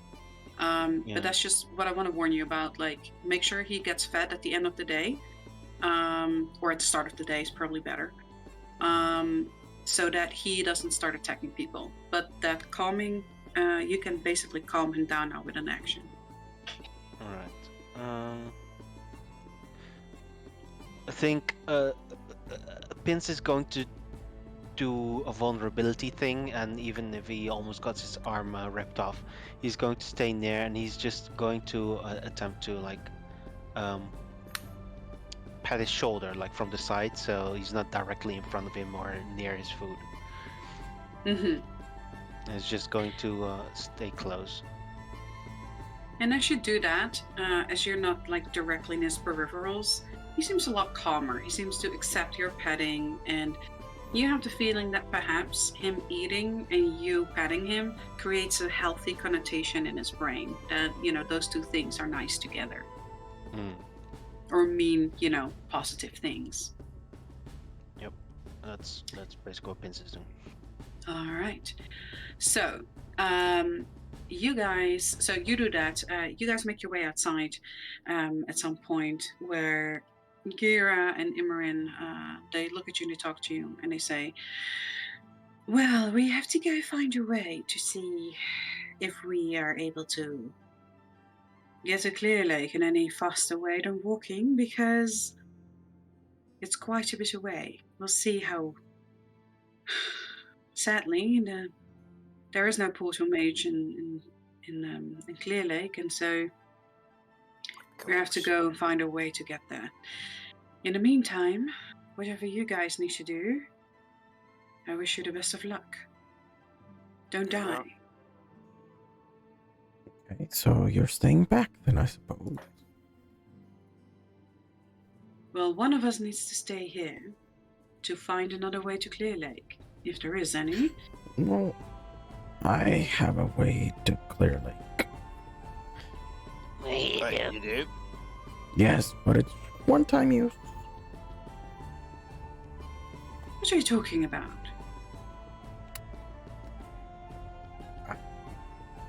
Teapot we can use. Alright. He's The gonna teapot. search through Teapot. his backpack and pull out the moving teapot. I see, don't know that. That might actually work. And how is this teapot going to get us to Clear Lake? Well, it's magical. You activate it, it'll enlarge. It'll be like a home that flies and can take you to any destination you've previously been to in 8 hours. She Well, looks at. She only looks works at. once. She looks at Imran and she says, "Sounds like one of those things that Humperdinck would make." And he looks at Wait, her. who? Not. Ah, it's one of the tinkerers in Aerodale. Wait a minute, you're telling me I might have just walked away from the guy that built this? Oh my god. What, you didn't know about that? Humperdinkle's Ah. moving cattle. I mean, I don't know who made it, but it sounds like something he dabbles in.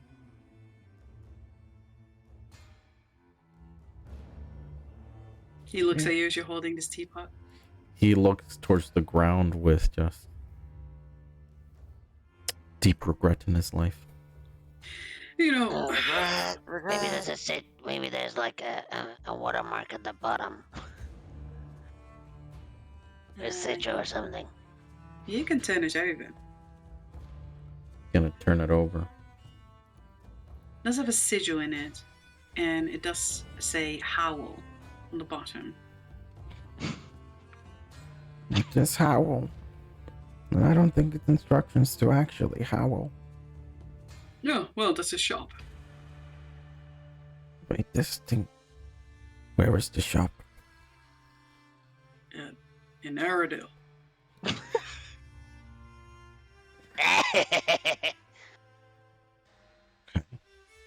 So, I can instead use this teapot to get us back to Aerodale. It must be the most recent place I just visited.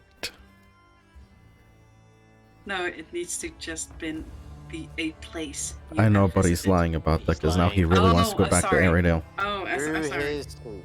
Through his teeth. This is not what you said like a minute ago. Quiet. Roll me deception. Okay.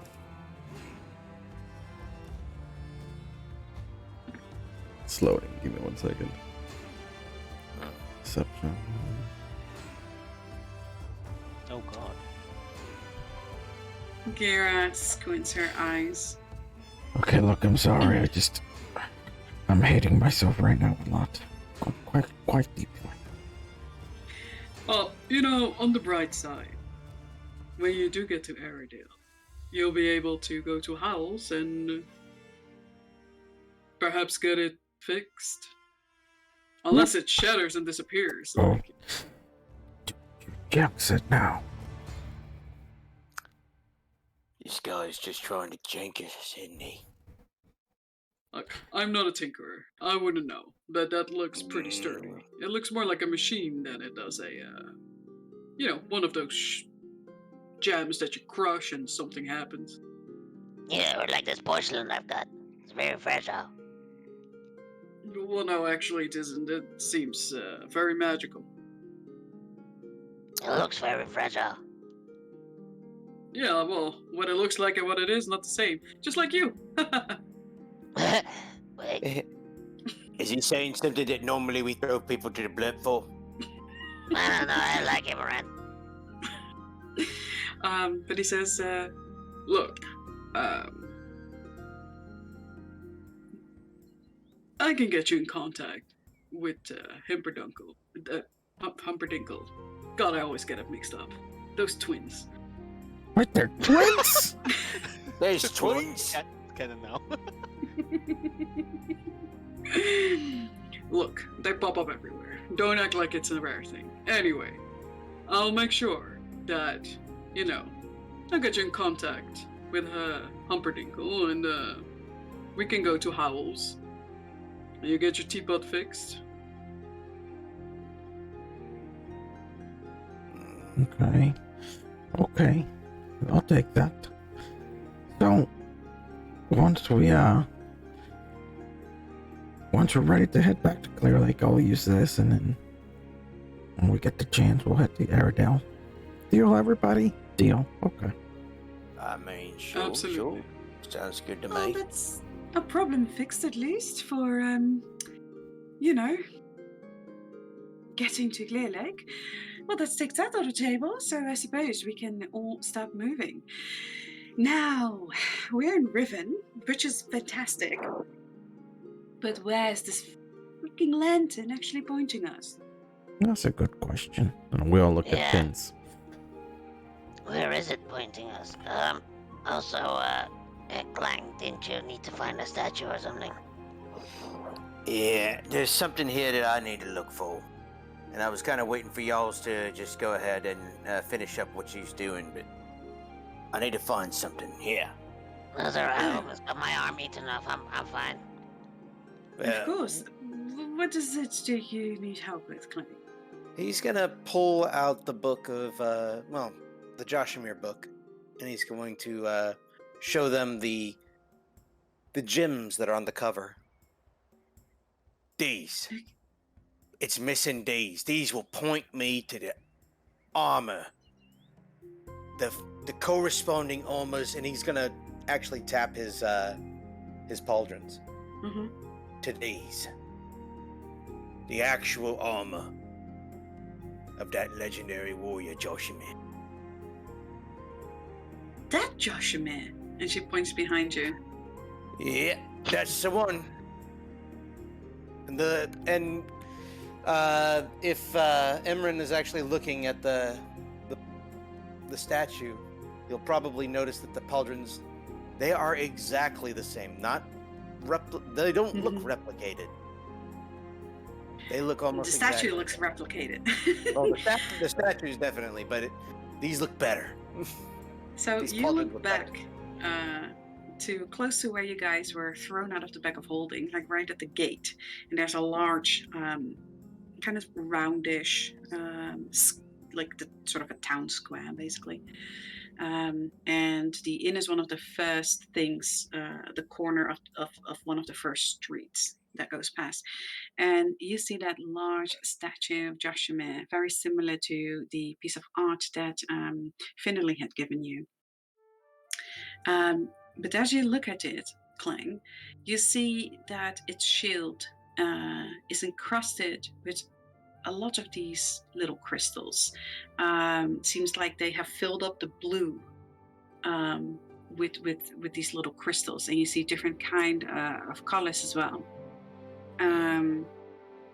And as you're holding that book, and it's basically you're facing towards the statue, you feel your pauldrons pull towards the statue. Whoa. He'll follow the pool. Okay. You follow the pool until you walk around it, facing it, since you were seeing the back because it's facing towards the gate. And the book, actually, you feel a pull from the book, almost like a magnet, as this book, you lift it, and you see that one of these tiny little crystals starts vibrating in the shield until it comes loose and really dunk, injects itself, basically inserts itself, into the cover. And as you do that, you Pretty see sure that's that illegal, Clang. this little droplets You gonna turn me in? starts following a trajectory on the carvings, and it starts following this river until it breaks off. Hang on. Hold that thought. There we go. Go for it. Yep. Oh, wait. All the way there to Golden Oak. Yeah. Well, now I know where the next piece is. It's all the way over there in Golden Oak. So that is. And he'll look at Emran again with a shit-eating grin, like, and you thought that I was lying. He says, look, "Oh, isn't that close where Gary said we should go? I mean, that's pretty doggone close. But now that I got what I need here, anything you guys need? I'll put a little crystal up here. That's Thank you. that's Do for need you. to reach Brackenwall myself at some point. Yeah, me too. Got it. I need to talk to someone. Well, I mean, all we need is land, right? Yeah. No, wait. Let me just grab the lantern. Pulls out of his cloak. So, now that you hold up the lantern, you see that the lantern itself actually starts turning in the bottom until one of these large skulls starts shining brighter. And as it speaks, you see that sort of fire, like wispy fire, move forward, and you see a line go through the gate. Looks like we's going out that way. Well, that's easy. Everyone can see that line, right? It's not just my eyes right now. Cannons shooting off. Oh, like laughing in the distance. Okay, zombie infested lands, here we go. Okay. Can everyone see the line? I mean, yeah. Alright. Everyone that's in the vicinity of Pin, so everyone in 30 feet of you can see that. Yeah, just making sure it's not the mask or anything special. Yep, it's definitely the lantern. And Imorin and Gera look at each other and they say, "All right then, I guess we go." And you see them gearing up. You see them like take all these sort of arrows and bolts and things out of their pack, like start like stuffing it in all these pockets. And you see that Imorin is actually takes out like, yeah, exactly, takes out like all these Oh my bullets God. and like make sure like checks all his black powder weapons if they're all filled, and puts it on his back. And you see that Turn is like saying some incantations, and her sword, the blade of her sword, appears in this blue light. And she puts it on her back, and you see that wispy wings grow from her pauldrons, and her eyes like glow bright blue. And all of them are basically like cocking their weapons, and they're like, "Well, as ready as we ever can be." And that is where we will end the session for tonight. All Right. right. Alright. Damn. All right, so we know we're another piece. And know that we need to go out into the wilderness of Riven. Absolutely. So I will say goodbye. Thank you everyone who's been watching, and if you enjoy it, so happy if you do. Thank you, the cast here who's always here making this as amazing as it is. Of course, we'll start here with Pins, Blade Always by Lodroth. It's amazing. We're gonna find a Terra and we're gonna win. Clang, played by Spectre. Yeah, wait, that's exactly what we's gonna do. We just go out there and win. And of course, Gavulkov, played by Xander. I think we're all just gonna go out there and die, to be honest. Such a Who pessimist. knows? Maybe one of you will become Orner, the indestructible zombie. Who knows? We just came to Riven. Now we just realized that death is not the end, so don't worry. Well, guys, see you again next week. Stay safe out there, and goodbye. Bye. Bye. And we're clear.